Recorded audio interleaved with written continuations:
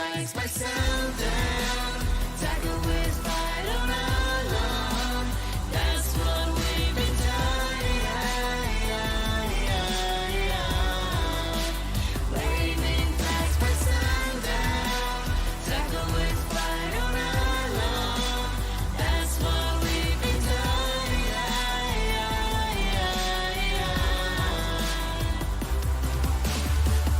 Yeni sezon yeni heyecan bu takımı bu bark inancıda.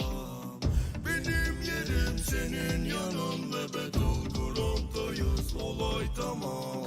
عيوبنا مفضوحة هربت خلعت كسرت في الابواب فريقي جاهز حاضر متمكن من كل شي عقبات رح كون الشخص الوحيد اللي باقي اقوى من هيك مقلع ملك وماشي متربع على عرشي من هيك بي واجبتي صفقة تمت في علمي من تاني موسم يا عيني تحفيز وتطوير لاني زعيم عظيم من 4 سنين بلا وحدة لوحدة برسم باسمي للمهردج ودورنا ارضك كامل التسحين Satu persatu jatuh, collect another one. Kuasai lapangan, sing ada lawan. Jangan tes, coba les, guess. Langkah gue tembakan masuk, nadi gue SS. Gue bisa tahu musuh kena mental, main pada panik, nyali pada mental. Squad selalu siap, beda jam terbang, raja terakhir, makan ayam bang. Pada camping, modal scoping, bener setting, lama looting, lupa healing, pakai karbin, gila ranking, gue last king. All I do is win, all I do is win. Bendera putih, lo yang kibarin, taking over the game, squad lain gue ratain, biar history winning streak, gue yang jelasin. Wow, bandeira se movendo ao pôr do sol, eu enfrentando a batalha sozinho. Wow, bandeira se movendo ao pôr do sol, sempre ligeiro, verdadeiro, meu compadre, meu squad, espalhado pelo mundo inteiro. Nós sempre almeja o topo, se correr nós alveja. Não importa o quanto difícil seja, fazemos o dobro. Se tiver na mira, se retira ou não mexe, pode ter crise, respira e não pira. Sabe, eu tenho dó de ti. Falta essência lutando pela sobrevivência. INC, red shot, inimigos diluindo. Olha o tiro vindo, olha o tiro lindo. Sigo sempre evoluindo, existente mesmo sendo transparente, persistente, insistente. A dificuldade me fez resistente. Humildade e perseverança, lealdade te traz segurança sem maldade, senão você dança pras crianças obter esperança. Me veja brilhar, me veja brilhar. Face-mui cu win, știi că sunt bun la asta. Când vine cade pe mine, da, sunt pregătit. Fără ajutorul mamei știi că pot să o duc la cap. Emoțiile au dispărut, dar pericolul e prezent.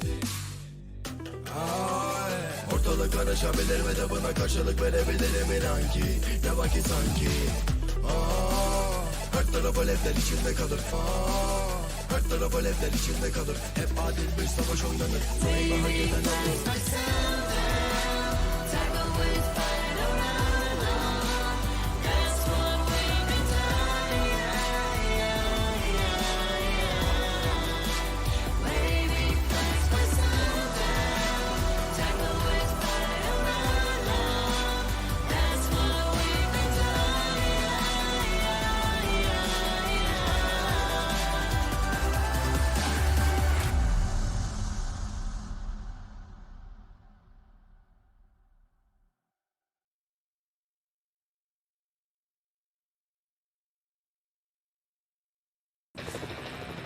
Dear PUBG Mobile players, hello! There are many changes in store for you in PUBG Mobile 2.0.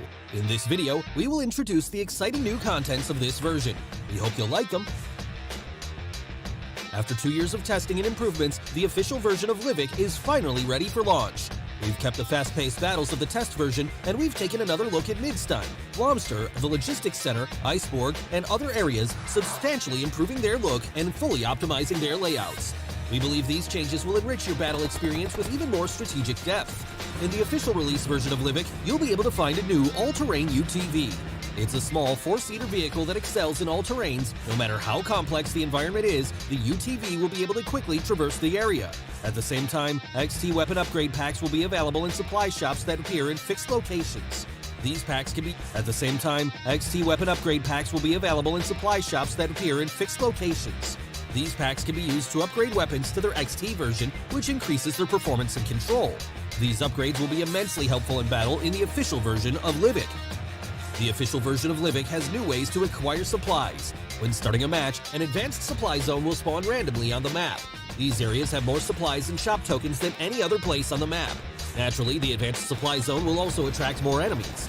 If you're confident in your shooting skills, come to the zone and fight for supplies. In the official release version of Livik, we've added random crates, treasure maps, wild berries, soccer challenge, vehicle ramp challenges, zip lines, airdrop markers, and other fun gameplay and mechanics.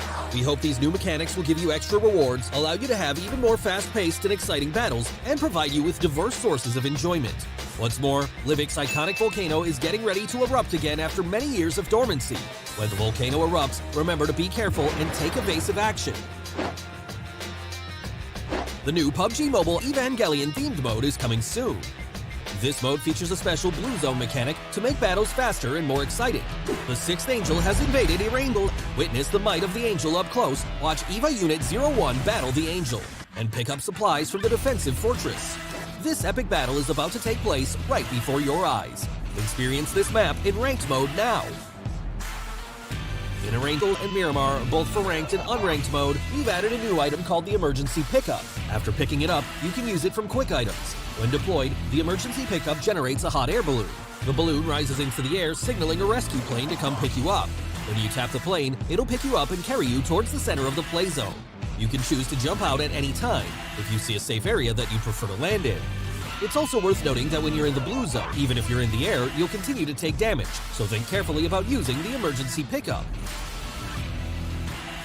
In the new version, we've optimized and improved the recall feature. We've adjusted how the recall feature is displayed to make it easier to read. At the same time, we've added new quick chat messages and defeat markers to facilitate communication between teammates. When a defeated player is recalled, their view from the plane has been improved to make it easier to observe the battlefield. To enrich the gaming experience even more, we've added a haptic feedback system to the new version. When haptic feedback is enabled, you'll feel haptic feedback for various actions taken in the game.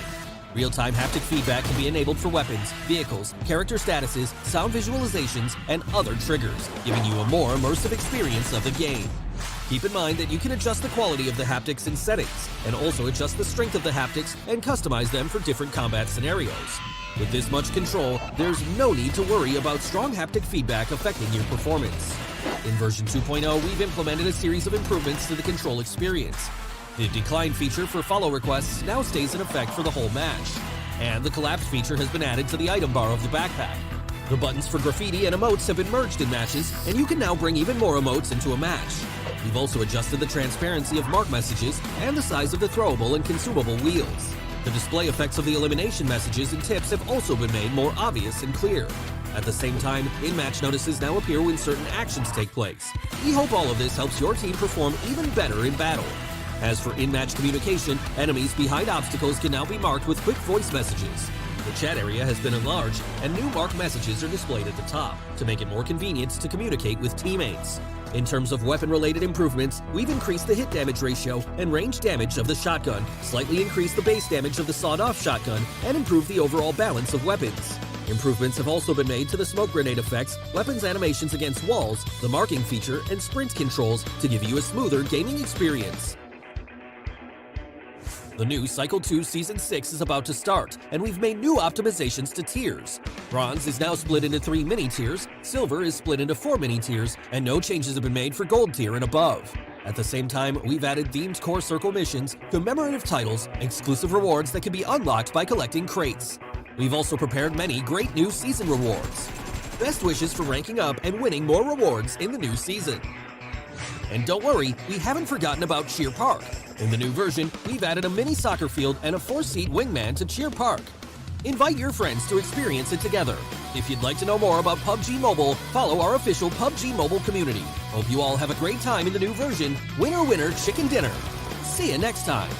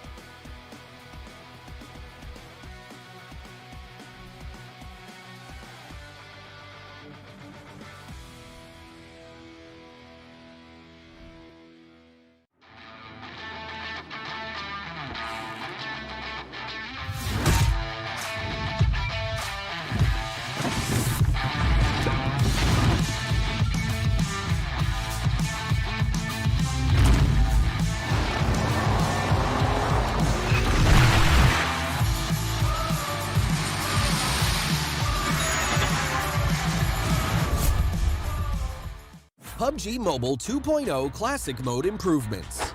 Hello there, PUBG Mobile players. PUBG Mobile 2.0 is now available. In this video, we'll introduce some updates to Classic Mode. We hope you like them. Emergency Pickup. In both the ranked and unranked mode, Erangel and Miramar apps, we've added a new mobility item, the Emergency Pickup. After picking it up, you can use it from quick items. Deploying the Emergency Pickup takes a little bit of time. Once deployed, a hot air balloon beacon will be launched into the air, as a beacon to guide the aircraft.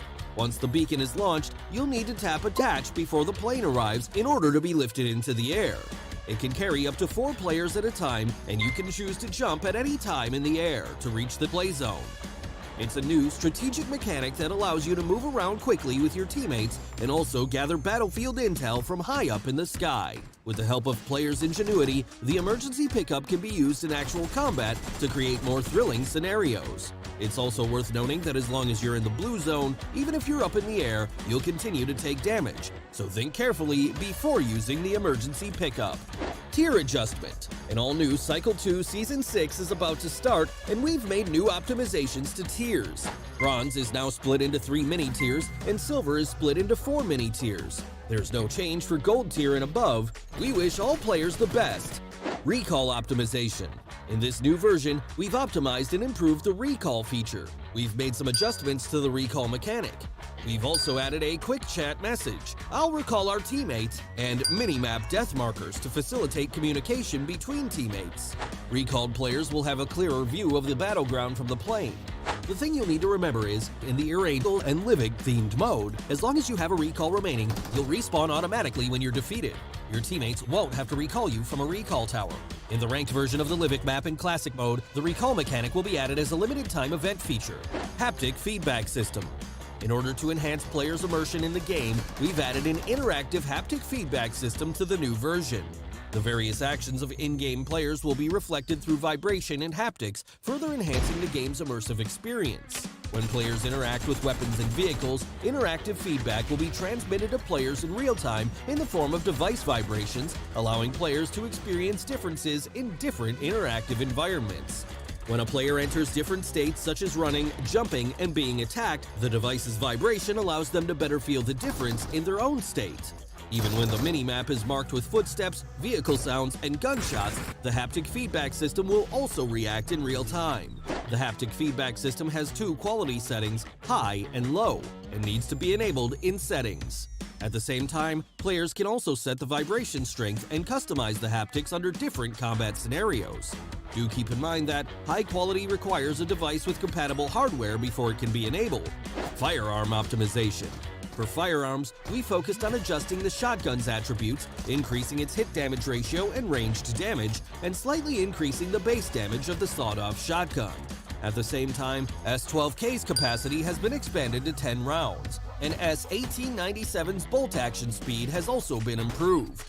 We hope that this series of adjustments will improve players' experience with shotguns. General Improvements. We've also made tons of optimizations to improve players' general gameplay experience. Now, when players drag the sprint button, accuracy is further improved. The movement of players holding weapons close to walls has also become smoother and more natural. At the same time, in the new version, players will be able to mark shops, recall towers, and zip lines, improving communication and teamwork efficiency among teammates. From a visual perspective, we've also optimized and adjusted the smoke grenades effect. Well, that's it for improvements to the Classic Mode in PUBG Mobile 2.0. We highly encourage you to play and see what it's like for yourself. If you want to know more about PUBG Mobile, please follow our official community. See you next time!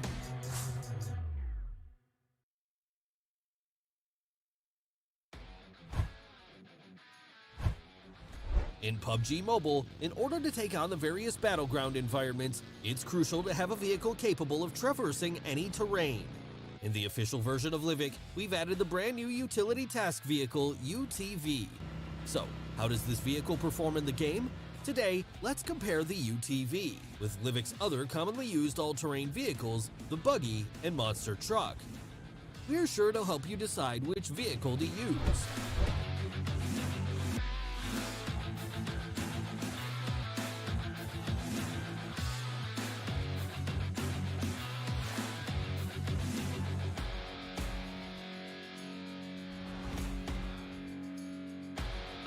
let's see the overall performance of these vehicles.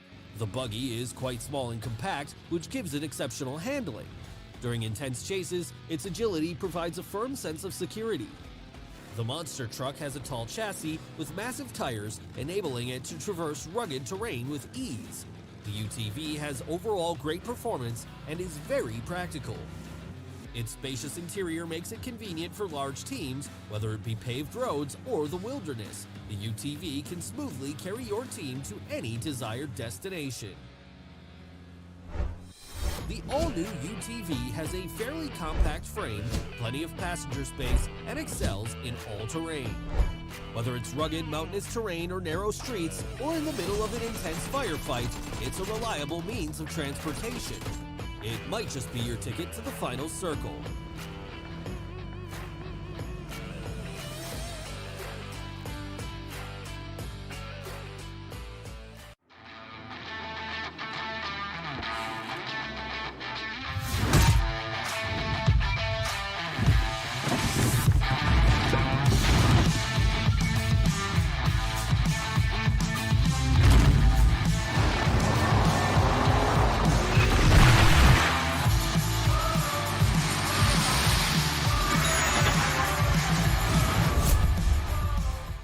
Emergency Pickup Guide. Hi everyone, PUBG Mobile version 2.0 is now available. In the Erangel and Miramar's ranked and unranked modes, we've added a new item, Emergency Pickup.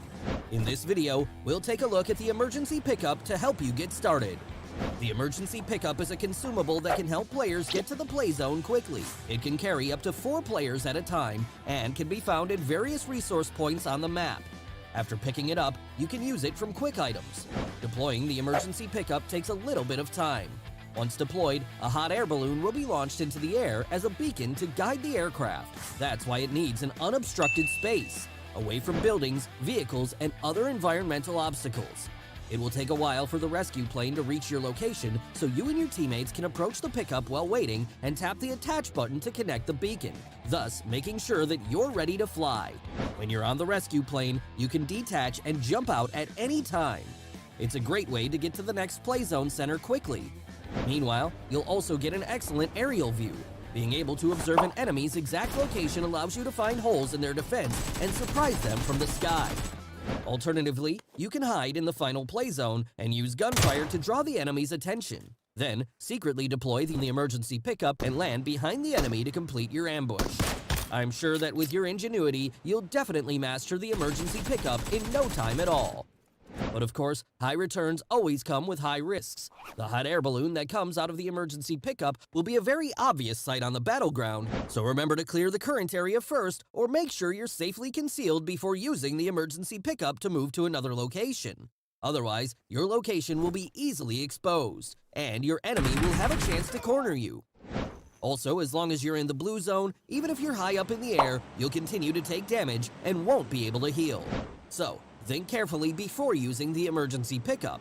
I'm sure you wouldn't want to be that unlucky player who ends up trapped in midair. Aside from the Emergency Pickup, we've prepared some other new contents in the new version. If you want to know more, don't forget to follow our official PUBG Mobile community. See you next time! Hello PUBG Mobile players and fans! We've been hard at work continuously improving and polishing our game, and at long last, the official Livik map is ready to be played. In the official release version of Livik, we've retained the beta version's fast-paced combat while also revamping the major urban areas. At the same time, we've added a new vehicle and new interactables to the map for everyone to enjoy. New urban areas. In the official version of Livik, we've substantially improved the look of many areas and revamped layouts for a total upgrade. This is all to give everyone a fresh combat experience. Mid-Steam. First off, let's introduce Mid-Steam. The gateway with the name of the area and the main street in the city are the new landmarks. With buildings of different heights, this area will give players plenty to think about when strategizing. Take the high ground advantage or battle in close quarters. Anything is possible.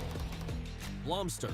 In the new Blomster, the wide streets divide the city into many areas. This means that whoever gains a better view of the city gains an advantage in battle.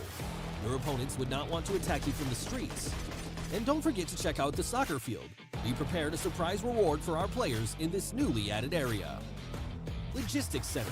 The lumber yard was changed to the logistics center. In a large open area, piled up shipping containers create a huge amount of cover. They're great for flexible strategies, but you must stay vigilant, as there may also be enemies around every corner. Get ready for close quarter combat. Iceboard. On a snow-covered hill, a castle stands. There are a lot of buildings with varying heights in Iceboard, with a white church in the center. If you want to take advantage of the terrain here, why not try to attack from behind? But keep an eye out for enemies that are doing the same thing, because once you expose yourself, you'll be at the mercy of enemy fire from above. New vehicle. In the official version of Livik, players will be able to find an all-new, all-terrain UTV. It has a compact frame, holds 4 passengers, and is great for traversal. Whether it's rugged mountainous terrain or narrow streets, the UTV handles them with ease. It could be your ticket to the final circle. Advanced Supply Zone. Want to stockpile combat supplies as soon as the match starts? No worries. In the official version of Livik, an advanced supply zone will spawn randomly on the map. There are more resources than usual in this zone, but that also means more competition. If you're confident in your shooting skills, then give this place a try. Good luck! New interactive gameplay. In the official version of Livik, we added lots of interactables. They help make the official map more interesting, give more resources to players, and expand their options during a match. Wild berries. When you're out in rural areas of Livik, look around carefully, and you might just find some wild berries. Eat them to help you with survival, so that you can stay fresh for battles just around the corner. Soccer Challenge. There's a new soccer field in Blomster, but that's no ordinary field. Try to score a goal and see what happens. Excellent rewards await you. Storehouse. Breaking news. A batch of weapons has been delivered to Livik, and they're hidden in the aqueduct. Destroy the wall with firearms or explosives to hoard the hidden arsenal for yourself. High-flying vehicles. When you find crates in hard-to-reach places, try looking around. This is a challenge for players that live in the fast lane. Find a nearby motorcycle and ramp to reach those crates and get the rewards prepared for daredevils. Zipline. Ziplines will be added to the official version of Livik, giving players a way to move quickly from 2 fixed points. It will help you escape from enemies or the blue zone when in a pinch.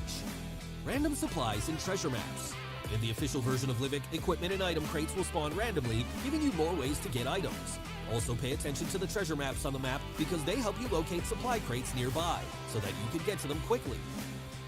In the official version of Livik in Ranked Classic mode, we will bring back the recall event for a limited time. Getting defeated no longer means the end. Every player can be recalled once. When a recall is still available, players will be able to recall teammates for a period of time after they are defeated. We also added new quick chat voices so teammates can communicate better when recalling. As for players that are being recalled, we've also improved their vision when returning to the battleground so that they can better rejoin the battle immediately after landing. Other content. In addition to the changes above, the volcano that has been dormant for years in Livik has become active. Please be cautious when it erupts and stay away from the spewing lava. That's it for the official version of Livik. We hope you like it. If you want to know more, don't forget to follow our official pool community. We look forward to seeing you in the official version of Livik. Happy gaming!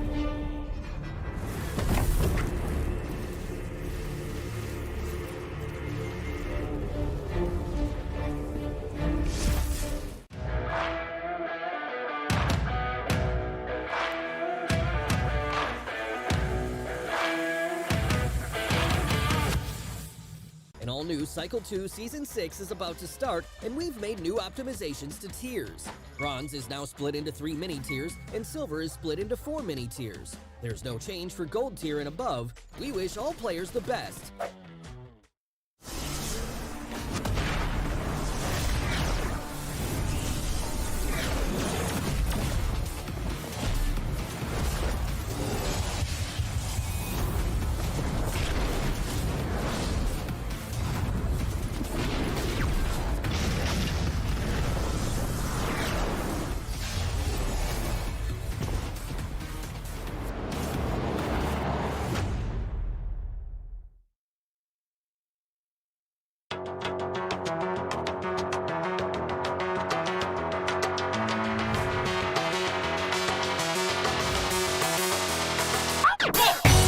Brexit.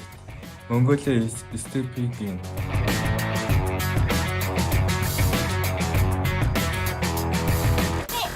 The pride of Nepal is coming to get you. Forged in tough battles, we bring the Pakistan juggernaut.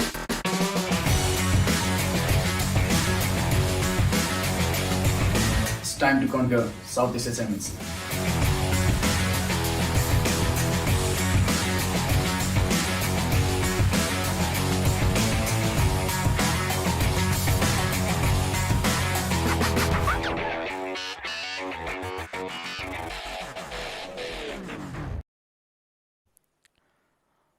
Alrighty, ladies and gentlemen, a new day, a new journey, all set to begin. A big warm welcome to all of you watching us right now. Welcome to the PUBG Mobile Pro League South Asia Championship, brought to you by the Oppo F21 Pro, ladies and gentlemen, which is now out in Pakistan as well. So winner, grab yourselves the chicken dinner with the Oppo F21 Pro. This is Super Johnny, joined by Necro, like always, and the action is all set to begin. We have the teams that have qualified from PMPL South Asia taking on the teams that have qualified from PMPL Pakistan, but only one will be crowned the champion of South Asia. One. And who is it going to be? And that's what I'm sitting here wondering, because I'm not going to lie, man. This time the teams are looking in full force. And the performance that these teams showed just in itself in South Asia and also in the PMPL Pakistan, I honestly feel like we're up for a really promising performance. I mean, I completely agree with you on that, because, I mean, both the regions, both the PMPLs were pretty incredible. In one place, we had Stalwart Esports just continuing the ultimate domination that they've been on since, I think, last year at this point. And then over in Pakistan, we had surprise winners in the form of 52X Rage, which, I mean, they went on to lift the trophy without securing chicken dinners, which was, like, pretty impressive.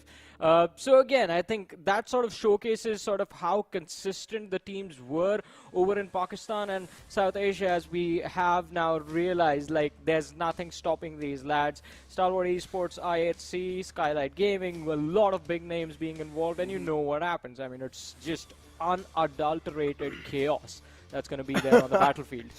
I mean, talk about the chaos, man. I mean, the main thing all these players are fighting for is also that prize pool. This is something that needs to be acknowledged, that money. And this time I've also heard the MVP, man, that man himself, the man of the entire legacy over here, the man of the entire show over here, is going to be getting a little bit appraisal. He's going to be getting a little appraised. And I just wonder, you know, I'm just waiting for that little graphics because, again, you know, Johnny, money is something that's the most important in the entire world. So these players as well, they're going to be getting a little bit of cash money in their whole hands if they do end up winning this whole thing, or even in the top three. See, here's the deal, though. I mean, these are competitive professional athletes. For them, it's all about the pride. It's about the glory. It's about the trophy. But I'm talking about us. Me, Necro, Blotter is going to be joining us in a bit. We are greedy men. We like money. And, well, talking about money, the prize pool for this time South Asia's championship is $150,000. Necro, that's enough to make even you greedy for this money. Listen, I'm not greedy, all right? Listen. Not for 150K? Maybe I am. All right. You win. You finish first, you get $40,000. Yeah, that's quite insane. And as I said, the most valuable player of this entire PMPL South Asia Championship will be getting $2,000. Now, if you guys remember, in the PMPL South Asia, the MVP had $1,000 for himself, but this time it's $2,000 for the MVP himself. So that's quite a lot of money to just wrap up all the way in his pockets. And if you're going to be one of those players who's going to be wrapping up with a lot of elimination points, and not just that, it's pretty much, I think so if I'm not wrong, it's the average of all the overall stats that a player has, and that's going to be combined into each other, and then the MVP will be shown in front of us. But yeah, overall, frags are something that really stands out for me in general. But point structure for you guys, it has been the same throughout the entire year, but it's still, if some players are new here, or if some people are new here in general, here you go. First place, of course, getting 15 points, which is the chicken dinner. Second place getting 12. Third place getting 10. Fourth place getting 8. And then fifth, 6. And of course, it keeps on descending down until that one elimination, 1 point marker that comes into play. And that's something that's going to catch everyone's eyes. Yeah, I mean, definitely. And it is going to be pretty incredible to see those individuals, those teams, well, kind of revealed in front of us at the end of our journey. But ladies and gentlemen, we're talking about the teams right now. Squad rosters in front of us, and starting things off, one of the best teams from South Asia, Stalwart Esports. Again, always entering all the tournaments that they play as the top contenders to lift the trophy, and this time it still remains the same. But the competition that they're going to face, it's going to be quite intense, because we saw Deadeyes Guys and Train to Kill also sort of find their own form during the PMPL South Asia this time.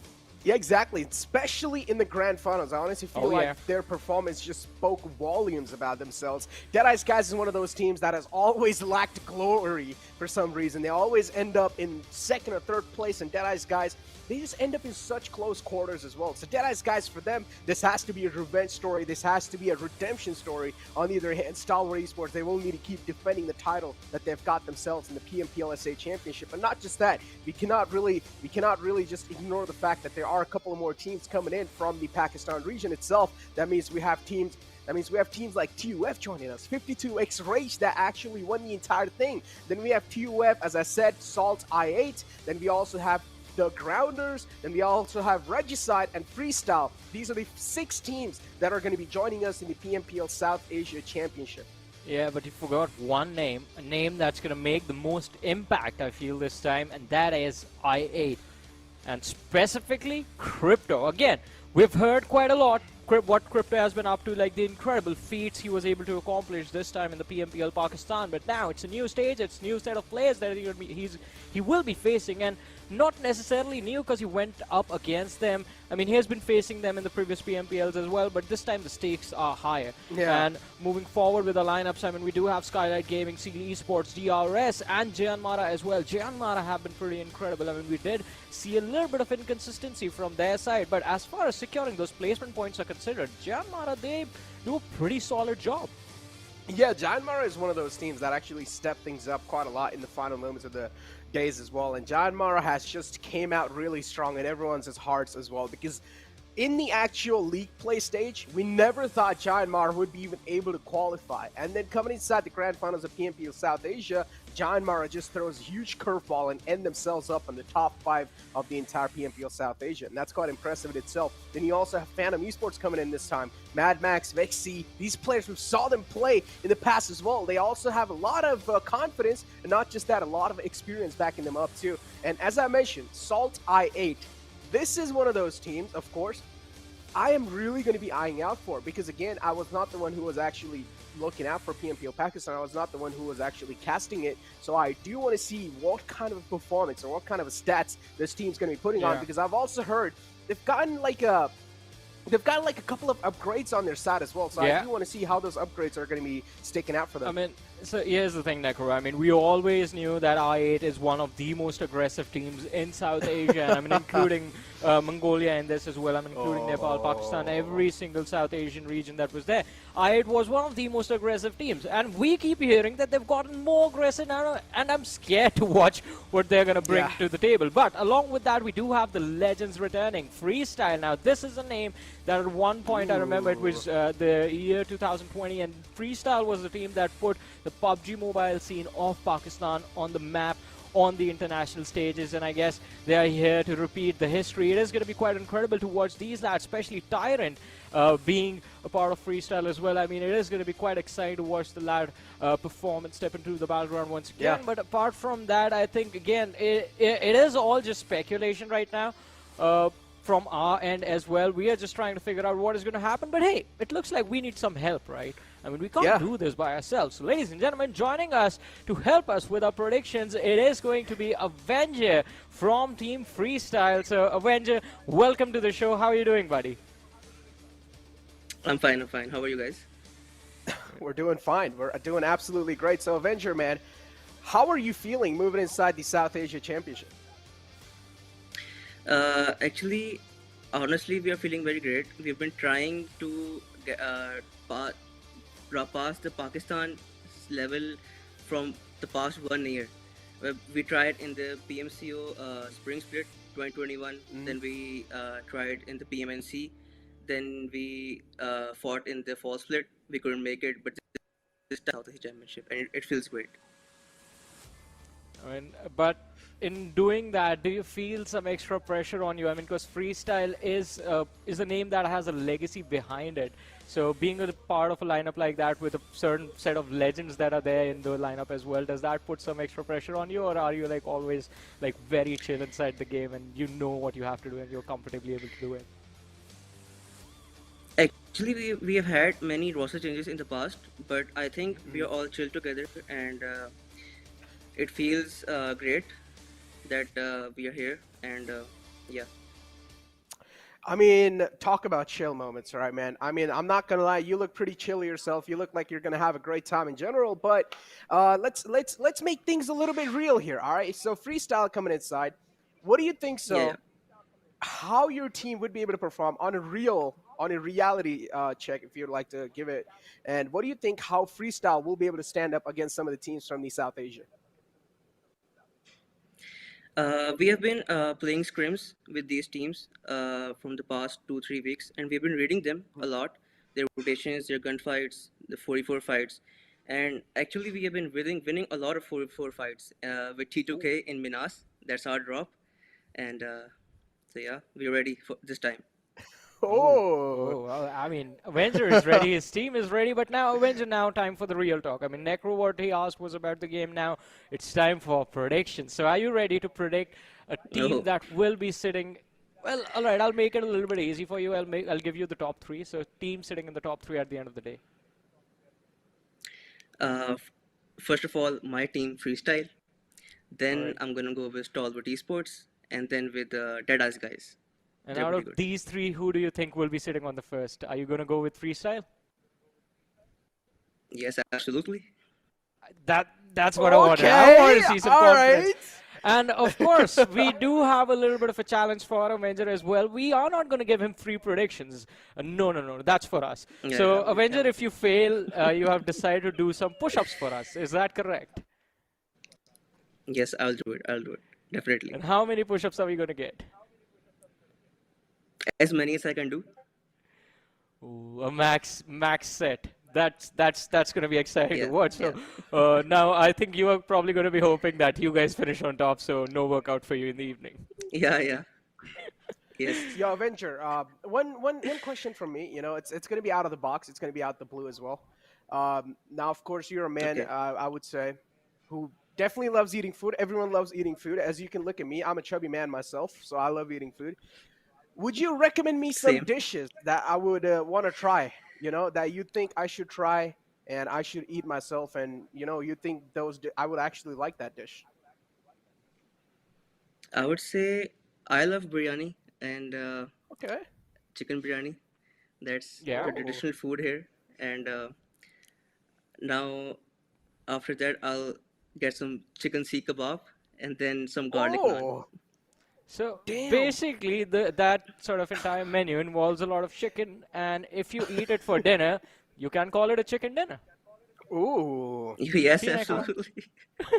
Damn, Johnny. I mean, that was actually so lame that even Erangel was like, you know what? If I don't laugh, the audience in the chat would actually, you know, feel pretty bad. So that's why he laughed on your lame joke. Doesn't matter. It was a laugh indeed. But Erangel, thank you so much for joining us. We're going to see you at the end of the show, hopefully doing some, like, we hope we see you doing some push-ups. But once again, thank you so much for joining us. It was a pleasure talking to you. Thank you, guys. Thank you. Oh, man. It was great. A laugh's a laugh, Necro. Yeah, listen, all right. That was quite lame, but let's move on over. because I don't really want to focus on that lane joke anymore. But yeah, you guys tell us if that was a lame one. I thought that was pretty nice, but you are correct. We definitely do need to move forward with our show because we have 6 matches happening every single day for the next 4 days, ladies and gentlemen. So, I mean, it is quite short, these SA Championship finals, if you will, because we do only have 16 teams. All the teams are going to be playing 6 matches every single day, and at the end of the 4th day, we're going to have our winners, the team that is, well, will rightfully be crowned the champions of South Asia and also the MVP. But before we move further, before the matches actually begin, we have talked about the winners of both the regions. Let's see a stat comparison in front of us where we compare Stalwart Esports, the winners of PMPL South Asia, up against 52 X-Rage Esports, the winners of PMPL Pakistan. Now, Nekro, who do you think is going to be on top in this one? Is that even a question, Johnny? Yeah, we know it's Stalwart. Is that even a question? Look, nothing taken away from 52 X-Rage, but I am a Stalwart lover. Nothing taken away. I do want to see how these teams from the PMPL Pakistan as well are going to be showing themselves up on this stage, but I've always loved Stalwart Esports, but don't get me wrong. Over here, I'm also going to be giving a little bit of shares to 52 X-Rage as well, because I do want to find out what they've got in their backpack, especially as Johnny mentioned, this was one of those teams that did not even get a single chicken dinner in the entire PMPL Pakistan Grand Finals, and they're still here, the winners of the entire PMPL PK, and also they're here in the South Asia in a full dominant force. So I do want to see what 52 X-Rage have gone. Yeah, I mean, this team was absolutely incredible in their run during the PMPL Pakistan. I mean, securing a lot of top 2, top 3, top 4 finishes throughout the finals, and along with that, the elimination numbers were pretty solid in every single game. So I think that level of consistency that they were able to maintain in a lobby like in a lobby in the Pakistani region, which, I mean, is very, very aggressive in terms of how they look at those team fights. I think it was quite incredible that they were able to accomplish this feat, and again, now that does put up a big bullseye on their back as well. Like, teams are going to look to finish them off early if they do manage to secure an advantage against them in the team fight, but it is going to be quite interesting to see how they're going to manage to sort of deal with the teams from the other teams that are going to be joining them from South Asia, especially Stalwart Esports, because as we talked about just talked about the region of Pakistan being aggressive, well, this time South Asia was a little bit interesting, wherein we saw most of the teams be a little bit passive and just play on the back foot, try and play for positioning and safety. Stalwart Esports was in complete contrast to that. They were the ones who were like the main aggressors, the main initiators during the entire finals. And let's be honest, it really looked like Stalwart Esports were just smurfing on the lobby. Because as you can take a look at the stats too, as you can see, the white color lines are for Stalwart Esports and the golden color lines are for 52 X-Rage. And as you can see, the lines that Stalwarts have gone for themselves, they're quite high in itself. And this in itself just shows the aggression, the firepower, the sheer will that this team brings inside the games. It's going to be really tough for every single team, not just in South Asia, also in Pakistan region, to try and face them. Yeah, I mean, definitely. Stalwart Esports, the moment you hear that this team is going to be one of the teams that you will have to compete against, that is like extra pressure that you have to deal with. Like, all the rest of the 14 teams are going to be separate, and then there's Stalwart Esports that you are going to be thinking about, like, all right, we can sort of take them out mid-rotation, but what if a 4v4 comes up? What if it's a complete 4v4? How do we take on Action Pika? I mean, Scry, these players are just monsters inside of the game. But I've mentioned this again. I mean, if I have hopes from a team of taking on Stalwart in a 4v4 situation, it has to be I8. I mean, that team has amazing, phenomenal level of firepower. And again, with the way Crypto and Uzum sort of brought their game to whole different levels, I think it's going to be quite interesting to see. I would love to see 4v4s happen out in the open. I mean, hopefully the first game we do have a Gatka circle, so this is the first time you're going to be like hearing me pray for a Gatka circle, but I want the day to start in an interesting way. No, I want a military-based circle. Come on, man. That's like one of the most interesting circles in the entire game. Because again, you talk about military-based circle, but hold on, right? we have a little bit of rewards for you guys. So we have a viewer goal. If we do reach the mark of 100K watching, and not just 100K, we also have a little bit of milestones below that as well. But 100K is going to be the maximum one. We're going to also give up some nice in-game cosmetics. And why not? You guys would want to have your chance on that, right? So make sure to share the link of the stream on PMPL South Asia. And make sure to share the stream with your friends, family. Even if your parents are just sitting home doing nothing, just be like, hey, open up your phone, just watch this, okay? Just let it run. Just let it run on the side. I mean, I was just going to say open the broadcast on their phone so that we reach the milestone a little bit quicker. And just like, So, as Necro mentioned, there are milestones. So the first one is 50,000, the second one is 70,000, and then there's the 100,000 t-shirt that's going to be there. So that is something that I think it's going to happen throughout the next 4 days. But we did hear Avengers prediction, and being from Freestyle, he was quite confident about his team. But Necro, now it's our turn. Listen, all right? Listen. Yeah. I'm going to backstab you here, Johnny, okay? Wow. I'm actually going to backstab you here. My back hurts. And I told you that I'm going to be picking Stalwart Esports, but I'm actually going to go with DRS. Oh, you're going to be... well, that makes things easier for me. I thought you were going to pick Stalwart and then I would go for I8, but now since Stalwart is I'm left, going for the first I'm going to pick Stalwart Esports. Esports. First game winner will be DRS. That's what I'm saying. Yeah, Stalwart Esports, they never have a good start.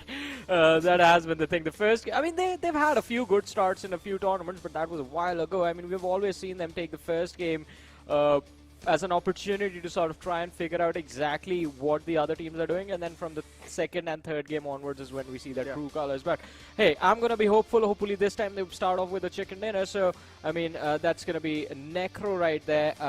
Well, it's I8 right there right now, but Necro did go for DRS. I went for Stalwart Esports. And those are our predictions. And we will have to see which of us will be able to get it right. Oh, I do want to find that out too, because again, talk about getting it right, man. Johnny, look. Yeah.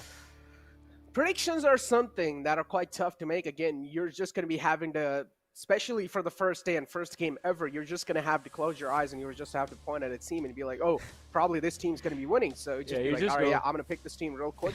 And I think so this team's probably going to win, and that's what I did. But you, man, you just went with the most safest option possible, Stalwart Esports. Come on, Johnny. You got to think out the box.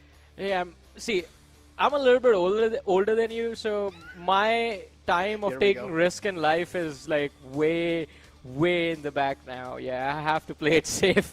Can't play too close to the west this time. But again, I mean, Stalwart Esports, there was a little bit of a moment even in the PMPL South Asia where we thought they were slipping. So it is going to be quite interesting to see if this time the same slip up is going to happen or the team is going to be a little bit stronger. Also, let's not forget IHC Esports. Now, Stalwart Esports have been a huge pain to them since they showed up as Astra Academy back in the day, and now Stalwart Esports. And since then, they have been causing a lot of trouble for IHC, a team that at one time was just dominating South Asian competition, and there was no one but IHC ruling the top echelon. But now Stalwart Esports are there. So IHC, I think they're going to try their level best to take down their contenders, to take down their main rivals, and establish themselves on the throne, lift the trophy, take the crown, whatever you want to call it. But they would like to make sure that they are known as the best team in South Asia right now, and not one of the best teams from the past. Now look, one thing we definitely know is that Stalwart is the best team without a doubt. Seal, though, is something that is really going to be kind of like a question mark for me, right? Because they lost my trust when they actually, I mean, they did absolutely phenomenal in the league stage, don't get me wrong, but then coming inside the grand finals, they were not even seen anywhere close to the top 3, right? So Seal is always going to be a question mark for me. I don't exactly know how Seal is going to be performing, but if you ask me the individual talent that this team has, the roster that this team has, indeed a really solid roster, but sometimes we do see them having a little bit of trouble gelling with each other up. But hey, I'm sure as time passes by, they're probably going to be able to get rid of those jitters and move on forward and put on some great performances. But as we talked about the Giants, the Goliath, Stalwart Esports, they're going to be a big threat in the lobby for every single team. But Deadeyes Guys is something that we'll need to watch out from as well. I mean, definitely. Now that you bring it up, I mean, we have to talk about Deadeyes Guys. They were absolutely incredible during their run in the PMPL South Asia as well. And this time we saw Chari sort of pick a really big role. for his team, and it is going to be quite exciting to see what Deadeyes Guys are going to be playing like right now in this particular lobby, because now they're going to be forced to make a few changes based on the addition of the Pakistani teams as well, and it is going to be quite interesting to see if they are able to maintain the same level of consistency that they were able to sort of pull off in the PMPL SA finals. Because Deadeyes Guys, I mean, this is, I believe, one of the best runs we have seen from their end. And they are a name that's just synonymous with the PUBG Mobile scene in Nepal. They have their own legacy in the Nepali PUBG Mobile scene, and it is going to be quite interesting to see exactly what now the transition is going to look like. Deadeyes Guys, since from being in a point where you know they would qualify, but when it came to the finals, we would see them in the middle of the pack. Now there's an actual possibility for them to just go on lifting trophies one after the other, because the team is just looking very solid. Oh, they are. They are absolutely looking very solid. Johnny, I just had a little question for you. Can you do this? Can you do a little heart for every single person that's currently watching in the chat? Come on, man. You got to do this. This is like a better version of it, right? I can't do that. Yeah, I did it. Yeah. Hey, look, you did it. Yeah, exactly. These hearts are for you guys. The people that are currently watching in the chats. And again, we also have something to give back to you guys. I'm going to be going over it again. If we do reach those current milestones, the first milestone is going to be starting at 50K live watching. If you guys do get us to 50K, we're also going to be giving away a little bit of in-game cosmetics, but the maximum milestone reach will be 100,000 watching. If we do reach there, we're of course going to be giving some more great in-game cosmetics, which is going to be a great, nice shirt. And along with that, I mean, those are the giveaways that are happening, but just to make things a little bit more fun for our audience, again, for our lovely viewers, you guys can try to predict and, in fact, vote for the teams that you think are going to win, and we're going to talk about that a little bit later in the show when we are actually in the match. So, but to do that, you have to make sure that you're tuned into the PUBG Mobile Esports South Asia's official broadcasting channels, and that is where the whole prediction thing is going to happen. And again, the milestones are going to be important. But I think at this point, Necro, the fans are also going to be waiting for the show to start and see their favorite teams in action. Talk about seeing the favorite teams, man.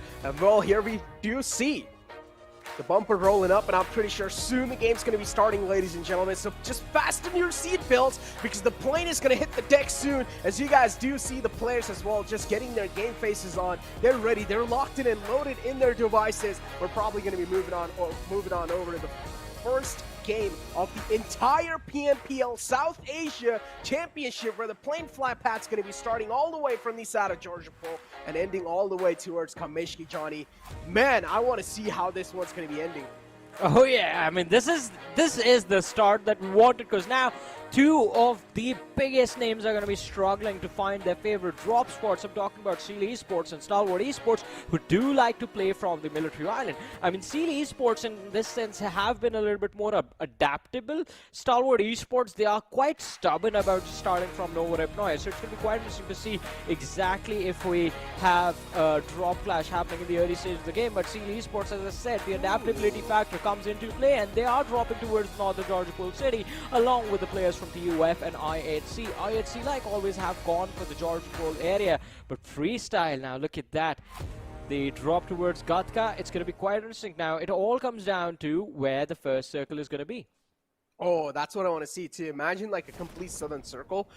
It's just going to catch all these teams off guard, because, again, the planned flat path is completely all the way from the northern side, and if it's a southern circle, then teams will have to struggle quite a bit. So, if I'm not wrong, IAT is one of those teams that likes to go towards the Sosnovka military base, but just because of the planned flight path, they are not going to be able to go towards there, so they will probably have to readjust their drop location, and they will have to just figure things out on the fly. But, yeah, it is a military circle, Johnny! My predictions are right! Let's go! Wow! Now this is just going to be incredible. The first game, the flight path is towards the north, and we do have the circle towards the south. It is going to be a fight for the early control. We do have the players of I8 and DRS already moving towards the farm area, but towards Gatka is where there is a very massive cluster of teams. Phantom Esports, they're going to be there. We have our Regicide joined by Freestyle, and then there were another set of players towards the extreme western part of the map, but hey, look at this, Stalwart Esports. They are here. They look pretty happy, but I think it is going to be a little bit of a trouble in paradise, considering the circle is towards the military island, and Stalwart Esports, they will have to, well, travel quite a lot of distance to get there. Did you notice something different? No. look at the favorite gun, M416. Oh, wow. Pika from Stalwart had his favorite gun to AWM. I like this new implementation. So I think so it's pretty much like what these players like to use and what their favorite guns are, but I'm pretty sure the majority has to be M416 without a doubt, because that has been the meta since a really long time now. And moving on over to Deadeyes Guys. Oh, UMP 45, of course. How can we forget the deadly UMP? Oh, yeah. How can we do that? I mean, this weapon has been a nightmare of sorts to everyone in the competitive scene for almost 6 months at this point, and it has just been there. So it's quite interesting to see just other weapons highlighted as favorites for a lot of these players, because you would like rightfully think that in the competitive scene the players would take anything and everything to give them the extra edge, and UMP has been quite prominent doing that. But look at this, Skylightz Gaming. Looks like there can be an early collision between them and DRS, as Skylightz Gaming are going for an early rotation, but DRS did not want to engage, and both the teams headed in the opposite directions. Oh, this is going to be quite interesting because, again, we talked about this, right? Which team's going to be able to be the most proactive and which team's going to be able to actually get the control in their hands first. And look at this. We already do see Freestyle actually getting the first elimination of the entire PMPL South Asia Championship. Ladies and gentlemen, Freestyle are going to get the first blood on their hand, and they're also going to straight up book it down south towards the military base. Now, this is going to be quite interesting because there's going to be quite a lot of teams that'll decide to just camp it out and also get those elimination points for themselves and also stack up with a bit of loot. But Stalwart Esports, as we do know, they like to go towards no reply. And at this point in time, just because the circle, a lot of teams that are already down south, they're not going to be having a lot of comfortable loot to play around with. Yeah. And again, I mean, it is going to be quite interesting to see exactly how the teams are going to decide to rotate towards the military island. We do have Stalwart Esports again, as mentioned already, headed towards the no reply. We did see a few of the players from Skylightz Gaming and DRS up against each other, but no shots were fired in that scenario. Now, I think Alright, so what is this, Necro? Look at the players of the Grounders. We have 3 players towards Primorsk, and then there's Zigster all the way towards, well, Yasnaya Poliana, between just the eastern edge of the map towards Yasnaya Poliana. That is an extreme 3-1 split. And yeah, exactly as we did say, predict who will win this game, and only on PMPL or PUBG Mobile Esports South Asia YouTube channel. You guys will have to predict this. So all you guys need to do is vote space a team tag. For example, TDK. So vote space TDK if you guys are rooting for TDK. Vote space I8 if you guys are going for I8's also I8. So this is basically what you guys need to do if you guys do want to give your predictions. And that'll be quite interesting, you know, to see what the actual chat wants to see, which team the chat wants to see winning.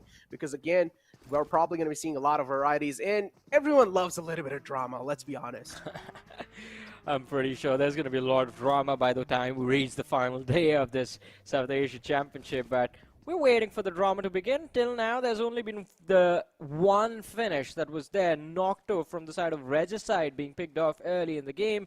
And apart from that, all the other teams, all the other players, they're looking to make their way towards the military island. We do have the players of T2K going for a swim right now, and Legend has almost made it all the way to the other side towards the military island. Now, he's going to have to stop here and, well, scout out a little bit of the area for his teammates so that when they get it, it's completely safe for them to get on land and start moving in further towards the military base. But no signs of an early fight anywhere on the map. Every single other team, they are quite far away from each other. There's a decent amount of distance between them.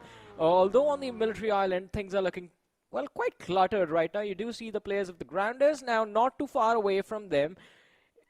On the southern edge of the military base are also the players of Freestyle.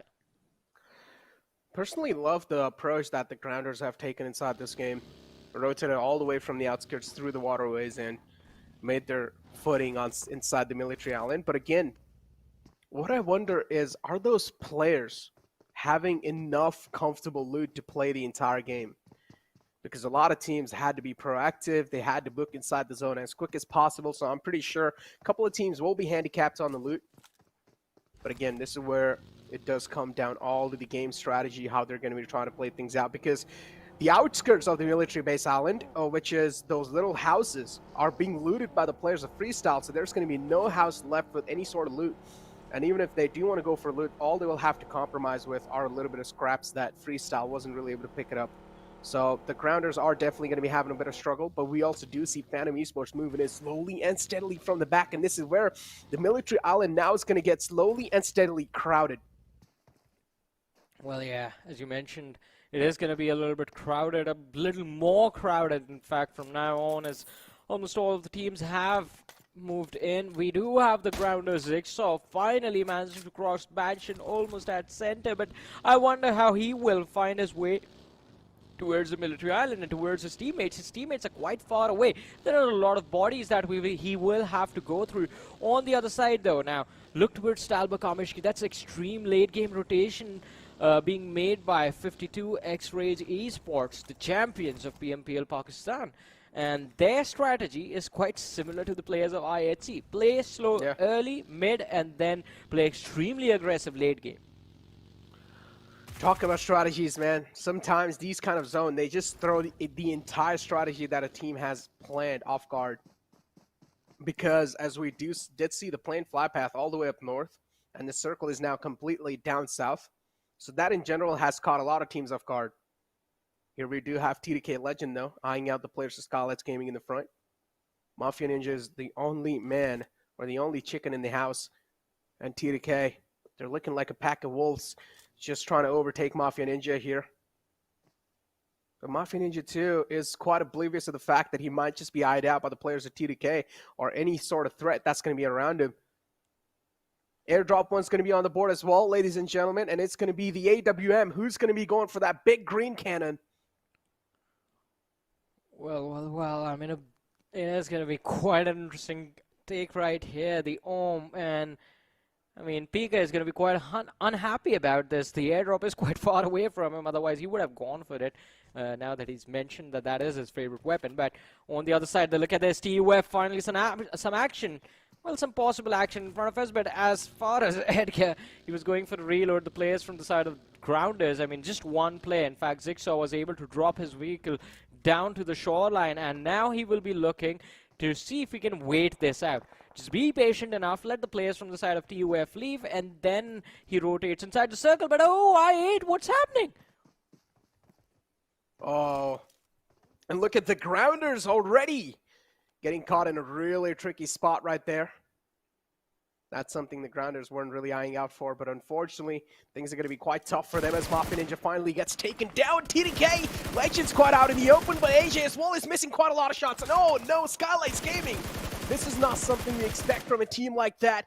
AJ is just missing out on so many shots here, and that's just giving ample amount of opportunities for the players of TDK to try and capitalize on this entire spot. AJ now just going to drive around. As TDK Legend definitely will have his little bit of confidence booster on his hand too. He's going to try to heal himself back up, and AJ is going to try to toss in an aid, but gets caught busy. The hands are quite busy, and instantly Legend just steps out of his comfort zone and will take down AJ. But at the same time, Skylightz Gaming have 2 casualties on their side. Yeah, the good thing for that play was the fact that Legend was traded out. Otherwise, AJ would have gone down for free, and that was not a good thing for Skylightz Gaming. But now, Jane, he has Nima spotted out in the open with nothing but a rock protect him. And Gyalzen is here. The backup has arrived, but it is a complete... the fight, for now at least, is in the favor of Train to Kill. They took down 2 players from the side of Skylightz Gaming and lost only 1. They have the numbers to play around with, but they are being extremely careful. In fact, too cautious at this point. They should have gone for the push on towards Mafia Ninja, taking a gamble of just pinning down Nima with a little bit of suppressing fire, and then made the play from there on out. But giving Gyalzen the breathing space to go for a revive on his teammate now puts the... well, the ball in the court of Skylightz Gaming, and they know how to hit it, and hit it hard indeed. There's the pickup on Jane. Train to Kill, losing 2 players. Jane and Legend, they have been eliminated, but Sandesh is still there along with Siog. Shifu, sir, as well, taken down half HP. And look at this. I8 now against the players of High Voltage. Extreme gets taken out. Not really that great of a news for a team like High Voltage. We'll need to try and capitalize things over here, but We do take a look at Shifu Sir here to finally be confirmed. Deadeyes Guys not really looking that great. As you guys do see, Deadeyes Guys currently have 2 players knocked out, or 2 players being taken out almost. Regicide as well losing out on one of their players. TDK losing out on 2 of the players. But Skylightz Gaming, so far, they're actually looking pretty good. They were stuck in quite a tricky spot, but still they're able to make it out alive. Well, but let's see. Oh, on the other side though, Deadeyes Guys, Top is going nowhere as he has been taken down. True Love as well will go for a swan dive with the buggy, but manages to survive on the bridge. Oh, Leo is going to be quite upset, almost finding the second pickup and, well, pinning down Deadeyes Guys down to the 2-man roster. Now, it is still going to be quite tricky for DE to make it work in the late game stages, but Stalwart Esports, a pretty decent job by them, securing 2 pickups with this bridge camp that they had set up. Now, the crossing is going to be quite open for them. All they have to do is cross over to the other side and make sure they get to the compounds. But the extreme southern shift of the circle is, well, going to be giving a lot of trouble to almost all of the teams on the other side. Regicide in the heat of the action. And we do have wardrobes on our screens. 1 knock secured. Mad Max, in fact, knocked and finished. But rest of the Phantom squad have arrived. Talk about the squad arriving though, but this time the circle again is going to be taking another curveball shift. All the way on the bottom right side of the military island. All the teams again are being pushed outside their comfort spots. And this is something the teams will need to try and play around now. As I did mention this, and look at Stalwart Esports having some of the prime spots currently in the zone. But IT against the players of Seal as Demo falls down, one of the starter players for them. But IC will be instantly traded out as well. But unfortunately, this time it's the play zone being quite cruel. And IC wasn't really able to withstand the damage that the play zone inflicted, because already Demo inflicted quite a lot of hurt onto him. As Wally now, he does realize he's being overwatched by the players of IT, so IT is not going to let Wally just get out of that tricky spot. Leo, too, realizes maybe it's time for him to take a leave as well. And this is probably the wiser and the most mature option that they have left currently. IT losing out on a player like IC is definitely going to be hurting them quite a lot. Well, but let's see. I mean, they are going to try and go for the push now. IHC stuck in the blue zone. The late rotation giving them more trouble as the circle just keeps moving away and away from them. On the other side, Susan from the side of JyanMaara. Well, quite close to the players of Freestyle right now. Wasi is the man sticking around for a few extra moments, but JyanMaara, they are going for those pickups, and I believe a knock has been secured. Tyrant, he's not knocked out. He's in the water at least for now. Malik, he's trying to see if he can rescue his teammate. Alright, Tyrant was knocked out. Malik going for a revive. Did not get there in time and loses out on Tyrant. So, Freestyle, I think, the promise that was made to us a little bit earlier, we're going to have to wait to see Freestyle pop off. Just a 2-man roster surviving up against the 4 from the side of JyanMaara. And let's not forget, you do see on the radar as well that Phantoms, they do have the high ground. So, Malik, if he does manage to reach the summit of that hill, he's still going to be in a world of trouble. But the spray from Gunner, putting Malik down to around 50 HP, is going to make sure that the man is instantly going to be taken out by Yeta in just a matter of seconds. And Delta makes it! Ooh, that is extremely lucky. Barely surviving too, look at that. The boost somewhat helping him out right there. We'll take a stop for now. We'll need to patch himself up. As the kill feed now is going to keep on dancing because, again, as I said, the circle takes another shift down south. This time it's tilted a little bit on the left side. So that means Stalwart Esports, they will need to be a little proactive. But the team that might just be the biggest threat for them potentially can be Phantom Esports, because they're currently guarding the edge lines from where Stalwart Esports might just be thinking of breaching in. 52x Rage as well, the champions of PMPL Pakistan, looking to conquer the entire South Asia Championship as well. But the way or the paths are going to be full with thick in thorns, and how are they going to try to navigate their way around? Well, let's see. I mean, there's still a lot of opportunity for them. We are 16 minutes, almost 17 minutes in the game. 43 players alive, 15 squads still remaining. Only one team has been shown the exit so far, and that was the squad of TUF, getting wiped out a few moments earlier. But maybe Skylightz Gaming, they're going to be next as Uzum from the side of I8 does find the knock and the finish from on Nema, and DRS, they have the players of Skylightz Gaming spotted out as well, so they are in a little bit of a sandwich situation, and to get out of this alive in one piece, it's not going to be easy. Indeed, it's not going to be easy. I too, clearly you do see a lot of paranoia on all these teams. Makes a lot of sense too, because the circle has been taking a lot of curveball shifts, and this is something that teams as well will struggle. Look at Reviews barely surviving on a nick of health. I8 now unfortunately getting caught off guard in that open rotation, but they don't have any other choice. Neither wasting a lot of smokes in this early phase of the game would mean quite a lot to them, but they just have no other option left. They will have to utilize all sort of utilities, and that's what they're doing. But Crypto as well finds a nice return knockout on the players of DRS that might just buy some time up for them. Yeah, that was just an incredible opening from the side of Crypto, but will his team be able to utilize it to the maximum potential? They will have to find a few more, and rules being taken out by the players of Skylightz Gaming might just be the thing that I8 needed to escape their dire fate. They are making the push along with the blue zone, but Killer Whitey, look at this, the last player remaining from the side of DRS, and his crosshair was set to pick off the players of I8, or at least dish out a little bit of damage, buying him some time to go for a revive on his teammates.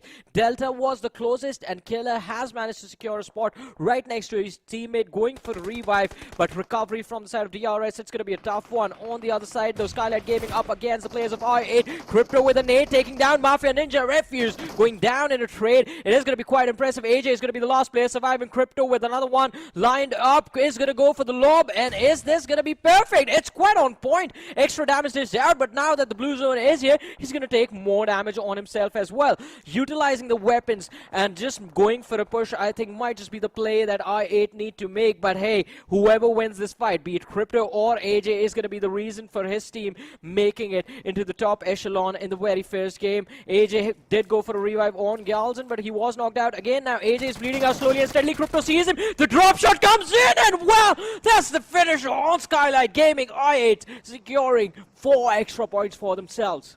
Talk about a heroic entry, and Crypto has mastered the art of that. Crypto with 3 elimination. This man's on a domination right now.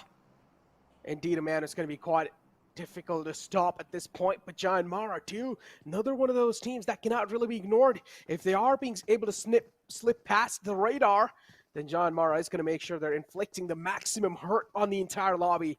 So JyanMaara will need to be punished, but still they have such a great compound to play with. Actually, the only team with the prime spot currently inside the zone. As I said, Stalwart Esports, just because of the zone, they got caught off guard, so now they'll have to move as well. They're trying to move around the edges. But JyanMaara, they do hear a lot of vehicles, a lot of chaos on the edge, but they're just not able to get any sort of visuals just yet. As Seal, against the players of IHC, just a little bit of low blow from their side, as IHC was not able to find him, but still is able to slip away with the frag, as we do see Stalwart Esports currently on the edges again. But Stalwart, do they have any clue that JyanMaara might just have a little bit of sneak peek onto them? Well, but let's see. It is looking quite intense right now. Stalwart Esports with all 4. JyanMaara, the only team that can match their numbers in terms of the amount of players that they have. But look at this. Now, this is quite interesting. Phantom Esports. We do have Crypto in the backlines from the side of I8, the last player surviving from his team. But Phantom Esports and Regicide, these two teams are just about to collide. And if they do on this slope, that's going to open a world of opportunities for Crypto. We do have I8 in a bit of the distance as well, but they do have a comparatively safe entry going wide from the extreme northern side and entering the circle from there. Regicide, they're just going for a climb, and Slipknot is letting them do that for free. Well, not for free, at least. The nades are being used, but none of them have connected so far.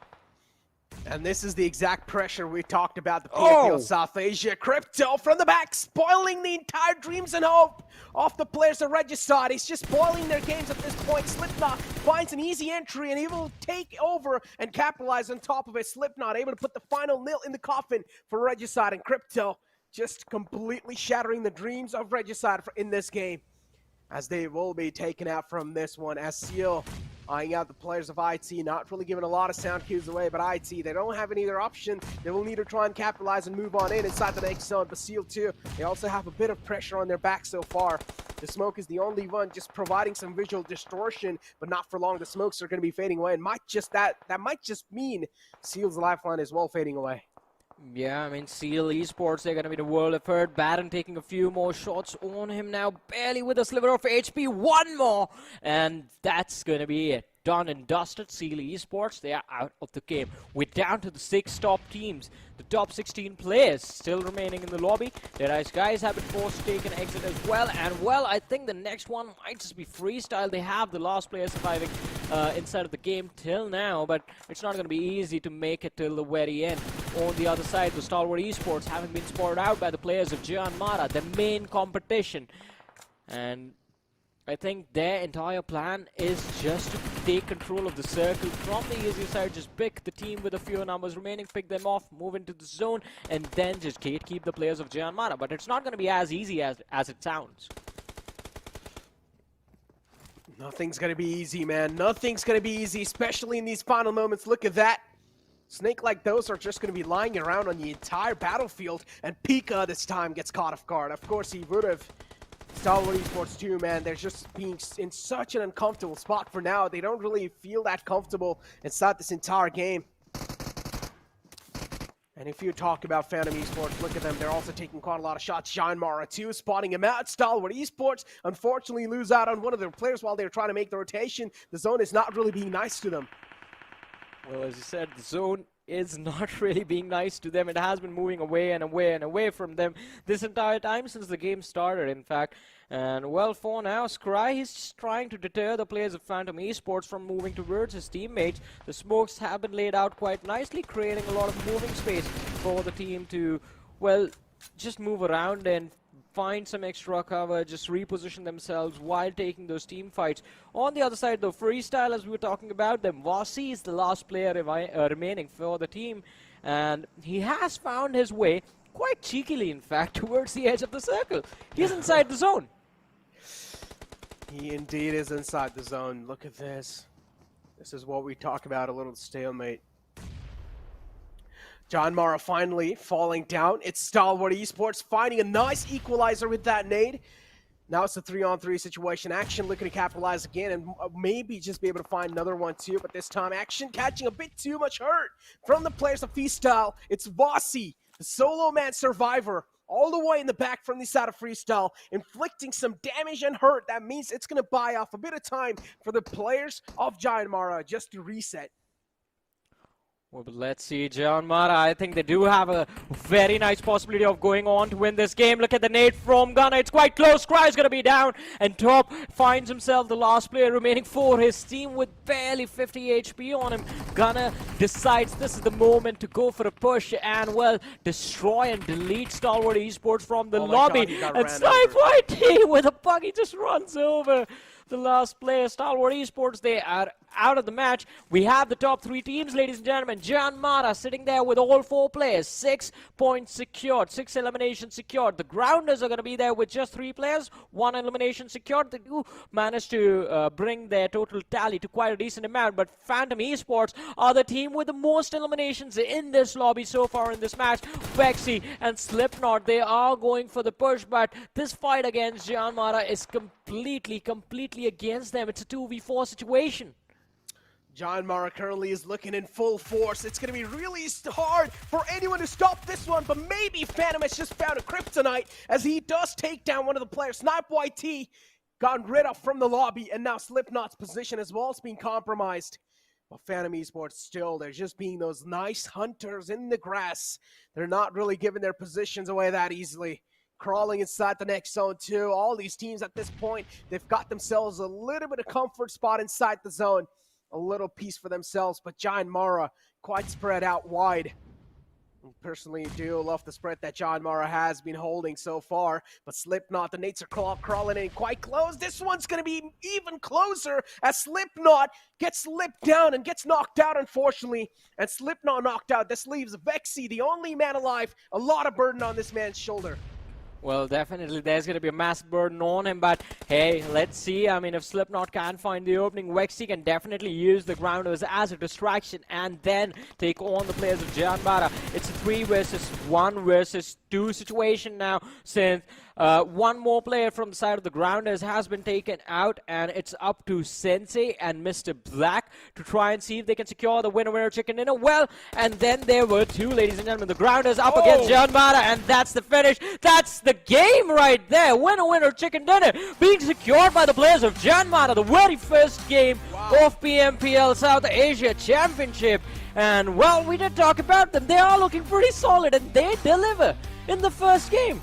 Exactly. We also touched up on JyanMaara too. This was one of those teams that stepped up on the final moments of the grand finals of the PMPL South Asia, and JyanMaara starting off with full dominating force on the first game of South Asia Championship and getting those 10 elimination points and total points of 25, of course, with the chicken dinner too. JyanMaara talked about a statement, and JyanMaara has just sent a stark message. I mean, and again, a lot of interesting things happening inside of the match. Unpredictability was to the max, I guess, because we did expect I-8 to be very aggressive, but then that aggression not really working out for them, because they were quite unfortunate to go up against 2 of the best teams from Nepal. I think was just quite unlucky for the players of I-8. But on the other side, talk about the way I-8C Stalwart Esports had to struggle the entire game. I-8C in particular, the moment they decide, alrighty, we are finally going to start moving towards the military bridges, when the circle starts just moving south and south and south and further away from them, causing more trouble in the later stages. But kudos to the players of JyanMaara. They did a brilliant job using the waterways, water pathway to rotate towards the military island, and then holding their ground quite nicely till the end of the game. Phantom Esports did not expect that level of aggression from Phantom Esports in the very first game, but hey, that was a brilliant run from the team, and I hope they keep the same form going in the rest of the matches. Not just today, but I want to see the same Phantom Esports till the end of the SA Championship. And I'm not gonna lie, I'm not disappointed with the performance that Freestyle showed. Yeah. I'm quite impressed. But hey, Johnny, it does seem like after that nice dominating win by JyanMaara, it's time for us to take a little bit of breather, man, because it has been quite high-octane game. So ladies and gentlemen, don't go anywhere. We'll be right back after this short break.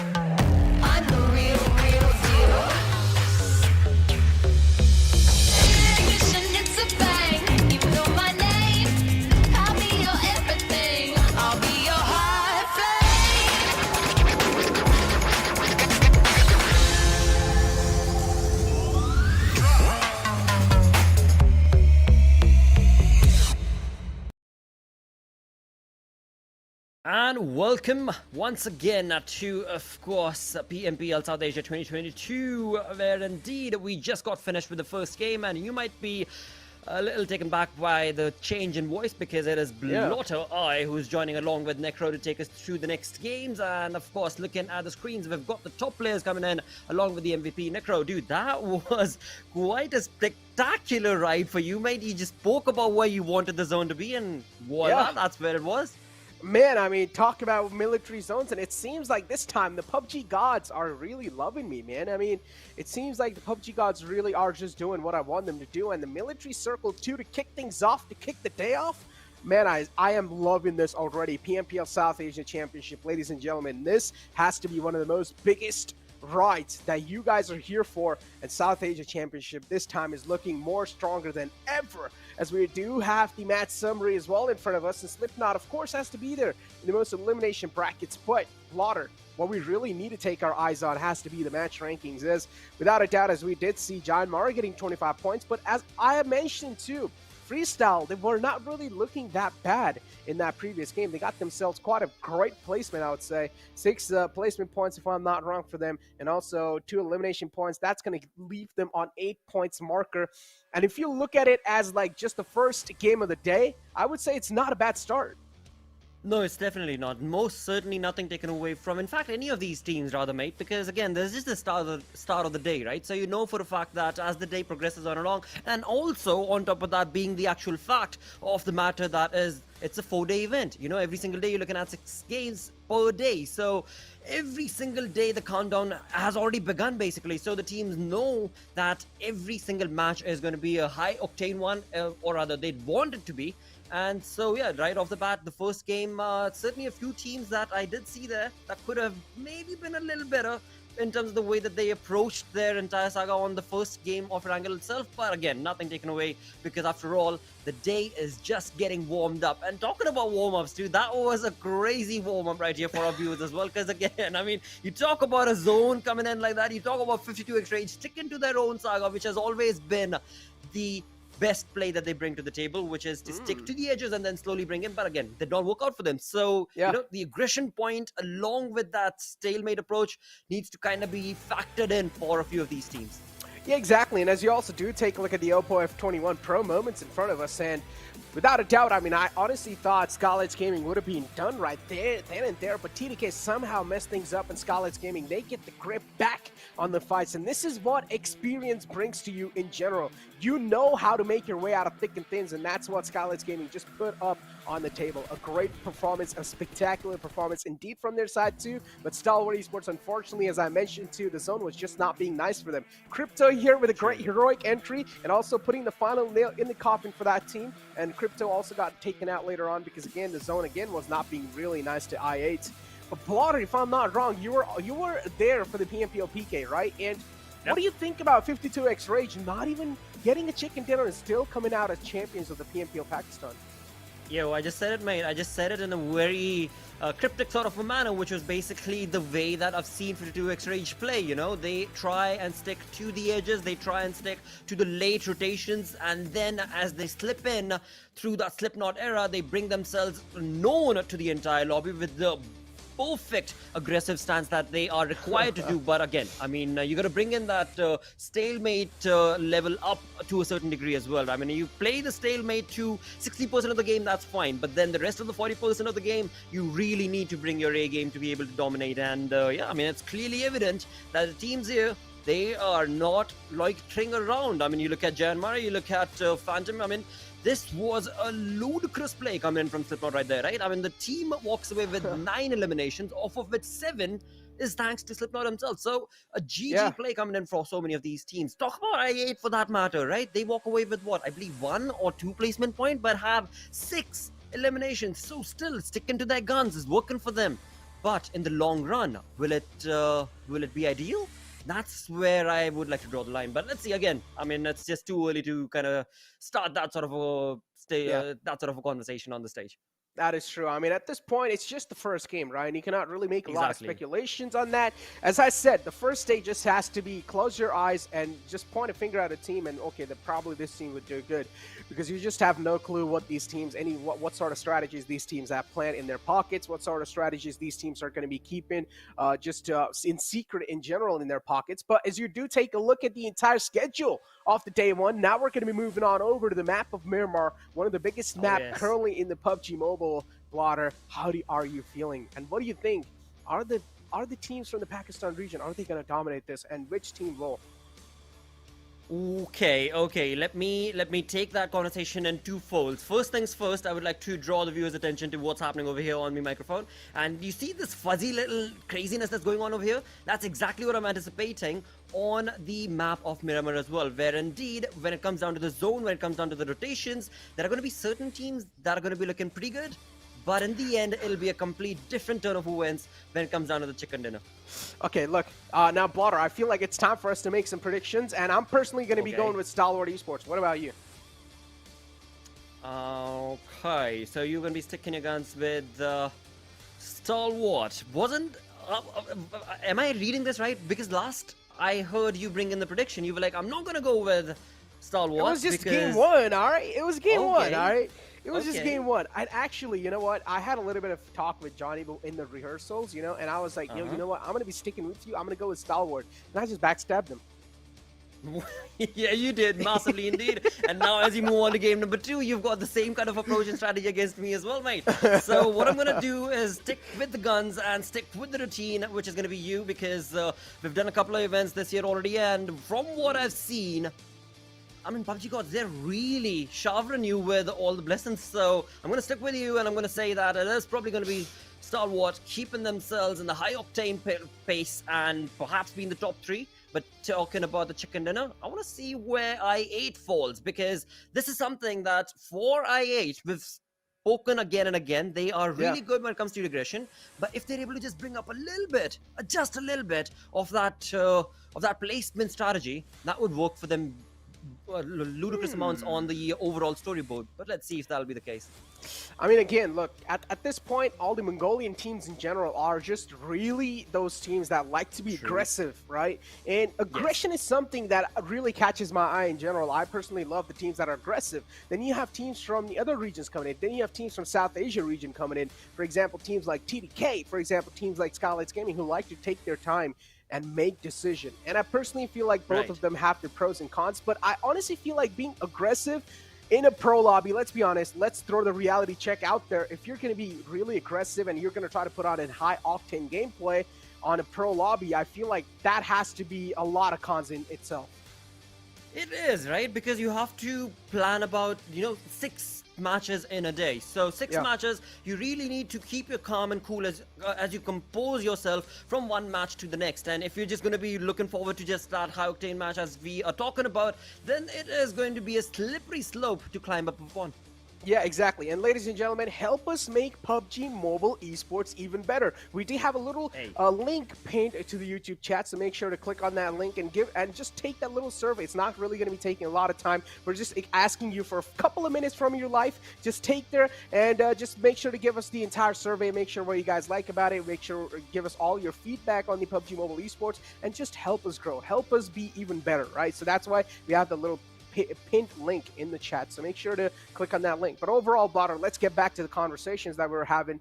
Miramar map, some of the teams that I personally think will be dominating in here has to be TDK and even Stalwart Esports. I went with Stalwart Esports in general, but what are your views on Seal, right? Especially considering the fact that Seal was one of those teams that won the entire league stage, and then coming inside the grand finals, they completely faltered out. So what are your thoughts on that?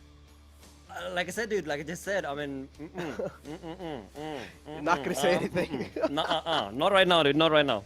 That's just too early. It's just too early right now to even bring up that name or what to anticipate from their game. But overall, one thing is certain for sure, that Seal is definitely going to be looking to perform and bring up their performance for sure and bring in an A-level gameplay, which of course we've seen them deliver time and time again. But it's only a question about if the lobby is going to be allowing them to do so, if Seal Esports themselves can get out of their heads and get into the battlefield, the battleground, with that sort of an attitude and approach, which the other teams of course have showcased this already, which is easier said than done, yes, but again, looking on to the surveys, as you so perfectly started the conversation with, right? We are also talking about all of these things based on surveys that we've done and looked at for all these teams, and that clearly tells us that, yeah, there is still a lot more that can be expected from the side of Seal Esports.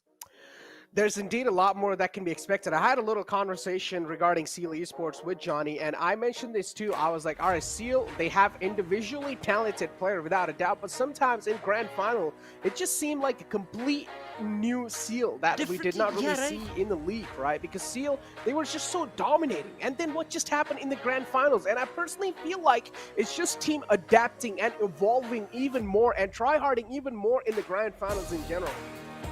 True, I guess so, because again, I mean, that's what I was kind of pointing down towards as well, that when it comes to these grand finals, it's just a different approach that we see from the side of CL Esports, and that I kind of bring it down to them just overthinking in situations and perhaps not having that sort of synergistic play, but that again is based on game to game, and per map, it is a different play that can be anticipated. So, fingers crossed, that's all I'm going to say for the side of CL Esports. But moving on along to game number 2 of the day. Looking on the elimination leaders, we are, of course, greeted with Crypto on that second spot. Above him is Slipknot with 7 eliminations, 914 damage. Bonker approach coming in from the dude, and of course from the side of Phantom Esports altogether itself. But moving on through the list, we also do have JyanMaara's player, along with Stalwart, as well as AJ from Skylightz. So that's Skylightz. See, that's another incredible team to bring up in our conversations, as this is just the early few moments of the second game where teams once again are going to be looking on to getting themselves acclimated onto their own drop locations, which for now seems Seal and I8 have a little bit of a contestation that could result in a bloody mess. But let's see if that'll be the case. The first blood situation, if that'll be between them or not.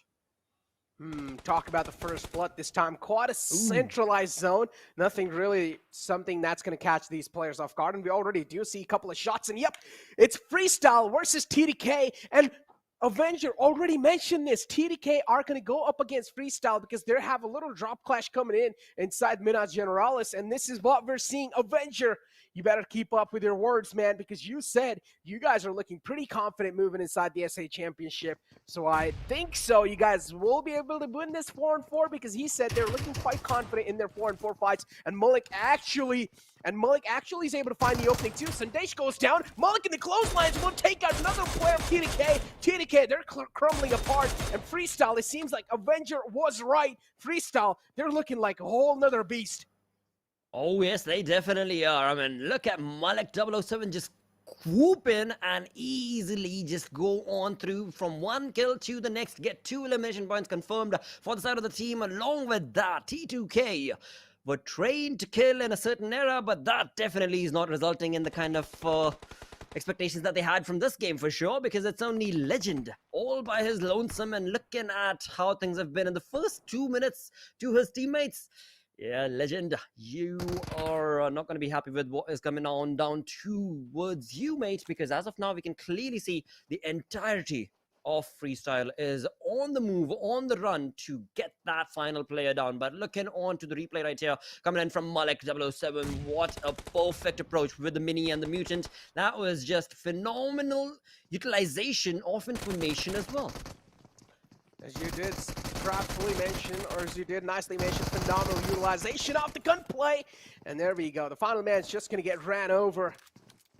And there you go. Easy wipe coming in from the side of Freestyle. And Avenger was right. Their 4-on-4 fights are looking absolutely phenomenal.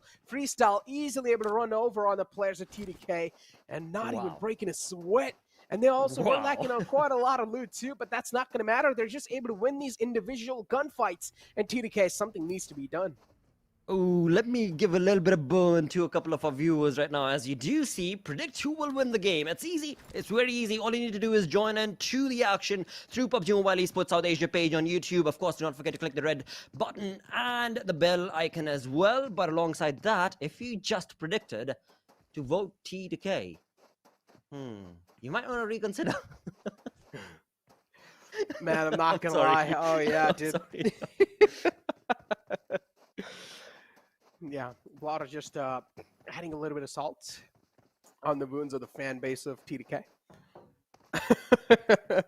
But yeah, that's hard, dude. That's really hard to, you know, just have a look at, because it's only 3 minutes of the game itself, right? You jump into the game 3 minutes early in, you already know, as do your opponents, that there will be a clash, and then it all brings it down to, well, who's going to get the better gun, who's going to be able to get the better information, and once that is also sorted, then it all brings down to skill power, which this time around resulted in a different affair, which favored too heavily, in fact, against T2K. Then we have the players of Skylightz Gaming all the way top left. 52x Rage is right next to him. Skylightz Gaming 2 taking things quite slow, and I'm not gonna lie, this has to be a huge sigh of relief, especially for Skylightz Gaming, considering that Savage Esports is not really in here. So Skylightz Gaming, now they can go back to their, or return back to their old drop spots, even in Erangel, if they do want to. But Stalwart Esports currently in front of us, and as we all predicted, or as at least me and Blotter predicted, Stalwart Esports. And one thing I personally love about Stalwart Esports is the way they decide to challenge those 4-on-4 fights. Even if they do like to be aggressive, they aggress with each other. And even if sometimes they're not able to aggress with each other, they will try to create some nice off angles and get a good spread.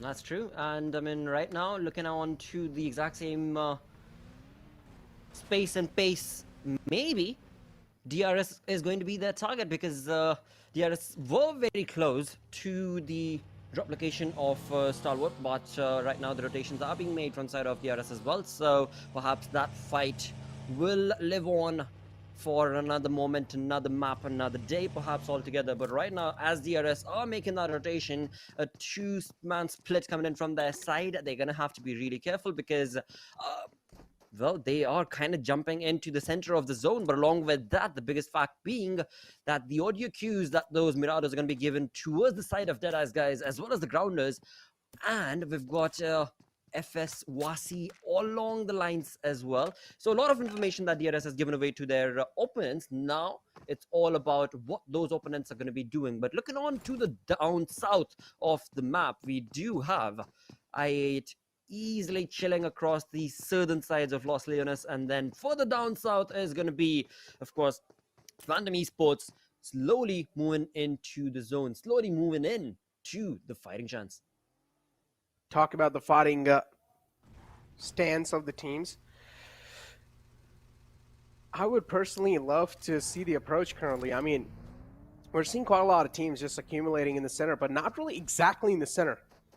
Some of the teams are in the off center. For example, teams like Freestyle, they're just waiting for the next zone to hit the deck, and as soon as it does, that's when they'll try to just think on the fly and try to come up with a rotation or try to navigate their way in. But if it does take a huge curveball shift, then all these teams will indeed be caught off guard. Instead, or unless if it again centralizes up, then we're probably going to be seeing this sort of a stalemate for a long time. But Thor from the side of TUF, man, this man better strike down the entire map of Miramar with his hammer. He has to. He definitely has to. With the Scarlet in his hand, he has definitely got information against Wadu from Highwall. But again, you know what? Basically bringing the conversation even further down to the side of Team TUF. This is the team that got eliminated first, correct me if I'm wrong, on the first map of Erangel itself, right? So they're going to be that much more looking forward to look at that. The entirety of the lineup of TUF just completely obliterating that vehicle, but sadly still nowhere close to getting that elimination point confirmed. But it seems like Thor, as he so perfectly did predict and mention, would probably be looking forward to get that lightning rod into the faces of his opponents, and he's definitely looking on to get that first point confirmed for himself as well as his team. But of course, we'll come back to that fight and that point if it all that is confirmed for TUF. But right now, as we were mentioning earlier, all the teams are slowly but surely moving in towards the center of the zone, and that is where we've got the first airdrop jumping in to perhaps one of these lucky teams, to perhaps one of these lucky players. But looking at the map, and actually that drop is going to be outside the drop the zone itself, so perhaps a rotating team. But never mind all that, because now it is FS who are not looking good, because wowzers, Malik as well as another teammate of his have been down. And I'm sorry, I was looking on the other screen. I completely missed the fight. Oh boy, Regicide though still just peppering down those bullets in the players of Freestyle. One of the players gets caught out in the open, still a little bit exposed on the back, but it's okay. We'll be able to slip back to safety.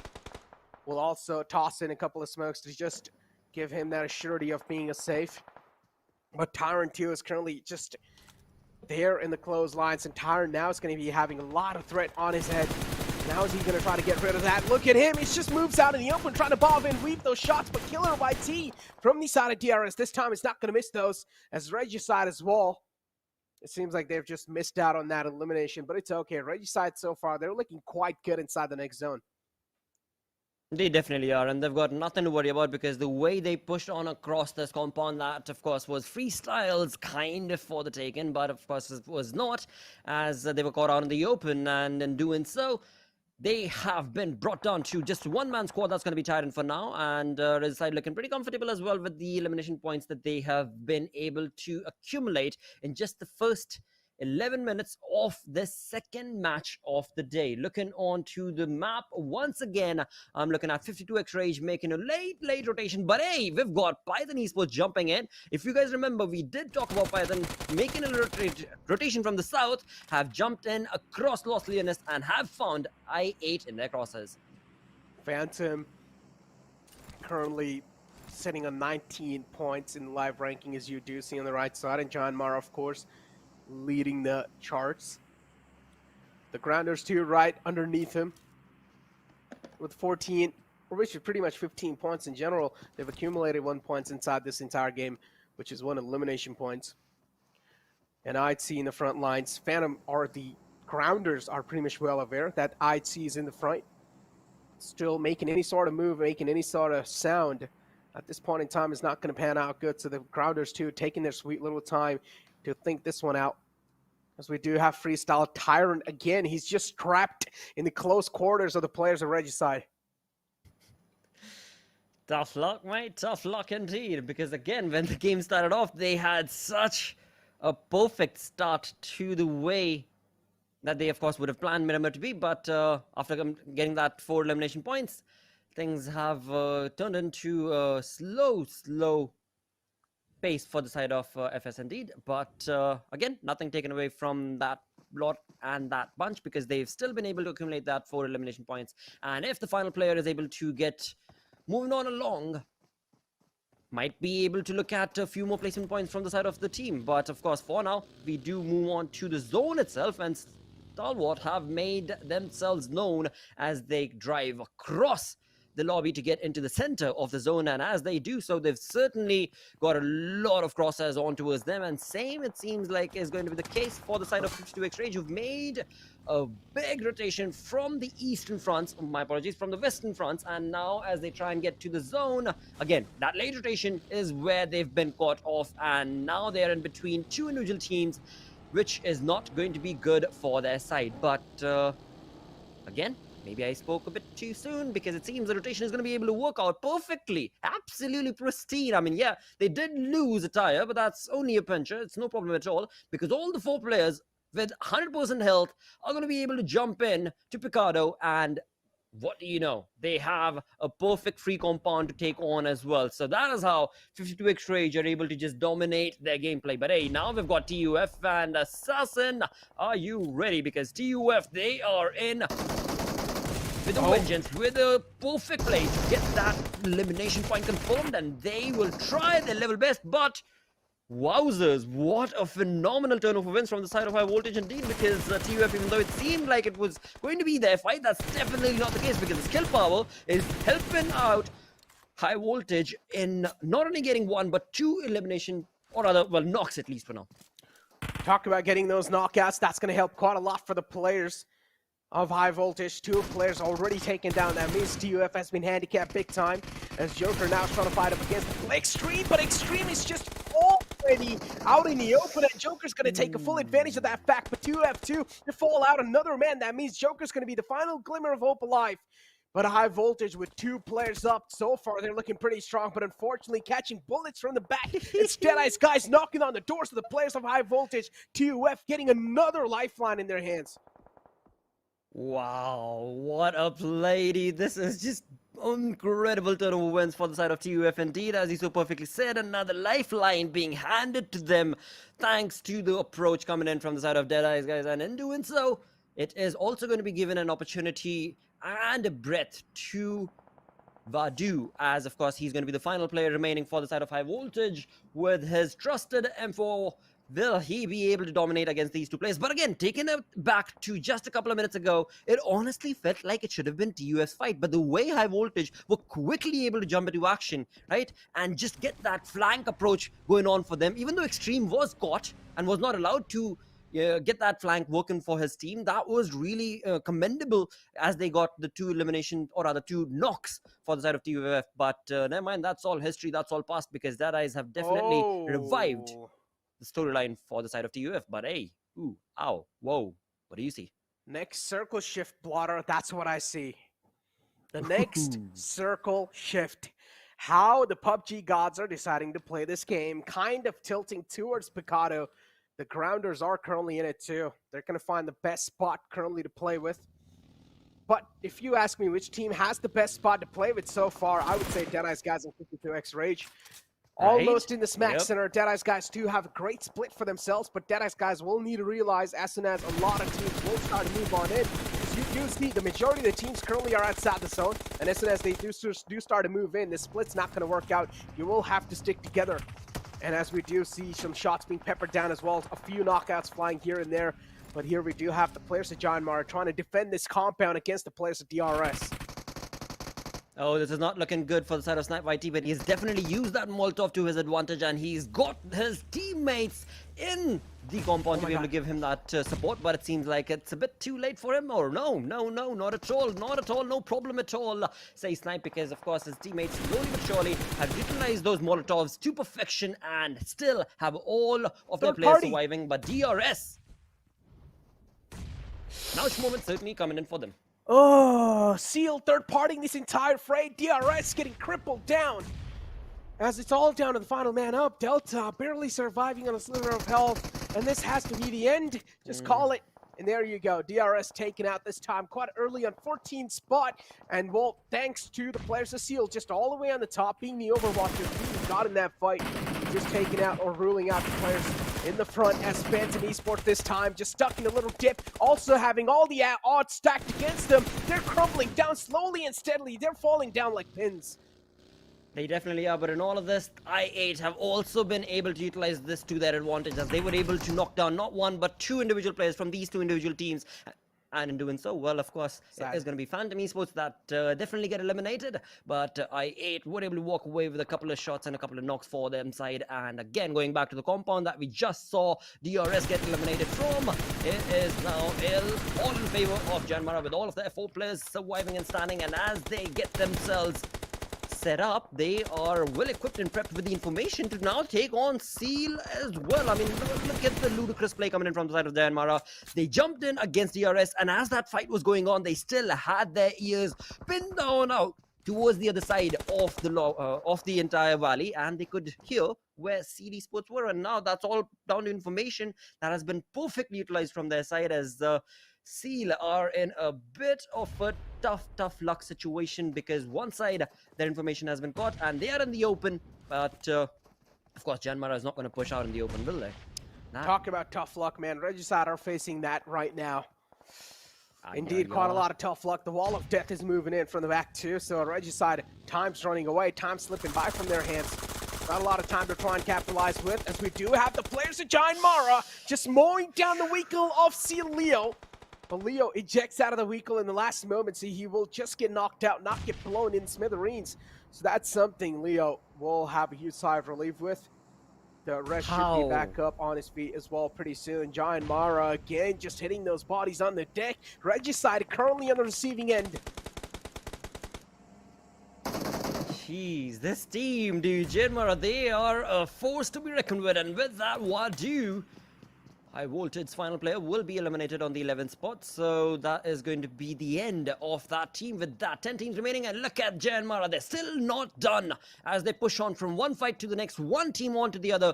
They have their eyes set on against Deadeyes, and now from Seal they move on to Deadeyes as well. And looking on to the zone itself, I don't know how 52X Rage does it, but they are still looking pretty comfortable and confident as they have the compound working for them, as all these other teams are busy in taking on a fight of their own. 52X Rage is just chilling But we shall see. We shall see how long are they going to be able to chill, because now the fights that we've been looking at, now these are the teams that are going to be out of the comfort of the zone. And as they try and make that rotation, JyanMaara, what a crazy play that was. Yeah, indeed, a crazy rotation. The cosmetic in game are definitely shining quite bright, but are these teams going to be able to make their luck shine bright? That's what we're here to find out. Because currently the utilities are just being rained down. And Deadeyes Guys also having a great spot. They're just trying to rule out the players in the front. JyanMaara, one of those teams that has been a force to be reckoned with. No Fear falls down. Snipe YT2 will indeed fall prey. Not really having the position to play around with. Stalwart Esports 2 now. They're getting a lot of casualties on their side. One of the players gets knocked out. It's Action too, the big man.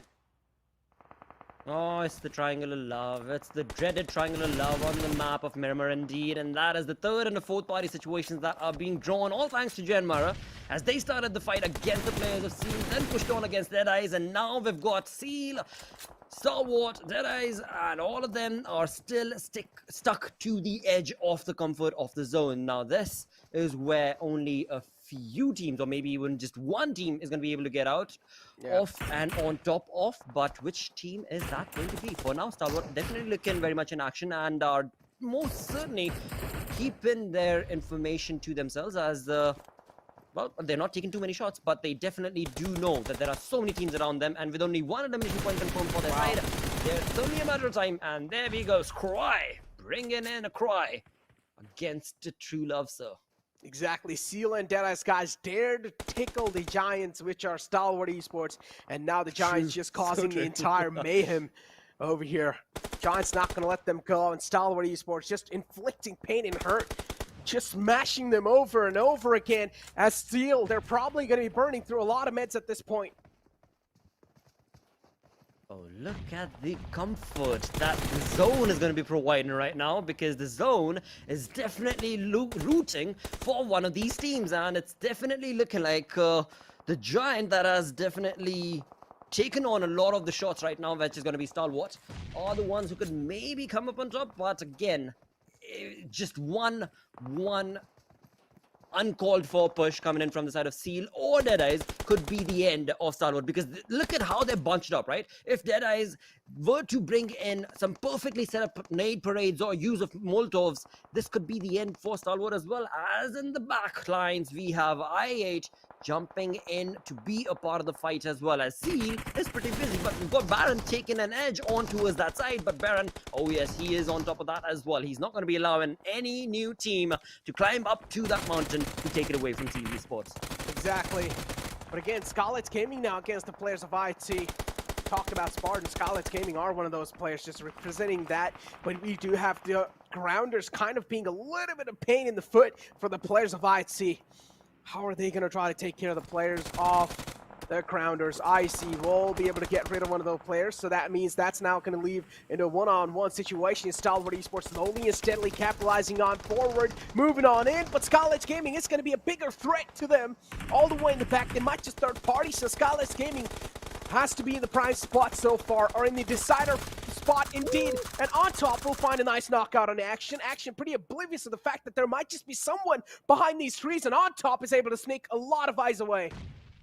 Wow, how is he doing this? Come on, there's I8 right there, there's Seal right there, alright, my word, and that was the end. For Baron is going to be putting a nail to the final coffin right there on top, and he will be eliminated. With that, 5 teams remaining as we move on into the next set. We are looking at 52X Rage finally jumping into the action, trying to take on some fights. Stalwart has been a part of this fray since such a long time, but they've only been able to accumulate 2 elimination points. And look at I8. I mean, this is the aggressive stance that we were talking about when it comes down to the side of I8 Esports, because that's how they love to play. They jump in and they just want to be taking on those fights. And 52X Rage, with everything working for them since the start of the game, the rotation, the way they were able to push on along, now all they've got to do is put a nail, put a stop to I8, but will it be allowed? Ism and Blade so very close. One good nade could be the end. But it seems like once again 52X Rage, they're oblivious to the fact, as they have their eyes set to another set of team altogether.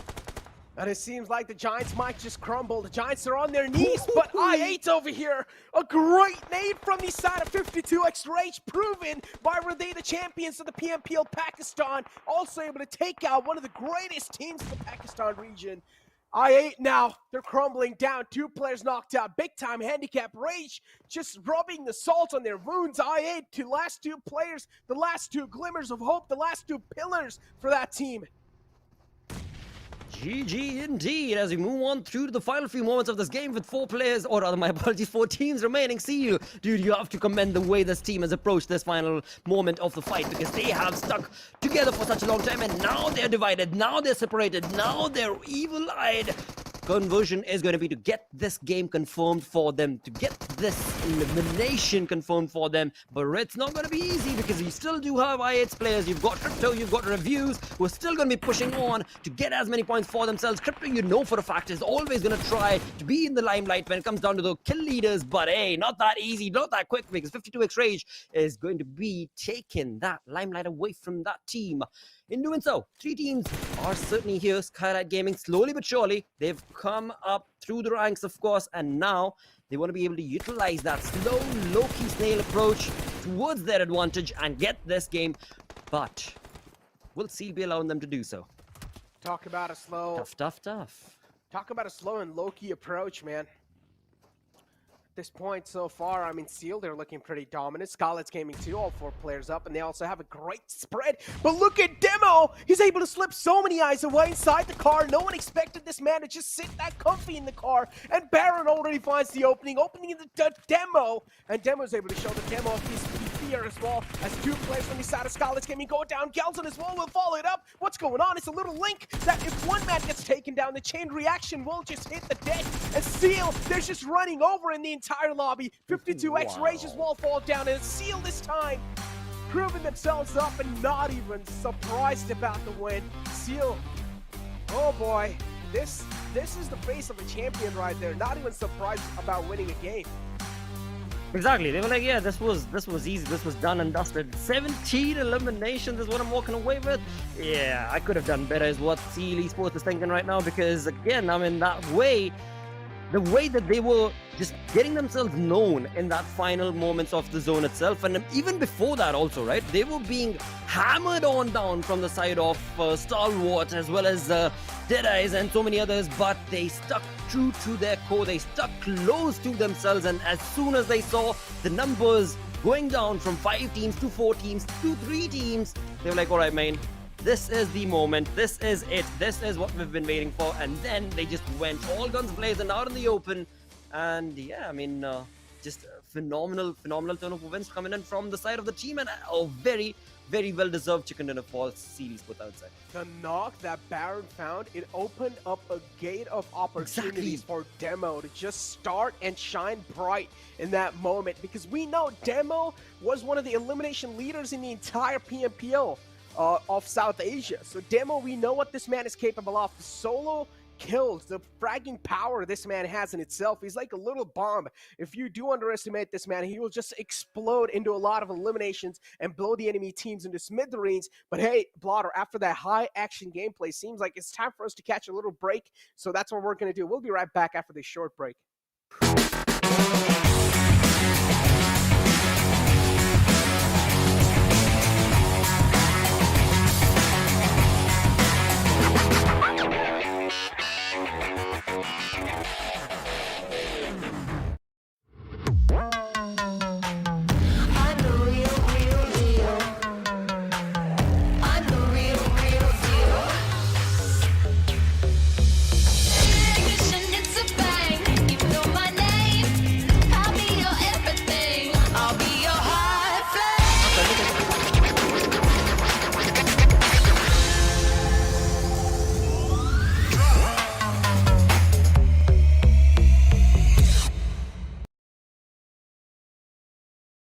Hello and welcome once again as we continue on with the saga, as we continue on with the approach right here on day 1 of this incredible feat that has taken over. And this time around, like when the name and the face has changed right next to me. Oh, actually it's this side, right? Yeah, you're back again, dude. Welcome as we move on through from the second game That was just sensational, dude. Again, nobody anticipated the way the team of Seal Esports came together to get that chicken dinner. But again, you were in the green room. Yeah. What were you thinking when it came down to those final moments of the game? So I completely agree with you on the fact that no one expected Seal Esports to walk away with the win, because even I wasn't expecting that to happen.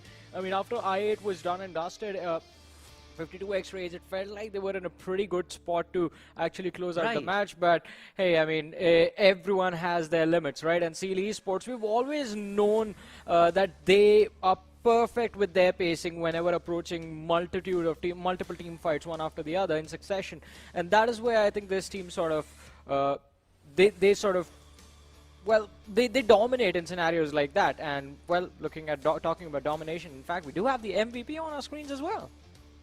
Well, we definitely do right here for PMPL South Asia Championship. We've got Seal Esports in the second game of the day on map of Miramar, taking on a chicken dinner. Along with that, Leo getting the MVP with, of course, 5 eliminations. But more than that is the damage number, 1,254 damage coming in from the dude, along with, of course, the entirety of his clan and gang supporting him in the top players list. And the best part is it's not just him, as you mentioned, the entire team is going to be there. Leo joined by Baron, then there's Demo on the third. Wally, well, breaks the succession, breaks the chain. He's not fourth, he's on the fifth, but hey, still, the entire team putting up good numbers on the board and making sure the elimination numbers were also very high. Now look at that, the comparison between 52x Rage Esports and Seal Esports, it's completely one-sided.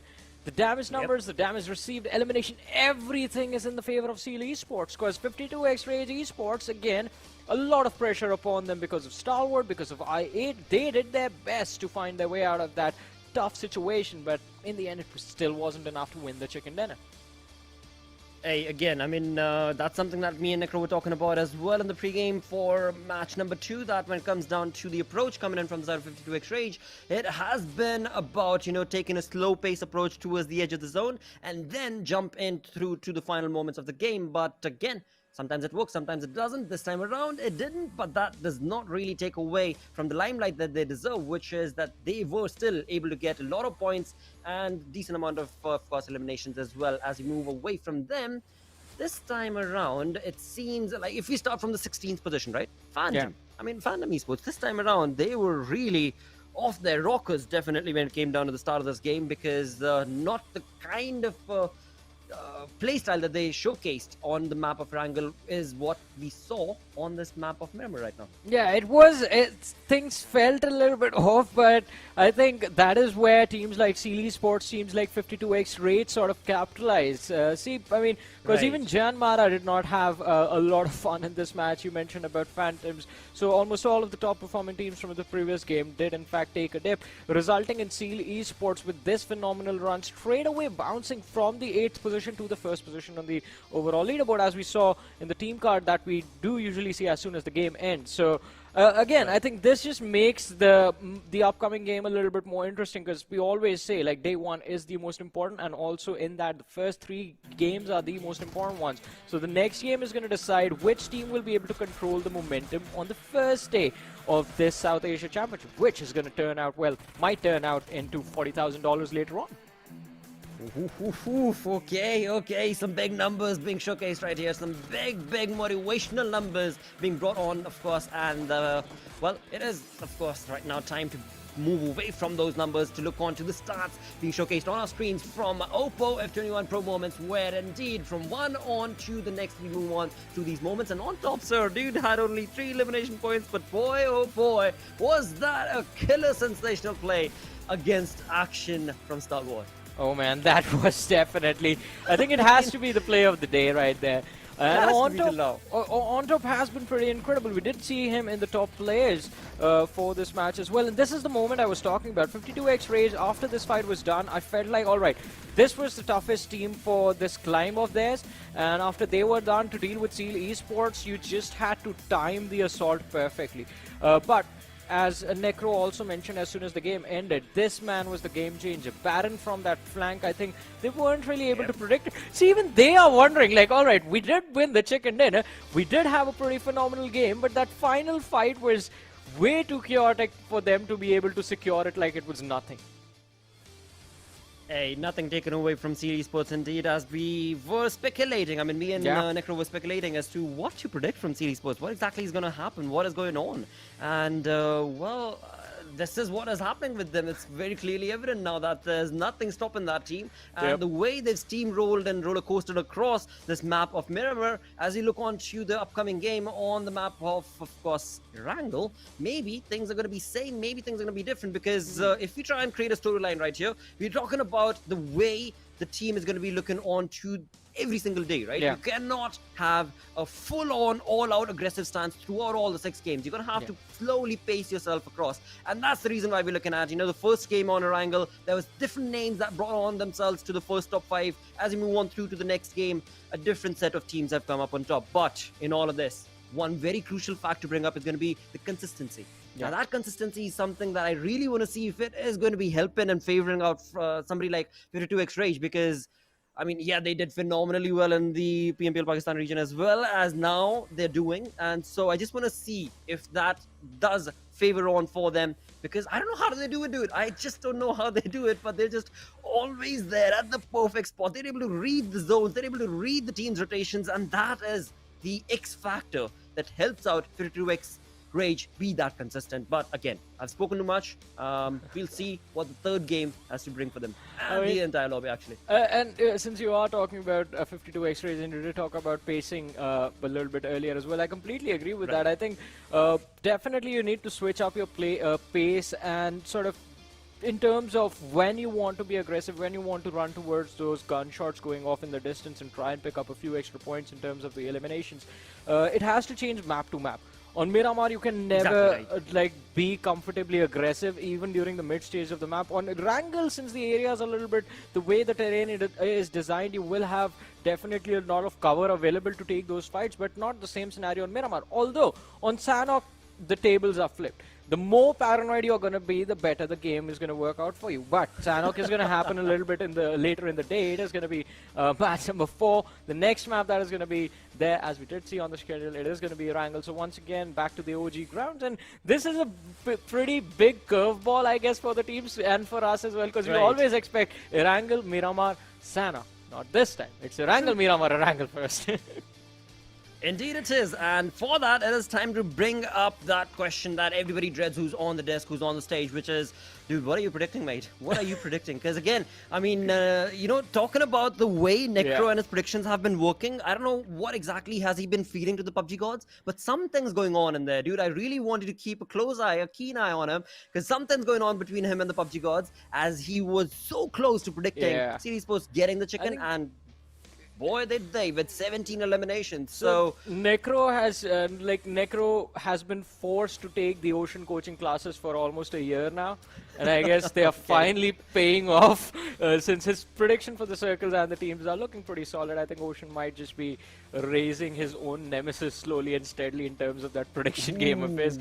But hey, it's our turn. It's our turn. So for this game, I think I'm gonna go with I8, because even in the previous Erangel, they did pretty solid, and it was just the fact that they were a little bit late, so the blue zone gave them trouble. Plus DRS and Skylightz Gaming together, they are not two easy teams to beat separately. Plus taking them or taking on them together, it's a whole different game that you're trying to play. So that was sort of quite unfortunate for them. But I feel their chances are looking pretty solid. All right. So you've got I8 selected and set up for your prediction. I'm going to be choosing a Nepali team. I want to be choosing either Deadeyes or DRS. Which one do you think we should go for? Eeny, meeny, miny, mo? Deadeyes Guys. I think in the previous game, Deadeyes Guys, they were fan favorites. They were. They really were. And therefore, I'm going to go with DRS this time around. But we'll see.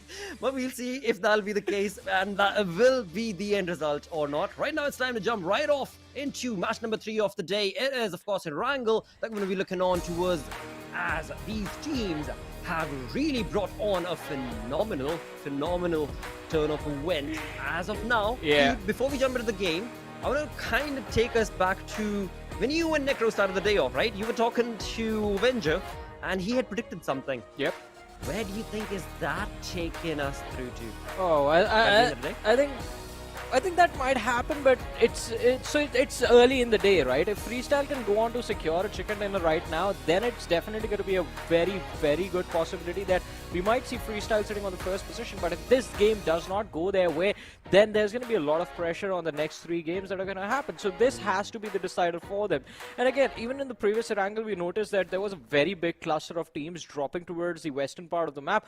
That might cause a few extra troubles for them, but hey, every single game is different. This time we have the circle towards Gatka, so there's definitely well, we won't be able to witness a lot of early aggression. That was what I was about to say, but hey, I don't even complete my sentence and there are drop clashes happening. We have JyanMaara Snipe just avoiding Nima from the side of Skylightz Gaming in the middle of absolutely nowhere. And on the other side, talking about the middle of nowhere, which is like where Vasi from the side of Freestyle has gone. Now, Vasi was the man who was major responsible for all the placement points that Freestyle got in Game 1. Can he make it happen again, especially going for a 3-1 split with his team? Ooh, exactly, dude, because that's what I was looking at as well. Last time it was the Grounders who actually had that really spectacular split coming in, which was, again, like another Olympic level altogether for the side. But GG play because they were able to still get themselves together and move on across with a steady pace in the first game. But this time around, it is coming in from the side of FS. But along with all of that, moving on to the screen and the action that's taken place, we've got I8, which, of course, loves to go down to the military base. And they are being contested. They are being contested with none other than the momentum rolling team of Seal Esports with 17 eliminations. Yeah, definitely. They've steamrolled across in the previous lobby of Miramar. This time around, will they be allowed to do the same as they try and take on the players of I8? Aside from that, a very big request is going to be to please all the viewers, just look on into the chat. There's a link. There's a survey. That survey, I would request you to go ahead and fill that up. It's barely any details. I mean, it'll take you a matter of, 5 seconds, I would say, because you guys are so quick these days. I mean, it takes you 5 minutes to just read a sentence, and here you guys are just going, swooping through. So, yeah, just take out those 5 seconds of your time, and as these early moments trickle on down, we'll be in your ears as you go ahead and take care of that survey for us. Yeah, we're always going to be speaking in your ears. We never shut up. I mean, don't really know how the viewers feel about it, though. Exactly. Right? It's a really good thing, when you know that, oh, yeah, what a soothing voice that is going to be. But then if at all things turn to those moments when we're absolutely just screaming at the top of lungs with the PP Bison Crypto. Dude, again, talking about Crypto, though, let's take the conversation to these teams that are on the military base itself. Crypto, last game as well as previous game, every single opportunity the dude gets, he really has taken on this role to be the most kill hungry, perhaps, from the entirety of the lot. And not only that, but from the entire Pakistan region altogether, he always does get himself. I think he takes it personally that he has to be a part of that kill leaders. What do you think? I really want to ask him this. I completely agree with you. I think and that is sort of the pressure that's forced upon him as well. Because even though it feels like I8, they try their level best to make sure they're playing together as a team and not getting taken out one by one.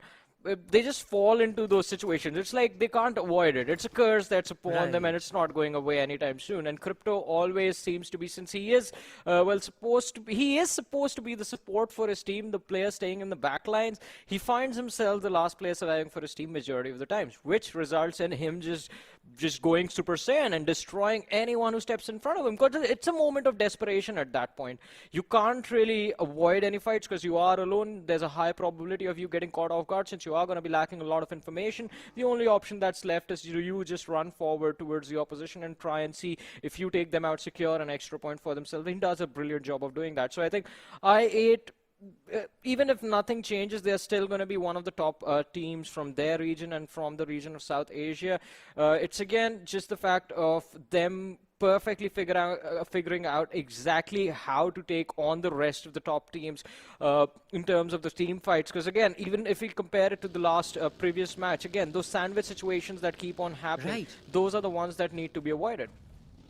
So true, so very true indeed, and that is something that I8, as you so perfectly mentioned, do somehow find themselves again and again. And this time around, it seems that the early contestation that was being predicted between I8 and Seal is not going to be taking place, as Seal Esports have decided they're going to be moving away from the military base. And looking on the map, it seems they are wanting to get into the water. They're wanting to cool down a little bit with the steamrolling start that they had in the previous game, and maybe get in towards the more comfortable side of the zone per se, as are the other teams as well. But in all of that, one name always sticks out, and that's going to be the late rotating side of 52X Rage, as they have already found the edges of the blue zone, and they're sticking comfortably in that role, and slowly they'll trickle down away from that northeastern front, and we'll see what the pace is going to be for them. But I'm just keeping this in the viewer's mind that, hey, just remember 52X Rage was there, right? And then we'll come back to them 5-10 minutes later, and they'll be on a completely different part of the map. And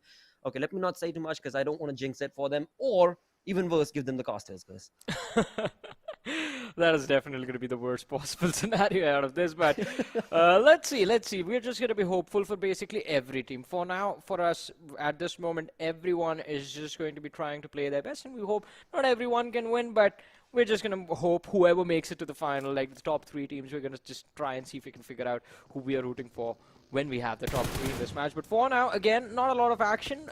We do have the players of IHC quite close to the players of TUF, but since this is mid-rotation collision, TUF will be allowed to get away from the situation quite easily. Alex is isolated, so TUF, it looks like they are quite hungry for this fight, but Edgar needs to be extremely careful. Alex taking a massive chunk of damage. Oh, the jump shot, it fails! And Edgar with the UMP finds the knock, but runs out in the open, and Icy with a trade.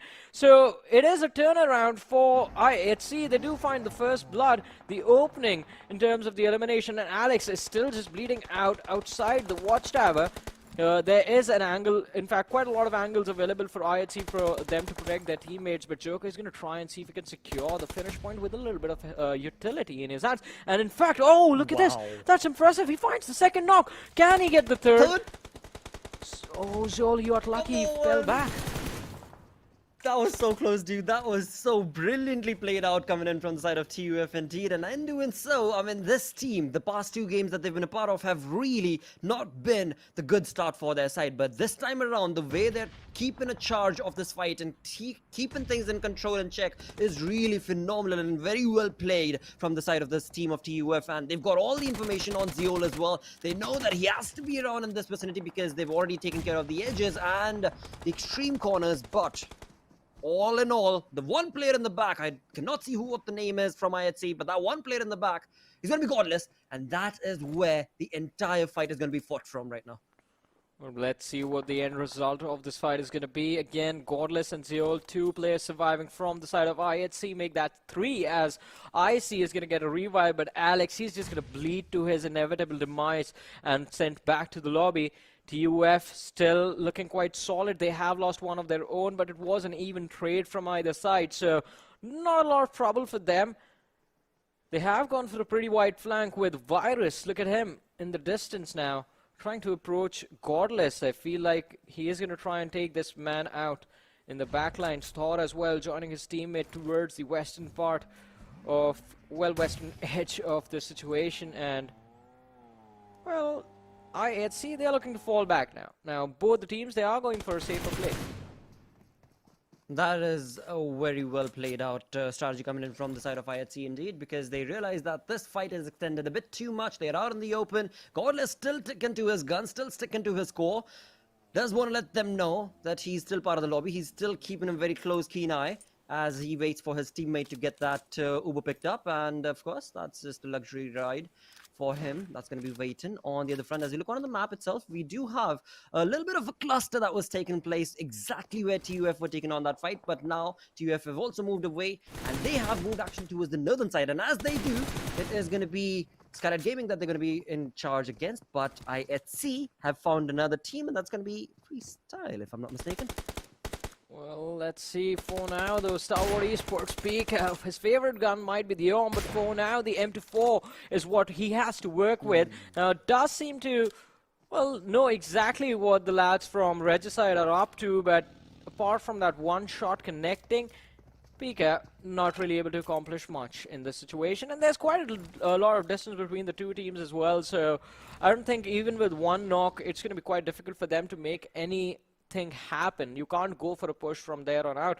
It's just going to, well, backfire on the entire team of Stalwart Esports. But look at this action from the distance. He's trying to see if he can bring Waltrix down at least, and if they find the knock on the backlines, and the players in the dip are the ones who will be in a world of hurt.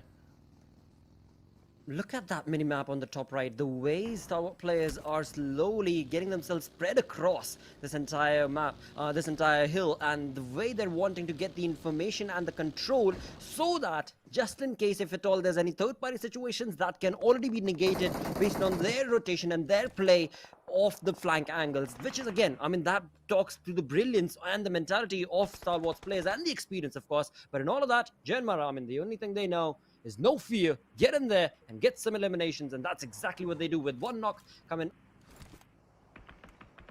against Regicide, it seems. But for now, the point has not been confirmed. But as we go back to Pika with, of course, that perfect bolt action play, he is just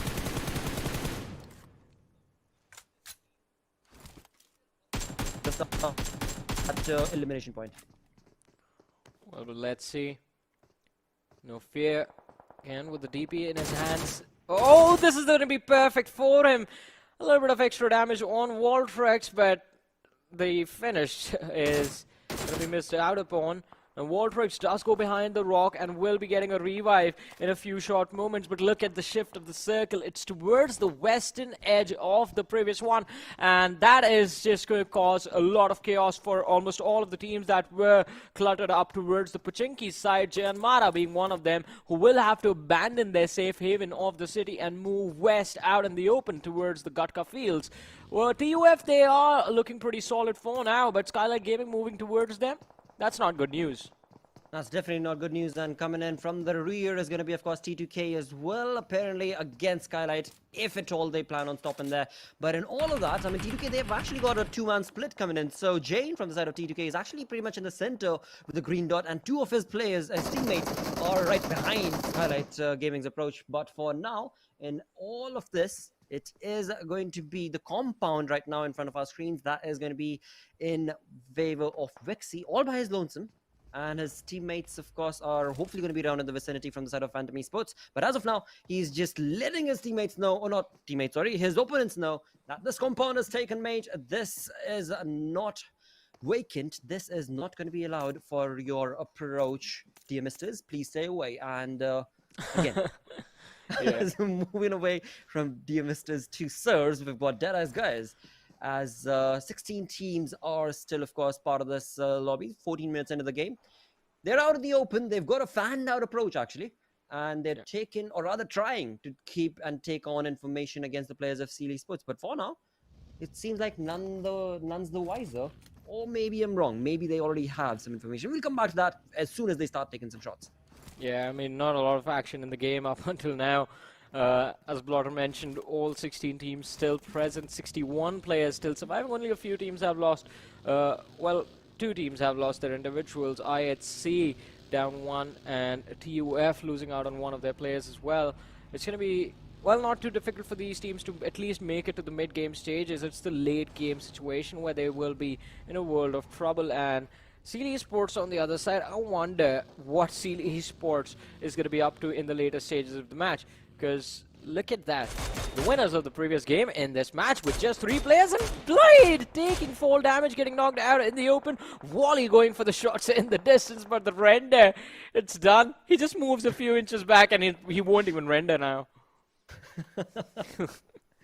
Oh, dude, the hacks in there, that is just so not fair, so not fair. They're jumping in with just a 3-man army. They're trying to prove to the entire lobby that we're still going to be able to dominate you, but hey, it's not going to be allowed for now, at least. But nothing taken away from that, or maybe a lot of things taken away from that, because it's going to be their opponents who have gotten that information as they try to take on the shots. And in doing so, Wally has been knocked out in the open. His teammate is around to give that revival, but where did that knock come from is what I want to see. Was it Deadeyes? Was it some I think he just fell. I think he just fell. What? He just fell and got knocked out, yeah. Oh, the gods of PUBG. Oh, the irony. Oh, the revolt. Just the vehicle moving too quickly. And this is what happens. I mean, so it was, I believe it was a genuine mistake because I8, they were going for a late rotation and maybe they just felt the pressure from the players of Stalwart Esports taking shots towards them. And Blade, he wanted to react, pressed the exit button by mistake, got out when the vehicle was going a little too quick, fell down and was just finished off because his teammates weren't able to recover. But on the other side, well, hey, if they did not want to lose their teammate, the players from I8, they're here for revenge now. And Stalwart Esports, I think, are going to be on the wrong side of the receiving end as Leo goes for a nade lob towards Refuse, but the blue zone is, well, slowly and steadily chipping away at his HP bar. And every single sliver, every single pixel of HP, we know how important it can be, but Refuse out in the open is going to be spotted out, and Leo finding the opening. Oh, Demo is the one who finds the opening. I8, they are just way too focused on just moving forward, and again getting sandwiched. Stalwart Esports is going to chime in, Skylightz Gaming from the distance as well, and then there's Seal Esports right next to them. I8 not looking too good right now. I wish I could say they were on Cloud 8, but it seems that is not going to be the case and take because they are long gone, far away from the entire approach that I anticipated for them actually for this game, but it's alright. This is day number 1, it's just game number 3. But looking on to the way, Stalwart were able to actually make their presence felt and get them a little bit of the damage graph working for their side was really phenomenally played, but of course that did not result in any elimination points for the side of Stalwart as well. On the other front, I8's Crypto still making a mark before the team goes down, getting on high voltages players, and I8C right in front of our screens, of course, as I see bringing down the players of Deadeyes, and it seems DRS as well as Deadeyes, the two teams that I predicted, are not having a good game. Well, definitely. Our predictions, well, they are ending the teams. Well, they're putting the teams in not a really good position right now. But let's see. IC was knocked out as he went for a charge on the players of Deadeyes Guys, and Zero going for the pickup with a UMP now has to go for a revive on his teammate Alex, as we did see him getting picked up a few moments earlier by the players of TF, did result in the players of I8C just being left with a 3-man roster. But hey, there's the first squad wipe of the match. And it is going to be high voltage being forced to take an exit early in this matchup by the players of Stalwart Esports. So now this is when the real fun begins in the Gutka circles. This is the extreme late game stages, and since we had a lot of teams till now, majority of them are going to be wiped out. But hey, I did not expect Skylightz Gaming to take an early fall in this one. They have been eliminated on the 15th position. I was just about to point that out. As soon as the camera panned and you were about to say, oh, this is where the fun's going to begin, Skylightz Gaming's final player just burns down. Yeah. But again, moving away from that fight to the next, we've got TUF's players trying to take on T2K in action. But TUF, they again have had a rocky start as we look onto the map itself. We've got this fight taking place on the northern edges of the zone. And look at where 52X Rage is, mates. Oh, how do they do it? Well, let's see. How do they do it? Oh man, I mean, it is quite incredible, the predictions right there, but let's see T2K against the players of TUF. Joker, he's completely prone down behind this rock and finally gets up, but it's not 1-2 players against him. And in fact, make that 3, takes down 1. Again, quite nicely positioning himself to avoid these 2 players at the same time and isolating the fight. But that is going to be enough. Finally, Joker steps out in the open and is going to be knocked out by Seog. Virus still hiding behind the bush while the players of T2K go for a revive. And it is going to be complete. It's a TUF in a world of trouble yet again, as Virus is going to be spotted out and finished off in the same spray. Legend, just being an absolute legend, comes back alive, but this time I have to say Seog was the man who saved the day for his team. He definitely did, but on the other front, TUF definitely not having a good start to the day, mate. I mean, the 3 games that they have been a part of have really not worked for them. On the other front, Deadeyes Guys, it is going to be Chari, who is still taking a lot of blues damage. Does not want to go down without a fight. Does definitely want to take on his opponents and bring in the damage as well as some eliminations.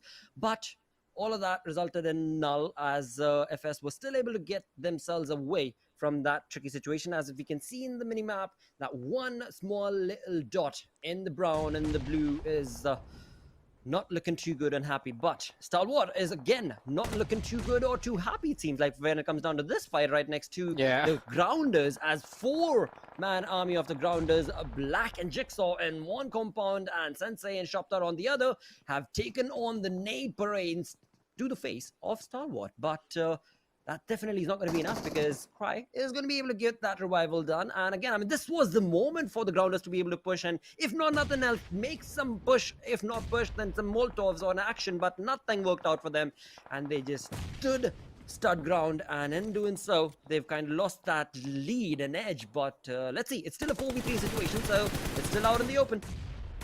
Well, let's see. It is going to be out in the open, as you said. But hey, I was just thinking, the Grounders, they have this one in the bag. They have the numbers advantage. They are on the edge. Stalwart Esports, 3 players pinned out in one building. It should not be too tough for the Grounders to take them out. But as I was thinking that, before even I could utter a word, Stalwart Esports, they found the opening. Mr. Black was taken out, and they instantly go for a push on the squad house, finding the opening. 2 players are stuck on the outside. We do have Shaptar right here on our screen, cooking up a nade, and if this connects on Scry, then Stalwart Esports are done. Otherwise, if the push goes to success, it becomes a success on the first floor. But hey, Scry made the mistake of stepping out in the open completely unguarded, and he was taken out. Shaptar getting the second knock as well. Are we going to see a 3K in this one clip top? The last man survived. He has been choked off from every single angle, and well, Stalwart Esports, not a lot of to accomplish for them, as Mr. Black runs into the corner room, finishes off top, and well, Stalwart Esports, they are out of this match. And it's not just them. I8 have been eliminated as well. We are finally down to the top 6 teams, 22 players still surviving. And look at that 52x race. We have talked about their consistency. Well, amongst the top performing teams from the previous few matches, they are the only ones that remain. There is no competition for them. And if they go on to win the chicken dinner, they are going to be sitting on the first position of the overall leaderboard. Okay, that is true, but don't be keeping your fingers crossed for that, because my player, DRS Gaming's Killer Whitey, is still there. All, of course, will be based on what his teammate is going to be able to do. For now, it is, of course, Killer Whitey bringing in a lot of amazing sprays and getting that elimination point for his side, but not forget and fret that FS is also around the corner. 16 still part of this entire lobby, and in all of that, DRS have been able to accumulate, correction, not 7 but 9 defeats confirmed for the side, as they try and take on the few remaining names. And all of this, DRS, they're looking good. Thank you, Johnny, for allowing me to choose that. Well.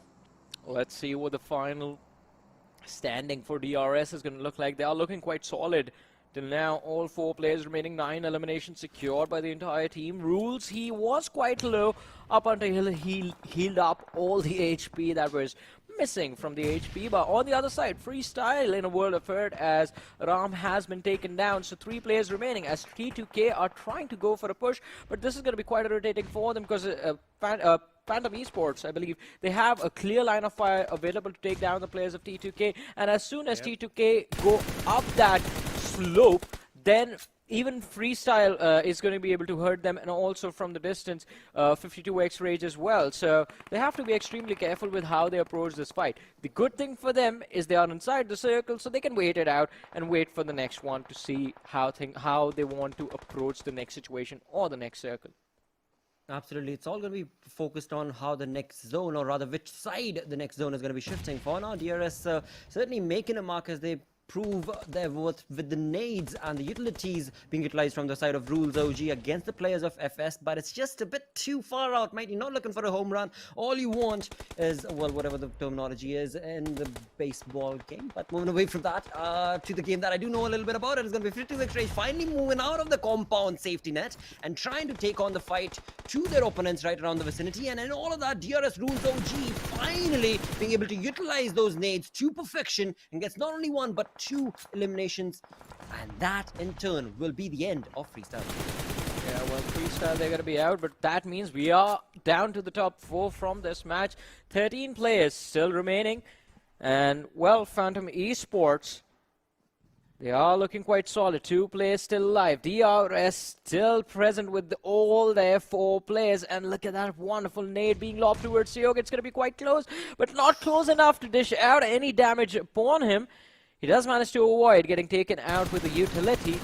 But in the backlines, Jane, his position has been compromised with the smoke in the middle of nowhere, just giving away his hiding spot. But that is not going to deter the players of T2K to do what they're trained to do, and that is get those kills. As we did see Sanhok in the elimination feed, just securing an extra point for his team, and 52x Rage, they're not looking too solid as they have lost one of their players as well. Well knocked out, in fact, not finished off. But on the other side, DRS finally going for the first 2 knocks secured. Just one last player remaining from the side of T2K, and it is going to be an important squad wipe for DRS because look at that, 13 eliminations already. If they manage to wipe out all 3 players, the number jumps up to 16, and that is going to give DRS a massive jump in terms of the overall rankings. Well, it definitely is, but will it be allowed? Because we still have 52x Rage right around the vicinity, who are actually playing it a bit too safe with this small little valley and the dip that's working for their side. On the other front, I mean, Phantom, of course, they just had 2-man army that has been brought down to a 1-man squad. Is not going to be able to do much but survive as long as he possibly can. And it is all down to DRS and their play that they're making right now against the side of this team. And 52x Rage is going to be their next team to take on. 15 eliminations already confirmed, 15 defeats, 15 points already confirmed without a chicken dinner for the side of DRS is already looking phenomenal and ludicrous on this match number 3 of the day, but it is still not yet done. With 3 teams remaining, DRS absolutely going to look on to get that chicken, but not before 52x Rage can say something in that, and that's going to be faster with his perfectly set up nade against Rules OG, but I spoke too soon as Molotov comes in to just completely pins it down. 52x Rage's players, but my apologies, DRS's players, and 52x Rage, now it is theirs for this game for the taking. Well, this has to be their game. DRS Delta out in the open has been spotted out, and a lot of damage dished out upon him as well. 52x Rage, they complete the push, they complete the mission. DRS being forced to take an exit on the 3rd position. The chicken dinner has been taken away from them, but 52x Rage, in order to make it more worthwhile, in order to cover up the difference, they have to make sure that even this final man, even this final point is going to be theirs. Should not be too difficult for them. I mean, Slipknot, he's out in the open, spotted out, finished off, and there's the point, there's the chicken dinner. We were complaining, not complaining, we were impressed with 52x Rage already before the match started. Like, they won the trophy without any chicken dinners, and with the chicken dinners now this time, I think the thing is going to be a little bit easier. Eliminations, 9 secured, total 24 points secured from this match, and the jump is impressive. Well, alright, so I thought they were going to be sitting on the 1st position, but hey, Stalwart Esports had a pretty decent run in this match, a pretty decent run of their own as well, so they do manage to hold on to the 1st position, or maybe someone else on the 1st. Who knows? Not me, definitely.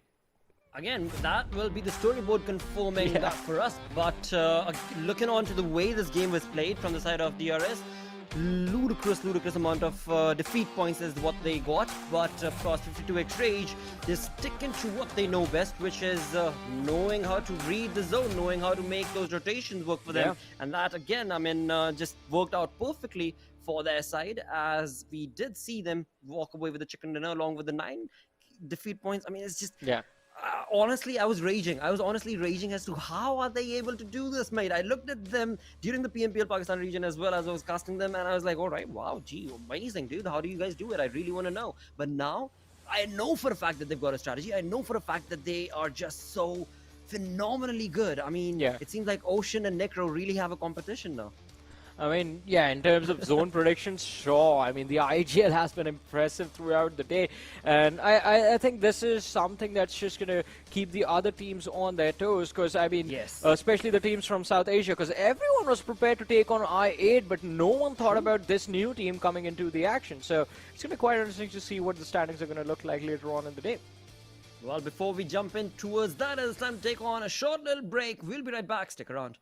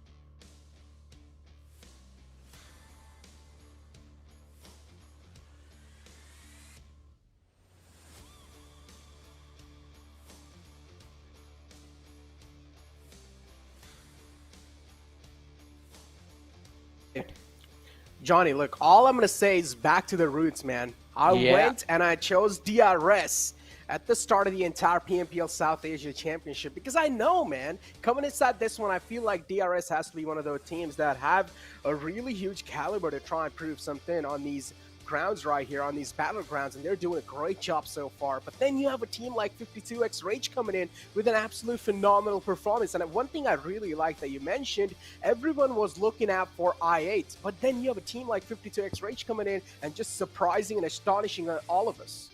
Yeah, I mean, definitely it was quite exciting to watch them in action. And again, DRS, as you mentioned, back to the roots, back to the OG days when we saw DRS sort of just be absolutely phenomenal. And I think they never left. But on the other side, Phantom Esports also had a pretty decent run. We do have Slipknot from the side of Phantom Esports in terms of the highest assists, but the man was doing a pretty solid job surviving and securing those placement points for his team as well. Especially just making sure that he kept his head down while DRS and 52X Rage were colliding up against each other. But in terms of the points, ladies and gentlemen, DRS is the team that, well, was able to walk away with a maximum number of points because of those 15 eliminations. Just one extra elimination in the hands of 52X Rage, and things would have been a little bit different. But hey, 24 points from the game, including the chicken dinner, not too shabby. In fact, that's a good finish for the team. On the other side, though, Stalwart Esports, I8, Skylightz Gaming, look at that on the 16th position. We'll talk about on the 16th position, man. What's going on with Skylightz Gaming? Now, this is where I'll ask you a real question, Johnny.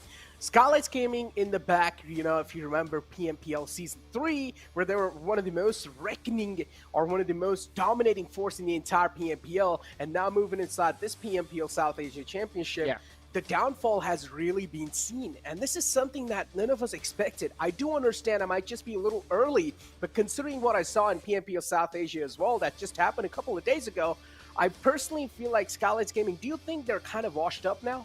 Nah, definitely not. I mean, I wouldn't use that word, because these players, I mean, are the reason that, I mean, there was a big driving force in terms of the skill level in the PUBG Mobile scene in Nepal, and they have definitely proved themselves time and time again. So, and again, so to be fair, it's very difficult to stay on the top when the competition is like this. When you have Stalwart Esports, IHC, I8, you have 52X Rage, you have DRS, all of these teams just chasing you, just trying to pull you down. It is quite difficult to stay on top, and well, we have seen a dip in performance in the players of IHC. Now I guess it's the turn for Skylightz Gaming. But hey, if there is definitely going to be a dip, what separates the best players from the rest is the fact that they know how to recover. They know how to regain that old form, and that is what we want to see from Skylightz Gaming.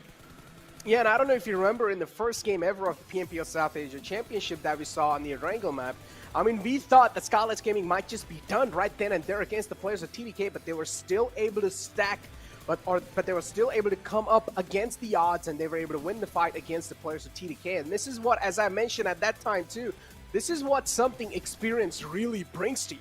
And if you do have a lot of experience in your back, you might just know how to get out of each and every single tricky situations. That there might be some points where you do make some mistakes, and that might just cost you the entire game. And Skylightz Gaming, so far, they're not really able to find that fine-tuning. I mean, definitely, as you, that's the perfect way to put it, I guess. They have to find the fine-tuning. They have to find the sweet spot that is going to work for them in this particular lobby. And with 3 games down, I think the next 3 games, they have to, one way or the other, they have to figure it out. Otherwise, starting tomorrow, I mean, it's just going to be a lot of pressure for them to deal with. If you are sitting anywhere outside the top 8, then you can pretty much just see the dreams of lifting the trophy fading away in the distance, unless you manage to get a few chicken dinners on day number 2 and bring yourselves back in a contention position.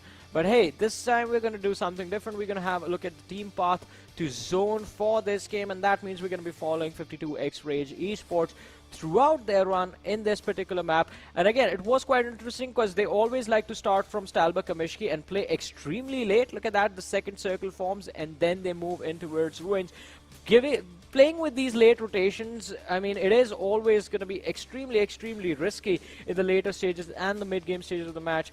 And the risk is of course, getting gate capped. But this is where everything changed. This is where all of a sudden, instead of playing to survive 52X Raids, they find themselves smack in the center of the circle.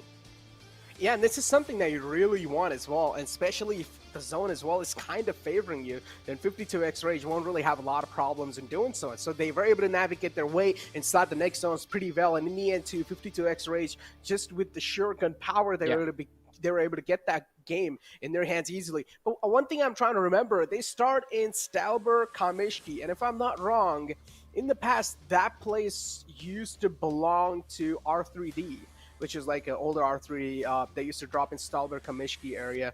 So I personally feel like, okay, so that's something that is really interesting, right? And I personally feel like rotating all the way from top right to bottom left, or almost the bottom left, or the complete left side of the map, it's quite a long way to go. And 52X Rage, they pulled it off pretty perfectly, and I feel like that's something that speaks volumes about this team. I mean, there's one thing that I've definitely noticed with this team in particular is within their strategies, I mean, their strategy is completely opposite of what the other teams are going to be thinking. You see the circle is away from you, you're going to think, all right, we need to move a little bit sooner than we would usually do, because we do have to cover up the distance, and we have to make sure that we are safely able to find cover for ourselves. 52X Rage is like, nah, doubt. That's old school. That's the old strategies. We are the new players. We are the young guns. We have our own thing. They're like, all right, we'll play with the blue zone. The first blue zone and the second blue zone, you won't take a lot of damage. Just the boosters are going to keep you up. Second blue zone, maybe a few bandages are going to be needed, but you're still going to be pretty healthy. Third blue zone onwards is when you have to clearly think, all right, I have to move this much distance. It's going to take me whatever 10-15 seconds to do so. I'm going to take this much damage. Considering I'm in a fight, I might take a little bit of extra damage, so I have those smokes, I have those first aids ready to make sure I can push at least 100, 150, 200 meters. So you start making all those calculations.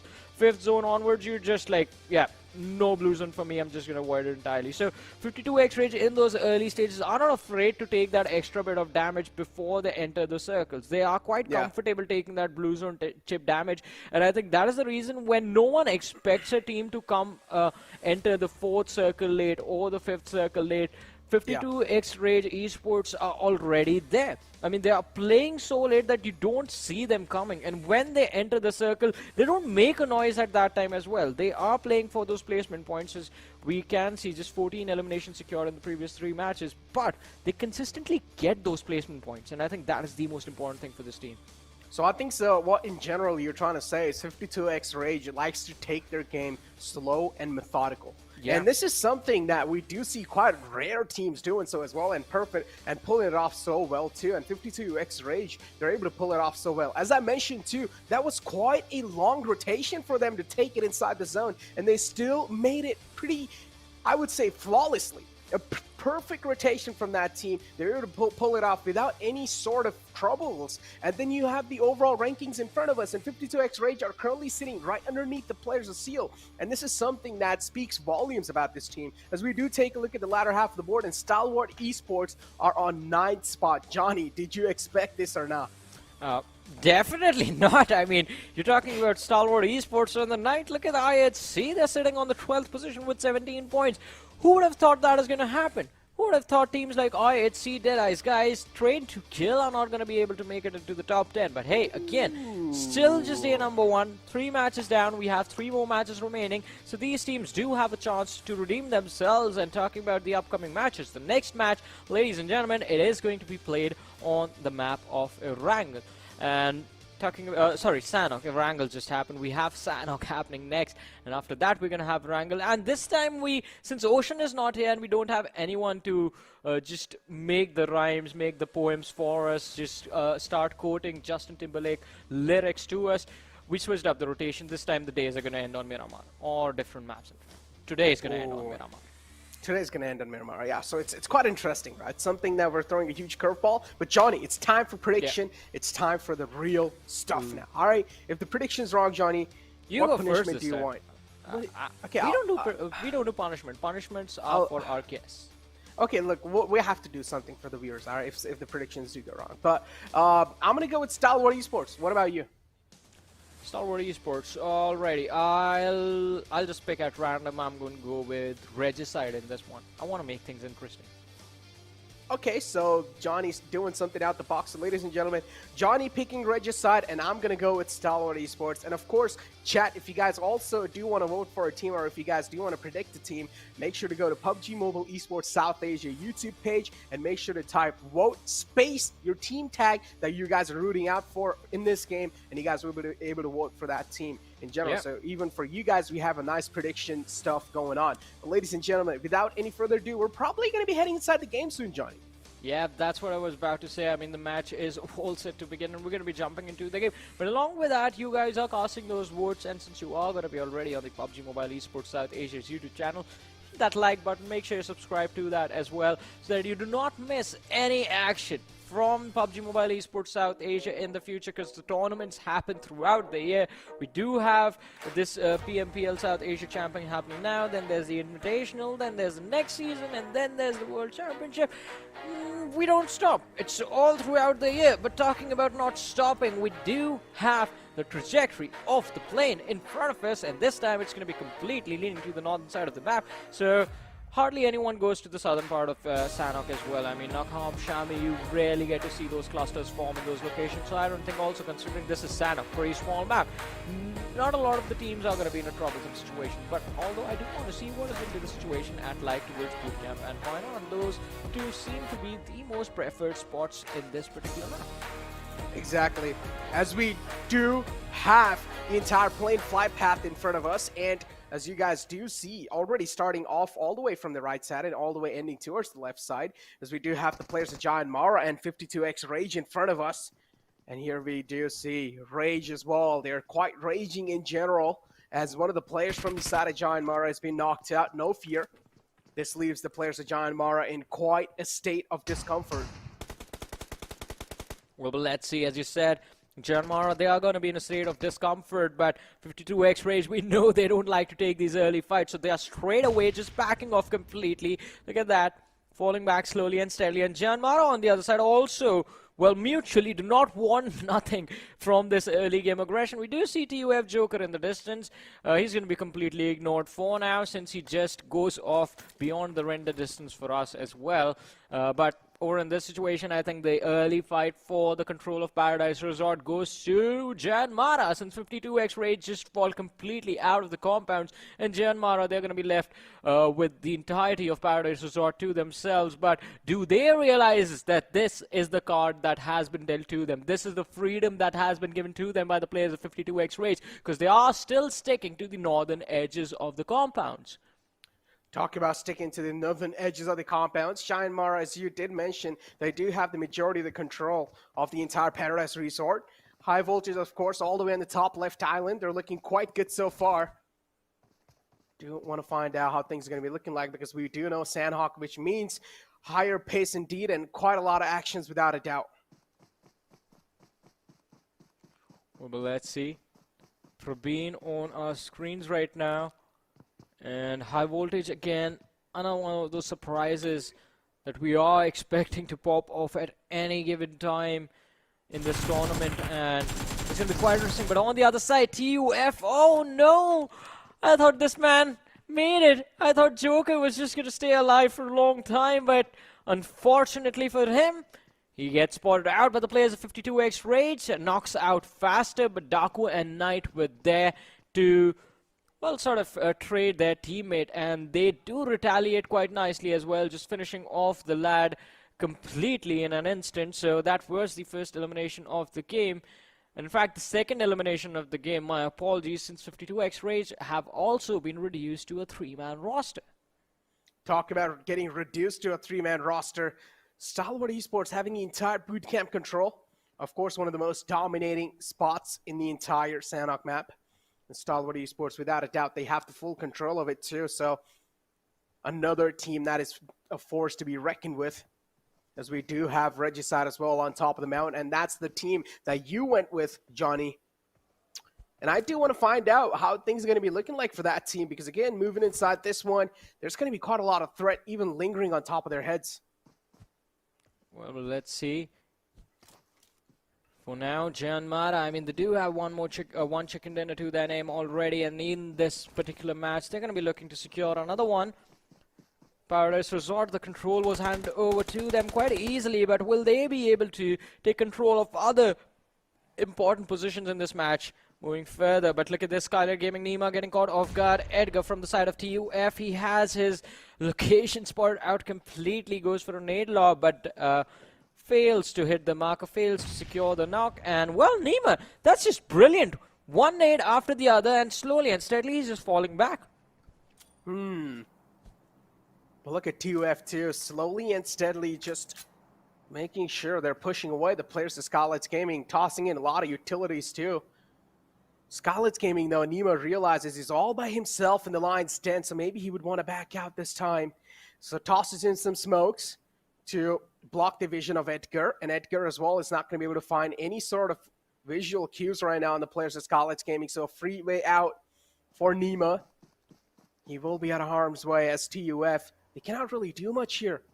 Edgar too, he does exactly know what's going on. He found out that the player has escaped successfully. Skylightz Gaming, the rotation's being spotted too by Edgar, but not any connections found just yet.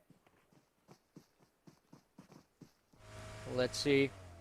Still a lot of silence in Sanhok, which usually is not the case, but we do have a central circle this time. And that makes things a little bit easier for almost everyone involved in this matchup. Well, almost everyone, because few of the teams have in fact blundered up as soon as the game started, lost a few key players, and now they're just left in damage control mode in this match. But on the other side, we do know Stalwart Esports towards that bootcamp position do in fact turn out to be a pretty big threat for everyone else, and this time the team closest to them, it's going to be 52X Rage, kind of sandwiched between Stalwart Esports, JyanMaara and Phantom Esports also closing in from the distance. But look at this, DRS all the way towards Shami, and with that late rotation, I think things are just going to look quite good for them up until the mid-game stages when there's going to be a massive cluster towards the center. Talk about a massive cluster. This time the zone 2 just centering on up on the right side island, so nothing really out of the box or out the blue, so the teams are going to be quite comfortable inside the zone as well. So we do have the grounders too, all the way moving in from the left side, top left island, trying to just not cross anyone's eye just yet. And Sanhok map too, that means the heal strat as well, the med strat comes into play. So if any of these teams are feeling not that confident on the map of Sanhok, they can always try and loot as many places as possible and go for the med strat.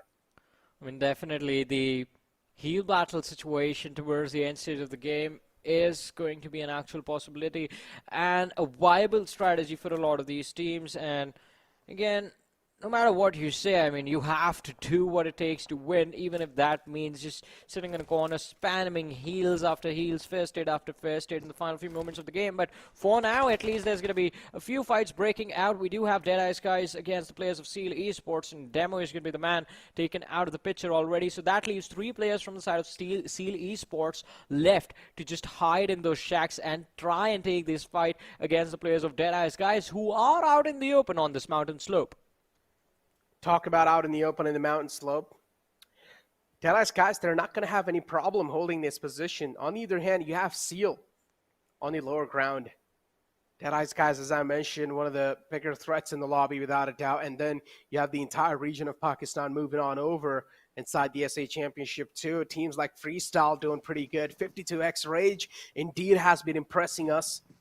I do want to see, though, what IDs have got in their backpacks too, because IDs so far, they're currently sitting in 7th spot in the overall rankings, which is indeed not really a bad spot to be in, but still, I expect a team like I8 to be in top 3.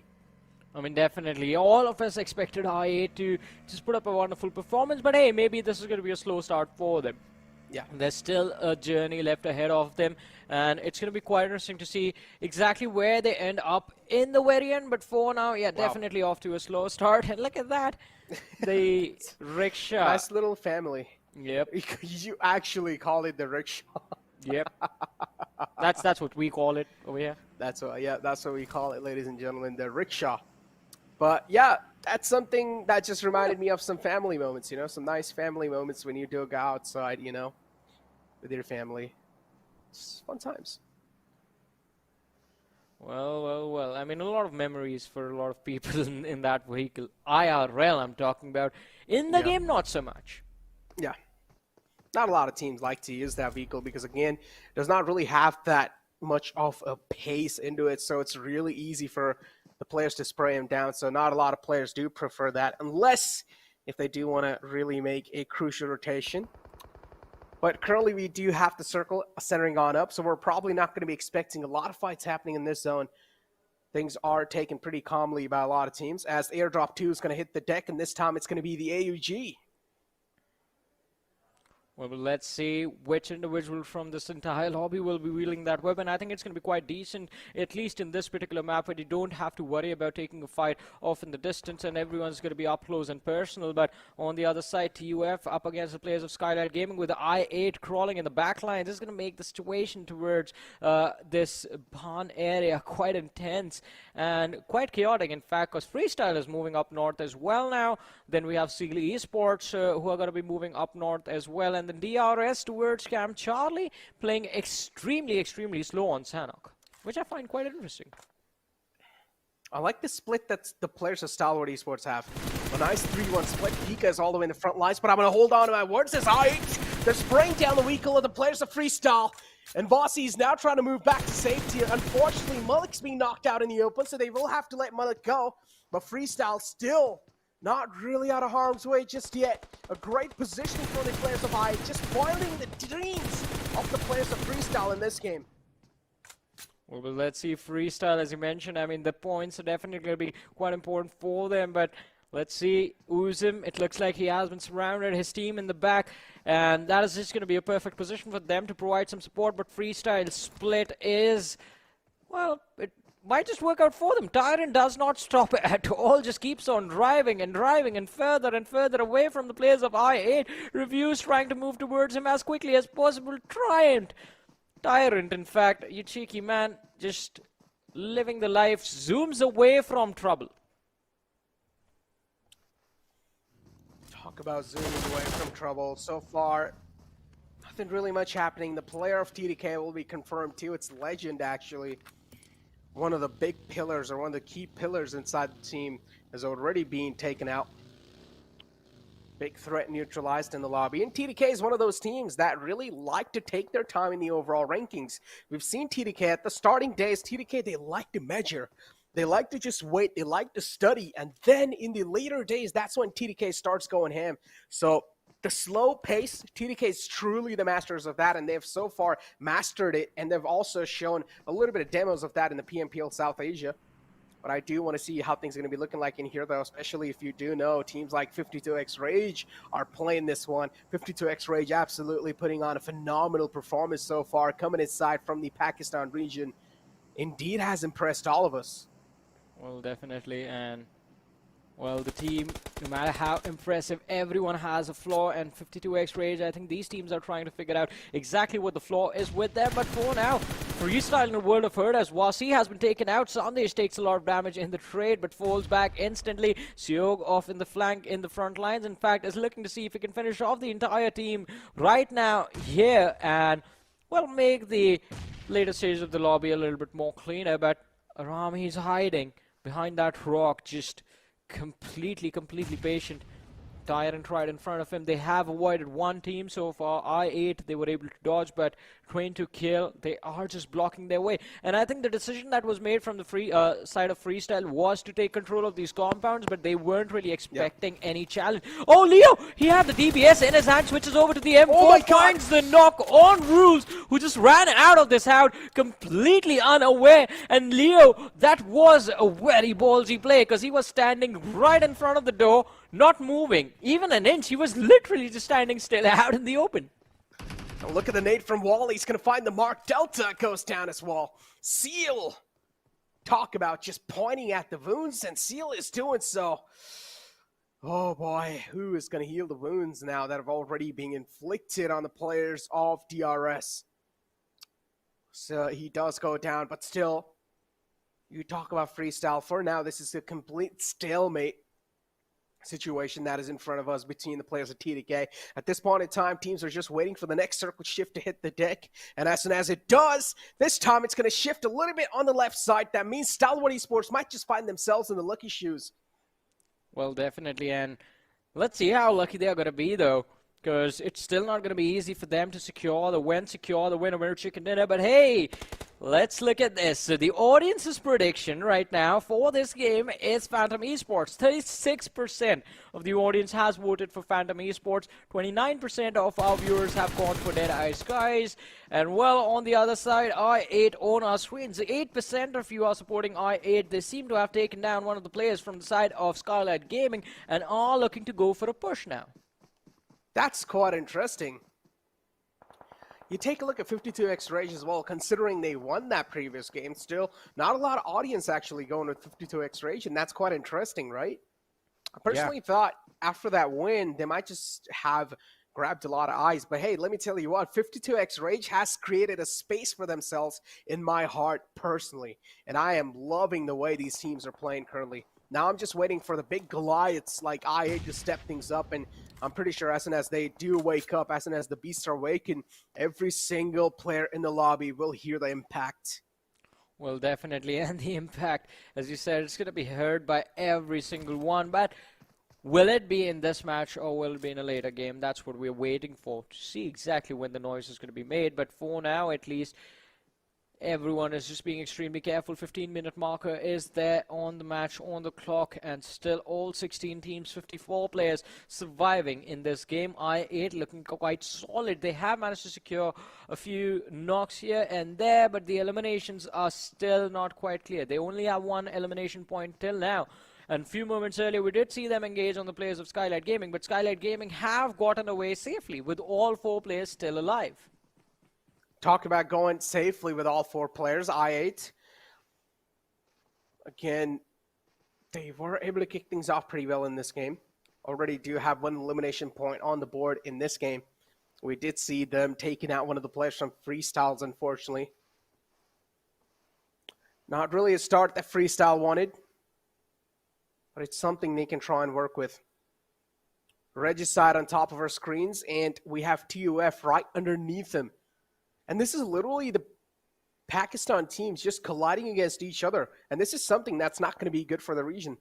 Well, I mean, they are worried about themselves at this point right now, in fact, because winning the game, you are just thinking about your team and your teammates. And on the other side, as you said, the teams from Pakistan, while they collide, JyanMaara, they do have a perfect angle set to collect all of this information, but they have to time this assault perfectly. Wait for the teams to start fighting. As soon as, well, you see players going down from either sides, that's when you jump in. But in the middle, there's that X factor from the side of Freestyle. The last player remaining, Tyrant, he's hiding in the middle of nowhere, but on the other end, I8 see Alex with the nade being lobbed towards Mr. Black from the grounders. The nade does connect. Damage was dished out. Another one lobbed in the same direction, and Alex finds the opening. The knock is going to be secured, but the trade is going to be there from the side of the grounders. Now Sensei is going to be traded out. Advantage to the players of I8C. Zeol, he's going to try and go for a revive and hope he does not get pushed upon, while IC goes for a push of his own to try and wrap up and secure these eliminations, secure these finishes as quickly as possible, and give no opportunity to the players of the grounders to recover as a 4-man roster. Talk about recovering as a 4-man roster. Alex gets slapped down as well. One of the rookies from the side of IC, and he's able to prove himself quite well too in that roster. He's able to gel up with not a lot of time. But we do see the players of Regicide. Your pick, Johnny. And they already have 1 man knocked out under themselves. Insane goes down, and that's something that Regicide isn't really looking out for. Mafia Ninja gets spotted out too. Edgar was not really able to get a glimpse of him, but finally he does. And as soon as he does, he's going to cut off his lifeline. Well, but let's see. Mafia Ninja, just a few pixels separating him and an exit from this matchup. Oh, the feet were spotted out. He's out in the open for a few more seconds. No, he's on the other side now. Edgar, he's just going to miss the opportunity completely. But look at this. The push from I8C is there. And, well, just the last player surviving from the side of the grounders. Godless, just being an absolute god, going for the push behind the rock. Is going to jump on top. The shots from the UMP doing the job. And, well, that's the finish. The grounders have been eliminated. In fact, are the first team to be wiped out completely from this matchup. Who's going to be the next? We're about to find out, as the numbers from the side of T2K are also going to be reduced. They are down to a 2-man roster in this matchup, and I8, they're doing a pretty phenomenal job, but the trades are coming in from either side. I8 have one of their players knocked out as well. What just happened to Skylightz Gaming? They just run for the revive and get another one knocked out. Exactly, just running out in the open. Unfortunately, in the spam of the smoke, TUF, they were able to connect some nice, crucial shots. Another man from the side of Skylightz Gaming just goes down, and this is not an opening, or this is not a start that Skylightz Gaming were indeed looking out for. Look at Skylightz Gaming. They're also getting eliminated by the Wall of Death, and we do know on the map of Sanhok, the zone is a bit too cruel, so you'll have to respect the zone as much as possible.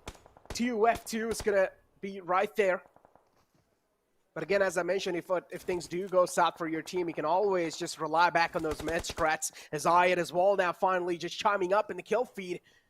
And Stalwart Esports too are able to just inflict some pain and hurt on the players of High Voltage. Seeing a lot of fights happen indeed, but for now it's a little stalemate between the players of I8 and TDK. Let's see, I8, as you mentioned, I mean T2K, they are not looking too solid, just one player remaining, I8. They do have the advantage, but Crypto, not enough HP. Oh, Sioki's been poured out. The spray from the UMP, it connects, and finally, there's the exit, but I8 Bladed on the other side is going to be taken out by AJ from the side of Skylightz Gaming. It's all these teams with just few 1-1 individual each remaining, and they're all fighting amongst each other, which is not going to work out for any of them. But TUF, look at this push against the players of Regicide. Thor barely surviving, and we do have Nocto on top of this rock, finding the knocks. Just one player remaining from the side of TUF. Nocto is going to have to heal up. One more knocked out from the red. JyanMaara, they are here, and they are here to capitalize on this situation. T2K, they are going to lose on their players. Well, TUF are going to lose out on their players, and Regicide loses out on two of their own. Now, the last player surviving from the side of Regicide is just going to be happy that he did not take any hits on himself, and is still going to be healthy enough to survive for his team and secure those placement points in the later stage of the match. It was actually JyanMaara just third-partying the entire frame, knocking on the doors of Regicide. And that's something Regicide did not really expect, so they got caught off guard. Freestyle Tyrant's currently outside the zone, and he's also taking a lot of damage on himself, but now he also wants to go for the confirmation. He smells the blood. He wants the elimination point in his pockets too. But Gunner's quite out in the open. He's taken down quite low too. Playzone as well is inflicting a lot of pain and hurt. This time the Playzone's not going to be blessed, or not going to be blessing any sort of players again, and Tyrant just peeks out and instantly cuts off the lifeline. There you go, the Playzone as well is being quite cruel to a lot of teams. Stalwart Esports as well against the players of High Voltage. This fight's been going on for quite a long time.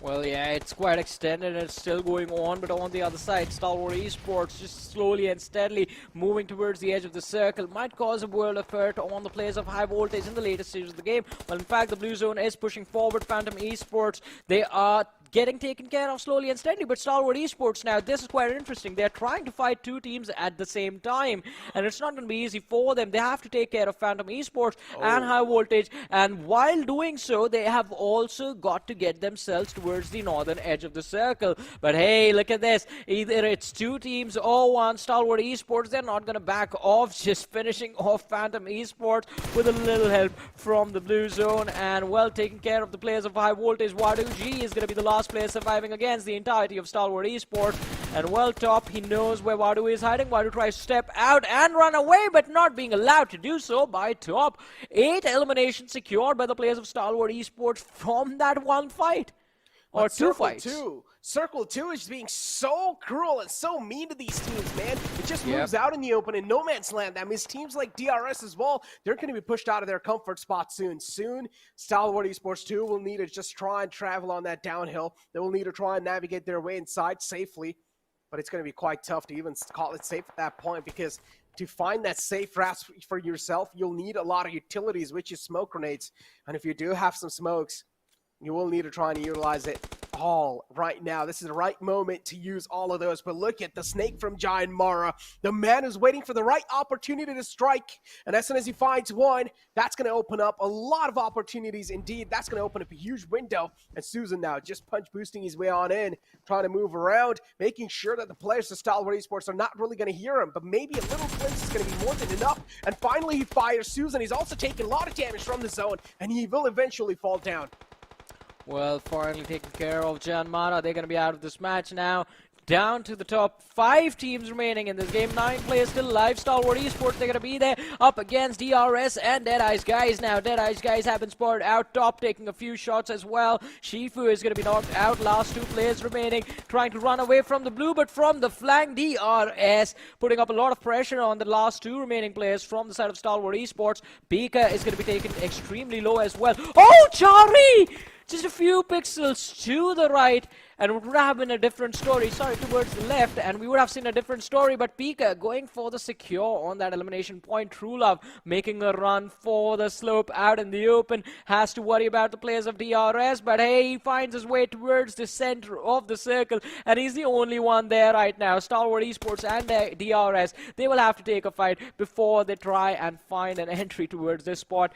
Behind the rock, the players pinned down. A nade being lobbed in their direction might just be the thing that takes him out, but a rotation at the right nick of time protects them from that happening. And the Molotov in return to the players of DE. In fact, the player of DE not really accomplishing much for the players of Stalwart.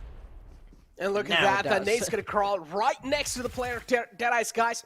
True Love gets taken out, top 2 teams alive. Stalwart Esports versus DRS, and Stalwart Esports currently in the prime spot as well. I called it. Stalwart Esports are gonna take this, and they do.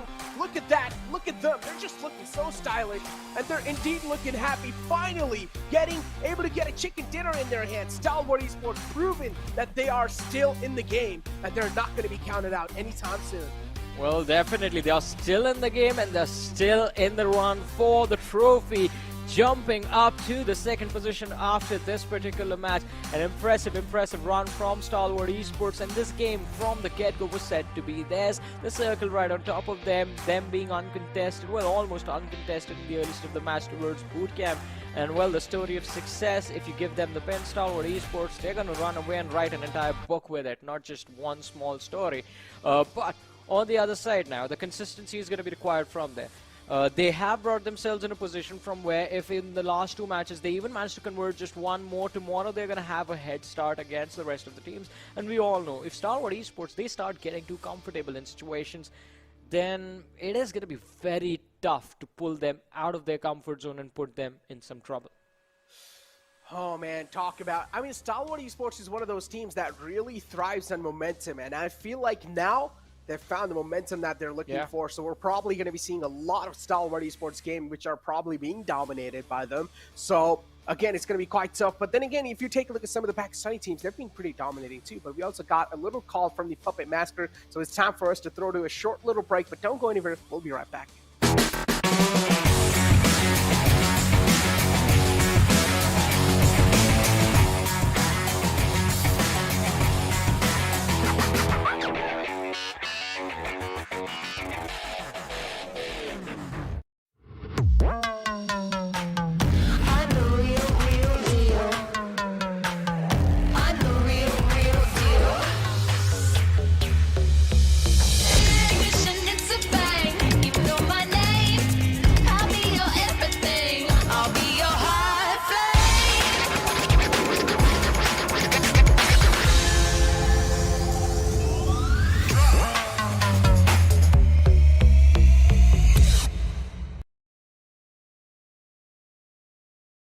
Well, hello and welcome back once again right here at PUBG Mobile Pro League South Asia. Seasons and sagas are continuing on, and indeed, when it comes to the first ever map of Sanhok for the day, that was just obliteration being showcased right there. What do you think, Necro? I mean, the game actually extended for far more than I anticipated, because it was a Sanhok map. It was supposed to be a quick done and dusted sort of a situation, but it resulted in stretching out quite a bit. But indeed, in the end, it resulted in exactly what you predicted, which is Stalwart getting that chicken dinner. Exactly. I mean, Stalwart Esports, I'm not going to lie, they really needed that chicken dinner too, and they finally are able to show themselves up. And as I mentioned with Johnny as well on the desk here, which he was a while ago, I said this, Stalwart Esports is one of those teams that really thrives on momentum. And as soon as you give that momentum to a team like Stalwart Esports, they're just going to start to dominate the entire field too. But then you have some of the teams from Pakistan region coming in as well. 52X Rage, they've been looking phenomenal. They've been dominating the entire battleground with consistency. And now I want to see how things are going to be looking like overall for South Asians in general. But the MVP of the previous game. This time it's going to be Pika from the side of Stalwart Esports with 4 knockouts and 6 eliminations and 777 damage with survival time of 24-16. Again, dude, when it comes to the way the side of Stalwart Esports played this game, this was just absolutely going to be theirs for the taking, and of course that's exactly what they capitalized upon, and in doing so, we did see that Mongolian domination being showcased on this map of Sanhok this time around for 4th game of the day. But hey, we've still got 2 more games remaining, and again, when it comes down to the way the entire storyboard is being created right now, there's a lot of ups and downs taking place, but that consistency is what will be the key. And another thing to bring up is also what Johnny had stated as the day started, which was day number 1 is the most crucial one, because day 1 is how you set your pace up. And if at all I'm to go with the predictions being coming in from the side of the chat, right? You notice that, dude. It was Phantom Esports all the way through with the chat absolutely one-sided in certain sense of the way. But sadly, that's not really being showcased from Phantom Esports this time. Exactly. And day 1, as you said, it's time for the teams to just set the pace for the entire of these SA Championship, right? And if the teams are not really able to do that great in day 1, and if the teams are currently in the latter half of the board after the day 1, they're indeed going to be having a lot of pressure as the game keeps on passing by, as the time keeps on moving, and as the day keeps on passing by. So, of course, day 1, if you're going to be having a nice safety cushion to play around with for the upcoming days, you're, of course, going to be one of those teams that's going to be living tension-free, and you will have enough amount of time to do the research as well, and you won't be second-guessing. Exactly. You will be confident, of course, and in general, this is where we really talk about the overconfident approach stepping in from a lot of teams, right? Sometimes they can be overconfident, sometimes they can get ahead themselves, and they can just start making some rookie mistakes, and that's what we've seen happen a lot of times in the past. But for now, ladies and gentlemen, let's move on over to the Oppo F21 Pro moments, and let's find out how things really kicked off in the previous game. Well, if at all there's one thing to state, talking about consistency, talking about teams doing good and not and what, one team that has stood out in my eyes since the start of the day has been TUF, dude. And for the wrong reasons, of course. Because TUF, they've just not been able to make that mark. They've just not been able to hold steady in terms of the way they're taking on fights, in terms of the way they're pushing on along from one to the next. But again, I mean, this moment right here, this has to be the second best clip of the day. Exactly. And TDK2, unfortunately, we're just catching a lot of bullets. IT as well against the players at the ground. Or this nade right here from the rookie himself. Man, Alex was able to just shut him down like that. And then IT unfortunately caught a little bit too many bullets. And yeah, IC got taken out too. But IT in the end, just sheer will and fragging power, they were able to just overcome all sort of obstacles. And they were able to win that fight right there. Regicide was a pick of Johnny. But unfortunately, they got dismantled pretty early on too. Well, pick or no pick, in the end, it is all going to be dictated by who will be the top, who will be at the top at the end of the day. And looking on to what the prediction is coming in from the side of the chat, based on what the leaderboard is being showcased in the lobby, it is 2 ways affair. But hey, again, I mean, 2 games, still a lot of opportunities, still a lot of chance available for the teams to be able to make a big comeback and completely change the storyline for themselves. As of now, as you push on through to the damage graph itself, I mean, Jesus. 2,034 damage coming in from the side of Stalwart Esports with 12 elimination points. And then from that, as you look on through the entire skyscraper list of the damage graph, you've got T2K on that 15th position, but with 1,170 damage. Oh boy, I mean, Stalwart Esports, of course, this in itself, as we mentioned, or as we were mentioning over and over again, how Stalwart Esports is one of those teams that likes to be aggressive, that likes to keep the pedal to the metal, and Sanhok is a perfect map for a team like Stalwart Esports to also be proactive and also think on the fly quickly. In Stalwart Esports, they like aggression in general, so they are able to put up some insane numbers on the board. 2,034 damage and then 12 elimination points in general just wrapped up. And now let's move on over to the overall rankings of the entire game right there. And we have Seal, of course, leading the chart. Stalwart Esports this time, though, stealing the spot away from 52X Rage. And now in the 3rd game, Rage are going to be quite jealous. Yeesh, okay. This is quite a storyboard being created right here. After the 4 games that have been played, as we get ready for the 5th one right around the corner, there's still a lot of ups and downs that can still be taking place on this storyboard. But along with all of that, as we move on through to the second page, now you get a clear picture of certain teams that are really not having a good day. I mean, as you guys were talking about, being Sanhok, I was actually thinking, if I were asked the prediction, I would actually go with T2K, because T2K have been really phenomenal on Sanhok long back in the day, and this time around, again, it's not only just T2K, it's TUF, High Voltage. They're just not able to make a mark. I mean, forget all of them. Look at IHC Esports right there with 4 games played, 17 eliminations, only 7 placement points. But again, you're talking about Godless and the likes right there in the team that's sitting on the 11th position. So yeah, day number 1 is turning into quite an uphill battle right here for these teams. I mean, IHC, of course, is one of those teams that we all have been eyeing out for. One of the Mongolian teams, actually. And Mongolian region in general has been impressing us throughout the entire time. So this is something that we do not indeed expect from teams like IHC. Right. But I'm pretty sure it's just the first day. Maybe IHC, they're struggling a bit over here and there, because as we do know, there are some of the new teams coming in from the Pakistan region too. So there might just be some chances where IHC might just be caught off guard. We don't exactly know what the problems are going on inside the team though. But hey, what I'm excited for is the upcoming game. And this is something, Blotter, I'm pretty sure even you are going to be looking out for, because this is the Erangel game. Back to the roots. Erangel, one of the most OG maps indeed, and every single team and player is just familiar with this map. Now, what we're going to be eyeing out for is the zone going to be playing some evil games or not. Well, that's for sure. That is 100% for sure, 200% for sure. Because again, you talk about the zones today, I'm loving it, dude. From one map to the next, every single time we've spoken about or looked at the zone, it's been absolutely ludicrous, and nobody would have anticipated day number 1. But hey, that is what it is going to be like. Because again, you've got a total of 4 days, and that first day of that 4-day affair is almost coming to an end, with this being the second last game of the day. So yeah, let's just push on along. Let's have the question asked right off the bat, dude, which is going to be, which team are you going to be predicting? I mean, you've already spoken about the map, but where do you think are we looking at when it comes to the team pushing up on top, or maybe even getting chicken dinner? I mean, it's entirely up to you. What do you want to predict? The zone, the rotation, the prediction I'm going to go with, my team has to be this. I'm going to go with something completely different. I'm going to go with I8, because I feel like so far they've been struggling, so now it's their time to step things up.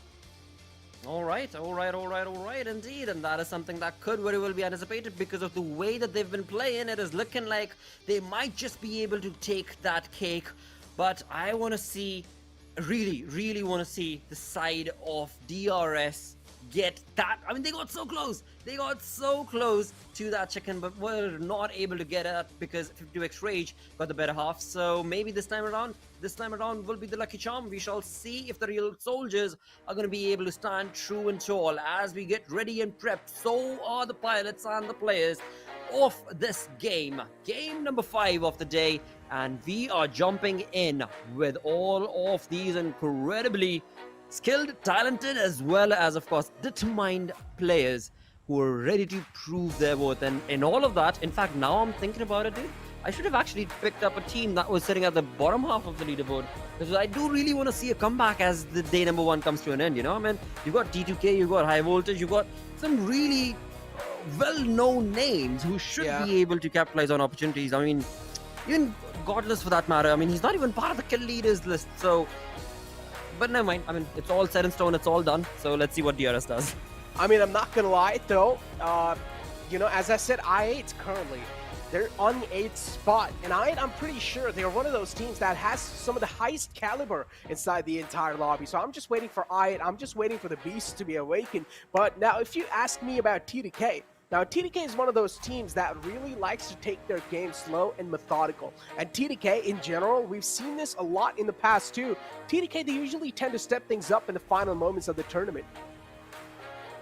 That is true. That is true, of course. But that was a different TDK now that I'm thinking about it, as we did have a little bit of, or not a little, actually quite a lot of those change-ups that did take place in their lineup, right? So that also does bring in a different approach to the way that the play can be anticipated from the side of that team. But hey, nothing taken away from their side or their opponents for that matter, because you've got so many big names that are sitting on that second page of the leaderboard, and especially on the bottom half of the leaderboard. Right now, once again, Stalwart Esports tries to take on another go at the team of I8. They have gone down to the military base again and again. We've seen that time and time again. I love that spot. But hey, this time around, Stalwart Esports in this lobby are wanting to really make it a mark, and kind of confused as to what exactly is Wally and Baron up to, because they were not moving around. They were not interested in looting around. They were just sitting there like ducks, waiting to see what I8 is going to be bringing into the table, maybe waiting to have some audio cues. As of now, we've got reviews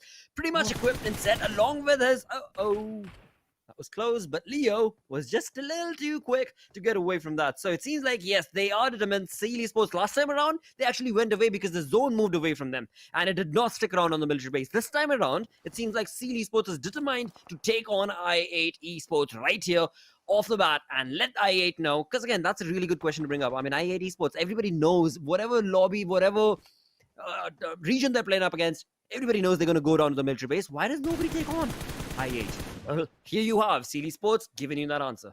Exactly. I8 and Seal just clashing against each other, and I8 this time just inflicting some pain on the players of Seal.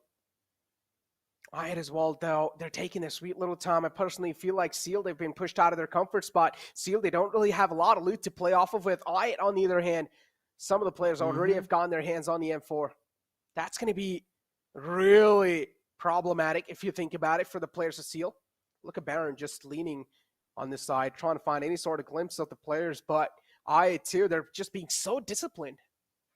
Ooh, this is the time we need viewers to chime in along. This is the time we need viewers acting and bringing in their votes. Just vote in right now. With this, you already have a clue as to which team is going to be the one walking away. What? Do you think Stalwart Esports will get this fight, or do you think I8 are going to be the ones who will be able to chime in along and get this entire lobby knowing that, you know what, military base is theirs, nobody touches I8 on the military base? But it seems like right now, if that first knock is anything of an opening, Stalwart Esports is looking really good, looking very comfortable in taking down the entirety of I8 with crypto down. I mean, that's, yeah, come on, viewers, start voting. Vote, space, team tag. That's all you got to do in the chat. Come on, man. Don't let it be a caster curse, I8. You will need to try and defend it. I went with you guys, I8. Oh boy, come on. I know you guys have got this. A 3-on-4 situation. I do realize one of the most instrumental men in your team has already been taken out, but still, I do believe I8 is one of those teams that is a force to be reckoned with. And I'm just waiting for the base to be awakened. Reviews as well is catching a lot of bullets. Look at the players of Seal just marching on over like a pack of soldiers, moving on in. Seal, man, they're just looking so confident in this fight as soon as they were able to find the opening. I8 indeed, now they're going to start to shake quite a lot. Well, Blade out in the open in the back, just holding on that flank angle on the other side for the side of Stalwart Esports. They did push on along, like you so perfectly mentioned, with some really synergistic plays, and in doing so, they've got their angles flanked, and one by one, players of I8 go down. Reviews, the only player standing, but not for long, because Stalwart Esports, with all 4 players still standing, yep, there was a little bit of damage taken on from their side, but nothing shaking them away from that position. That was just perfectly played from the side of Stalwart Esports indeed. And I8, well, they have been crushed to the dust with all 4 players eliminated. Means the entirety of the team of I8 is gone. And this is just in the first 5 minutes of the second last game of the day. Wow. What a flawless execution from the side of Seal. Yep, and I'm really sorry. I'm really sorry. I mean, oh boy, I didn't mean to do this, but what a shot from Wally too. Oh my God, talk about a pinpoint precision shot and talk about eagle eye. I mean, this man has just proved up on all the marks. He's just ticked all the boxes at this point. The Seal too, just making these off angles, playing this so well. Wally all the way on the top, just no one expected this man to be there. And Seal, they just executed that so perfectly. Talk about a perfection play. And Seal, It's like they're well familiar with that military base island. That is so true indeed. But on the other front of the map, of the fight itself, we've got the side of Team TUF, who I've been saying again and again, are not having a good day. But right now, looking at the way Team TUF, not only right now, just a few minutes ago as well, they were trying to take on shots against another team that was making rotation. And hey, we've got the team on front in our screens that has been picked up by the chat. That, of course, needs to really start delivering a lot more than they have. Nothing taken against the side of Phantom, because they have had a recent decent run. In fact, starting off the first game itself on Erangel, we saw them being in the top 3, where JyanMaara got the chicken dinner. So Phantom Esports have been part of the top 3 to the top 5, but yeah, to really stand out, to really showcase it to the crowd, they need to get a chicken dinner, simple as that. Exactly, and as we also did see a little bit of graphic on the bottom left side, ladies and gentlemen, we have to complete those milestones. And if we do, the first milestone is going to be starting all the way from 50k viewership. If we do reach the 50k viewership mark, we're of course going to be giving some nice in-game cosmetic, some nice in-game suits. And then if we do move on over to 75k, some a little bit more viewer rewards for you guys. And keep this in mind, all these rewards are permanent, so these rewards are going to be staying with you forever. And then you have another reward at the 100k live watching. That is another milestone. That is the final milestone. If you guys do hit it, then we'll be giving away some nice shirts in game. And again, as I mentioned, those are going to be free permanent outfits. So make sure to tune inside PUBG Mobile South Asia YouTube channel, and you guys will be able to find over there. Another little thing for you guys here we've done this time is predict who will win this game. Go to PUBG Mobile South Asia YouTube channel and make sure to vote, space your team tag that you guys are voting for, and make sure to just vote for your favorite teams, because I'm pretty sure currently in the lobby, the latter half of the board definitely needs all your prayers. Well, they do. They so most certainly do. As we look on through to JyanMaara's Night YT, making a rotation along with his teams towards a compound that has already been taken over by the side of T2K.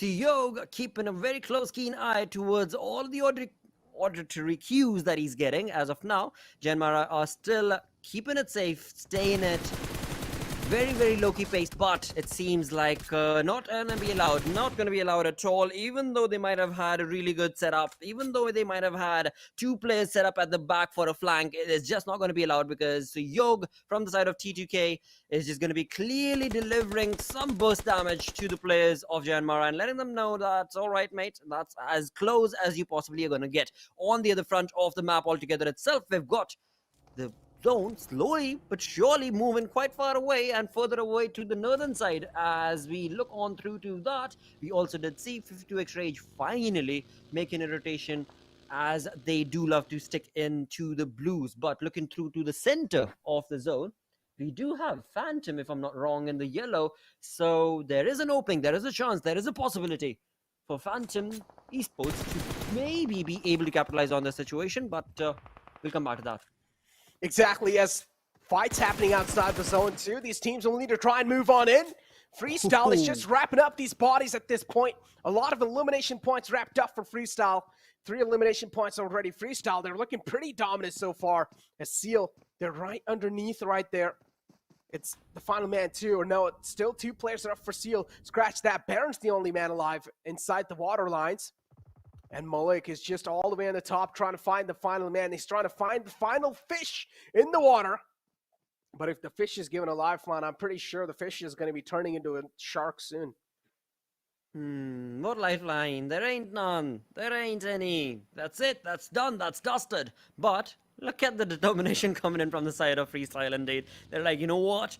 Either it be the last fish in the sea, I'm going to get it. I'm not going to go down to the blues. I'm not going to go down to any of this, because I need that point. I need that defeat point. But, all right, I guess they have finally made a decision to walk away from that fishing expedition that they were stuck in. But it seems not Malik, though. Not Malik. He's still too very keen to maybe try and have one final last look at that. Oh, God, no. Okay, now, you know what? Seal Baron definitely has an option. He has an opportunity. He has a possibility if he gets to the edge. And because he's got a vehicle there, again, though, it is going to be very, very difficult. But there is still a hope and possibility for him to be able to maybe make it into the zone. But who does not have the possibility or the likes of making it? It's going to be 52x Rage's player, as he has been brought down thanks to Mafia Ninja. And look at Mafia Ninja just tapping away with the M16A4. Easy. Suppressed too. Wow. 52x Rage, unfortunately, already having a casualty on their side. Indeed, not a good news for them. Circle as well, just tilting a bit up north. Do you want to find out where the next circle shift's going to be looking like? Because I already like the circle, the way it's setting up the entire pace of the game.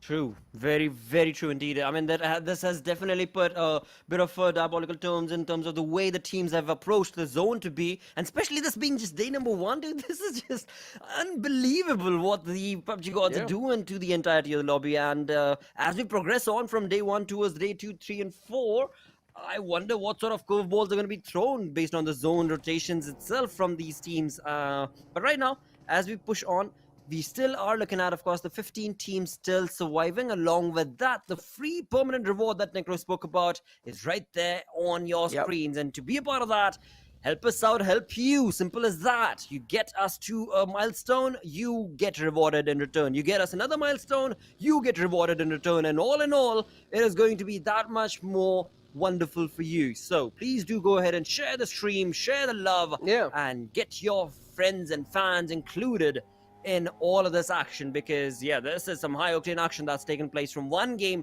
to the next, one map to the other, especially once again based on the zones. But right now it's going to be IHC's Yol, who's trying to make a rotation through the shooting range, but it seems like he's not going to be allowed to do so.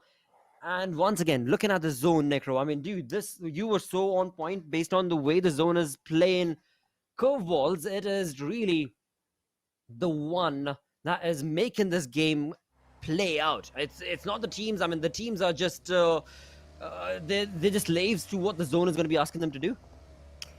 I've seen this type of similar circle in the past too, and if I'm not wrong, the zone has to shift on the right side, kind of towards Even the players further? of Skylightz Wow. Gaming and Stalwart Wow. Esports. This has to shift on the right side. If it doesn't, if it does shift on the left side, that means there's not going to be a lot of cover to play around with. Teams, again, will be pushed out of their comfort zone. But my prediction is that the zone will shift on the right side, but we'll only be able to find out as the time progresses by, or as the time passes by, as we do see the next circle in front of us, and we do see there's a decent amount of teams still stuck outside the zone. At this point in time, the zone's going to be starting to get filled up with a lot of teams, and the zone's not going to have enough place for all the teams to contain. So that means we're probably going to be seeing a lot of bodies hit the deck as well, as Rage, they finally just crash against the compound with the players of TDK in it, and TDK, now it's their time to try and defend this compound without a doubt against the players of 52x Rage. Zyok steps out, unfortunately messes up that nade as well. 52x Rage, they're able to find one of the players of TDK. Now it's all down to Zyok. It is all down to Zyok indeed. He's been trying to use those perfectly set up nade situations for himself, but it's just not going to do it, mate. He's all by his lonesome, and Knight will take on that Rage in action in the UMP against the face of that player of T2K, Zyok, and of course that is going to be his demise. And in doing so, now it's all down to TTK. Jane, what exactly is he going to be able to do? And Sandesh, where are you at, mate? Sandesh, far away, locked up, away onto the top of that hill, is looking on to give a little bit of that cover fire, but the 3-man army coming in from the side of 52x Rage, dude, they have really pincered down the positioning. And what? Oh, Jane! Wow, Jane, that was spectacular sight coming in, as he was able to just spot small little pixel, and that in turn has turned this into an equal fight. What happened? Exactly, Jane. We've seen this man set up for some nice, glorious moments in the past as well. But the problem here this time is going to be Jane does not have any sort of helmet to work with. One bullet in the head will seal the deal. Jane, though, as well, is quite hurt, so he does not really have the HP working for him. But a nice trade from the side of Rage will take down Jane. TDK, they're getting dismantled. Rage as well. Final man up. Zen is going to be the last hope alive. But TDK too, they're able to get the fallen man back up. Zyok and Sundays, the two just damaging men on the side of TDK. These two men are on a mission to take down the entire squad of Rage. But Rage too, they're still quite hurt. They're definitely hurt, but they're not yet broken. There's still a 3-man army, and they're standing on tall and true. But will that be enough? Oh, Okay, probably not going to be allowed because T2K, Sandesh and Jane, they are on a rampage. They are absolutely evenly sorting this out against the players of 52 Rex. And as they do, the rage on point from T2K has just completely stopped 52X rage in the track. And Sandesh and CEO, the two legendary players from T2K, have been able to stop that team in the tracks, and not only that, but eliminate them from the entire lobby, thus remaining of 14 teams, 17 minutes in, and IHC chiming along, and that's going to be none other than Godless with its Scarel stopping the Grounders rotation as one by one Mac and the others are going to drop down to his knees. But looking on to the kill feed, JyanMaara seems to have a little bit of a shot against the players of IHC, as IHC are out in the open, and right behind above them is going to be the players of JyanMaara indeed. And JyanMaara were able to get a knock, but it seems like the defeat point has not been confirmed yet for them. What we're really seeing here is that Seal, unfortunately, they just have one less man alive. Mullik too, getting ticked off by the play zone. But unfortunately, Mullik now is going to get charged on by the player 2F. Freestyle. Another challenger approaching. How is he going to try to take care of this one this time? Two players, Mullik, the solo man, survival between the pack of the entire Wolves of TUF. TUF looking to just snatch him away, and they will. And eventually, the player of Freestyle will fall prey to TUF. TUF just putting the final nail in the coffin. And that's going to be another player just taking an exit from the lobby. Phantom 2, they're down to 2 men alive. Well, TUF, they definitely needed these points, and they have fought hard and proud to be able to work towards them, and they have successfully gotten that. But that success hopefully is not going to be short-lived, as the game will progress on along with 12 teams still remaining right here, 18 minutes into the game. IHC have really been showcasing a lot of wonderful plays, but is that going to be enough? Because they're a 3-man squad. Oh, my correction, a 4-man squad, because it seems like Godless is going to be jumping up to IC to give that revival right above. Again, it's the same exact situation that we were at, right next to the shooting range, where right above them is going to be JyanMaara, and right in front of them is going to be Regicide, where Voltrux is trying his level best to get a keen spot on against the players of IHC. But yeah, it's easier said than done. And of course, with that, we can see Raz also extending himself quite a lot further. As he does so, what he does not realize is right behind him is going to be High Voltage, and High Voltage are only waiting for that small little sneak peek coming in from the side of River. And as soon as I do that, High Voltage are definitely going to be jumping into that fight with the third party as well. But for now, it is all TUF in the kill feed again and again and again as they jump in to take on a lot of those fighters. And finally, the side have found the opening that they were waiting for. The opening indeed's been found. JyanMaara's ball all the way on the top, but unfortunately this time, Regicide. One man taken out from the side of JyanMaara. Look at DRS2 now against the players of TUF. They were able to just wipe out the entire existence of Freestyle, but this time wiping out a team like DRS, this is going to be competition leveled up for them. And this is going to be quite tough to get rid of a team like DRS, but they're quite in the edge of the zone too. They still need to make it inside the zone as well, so this is something that will need to be trying to capitalize on. I'd seen the front lines of our Regicide, and this time, Vaz is going to toss a nade on in. Might just crawl quite close to IC, but still IHC. One man has already been taken out. IC as well is being knocked out. That means IHC, they're handicapped big time. Big time indeed, dude, because again, I mean, you have to commend the approach coming in from the side of Regicide, as they've been stuck to that crosshair point for such a long time. They knew where IHC were, they knew that they could very well take that team down, and now they have delivered to the promise they made to themselves. And JyanMaara were nowhere to be seen, because I thought JyanMaara would chime in along with that King of the Hill advantage working in their favor, but that's not going to be the case. On the other front, High Voltage taking on shots against Skylightz Gaming. Again, High Voltage, the position that they were on, that was so looking good for them, but they have not been able to capitalize that. As you push on from one fight to the next, this is all and slot coming in from these teams, as DRS Gaming's Rules OGs just on the sidelines as Stalwart and Deadeyes Guys just have a blast against each other. It's an absolute pandemonium, Potter. It was, dude. Yeah, it's an absolute pandemonium. Still 29 players and 9 teams alive. Skylightz Gaming just peppering down the shots in the front.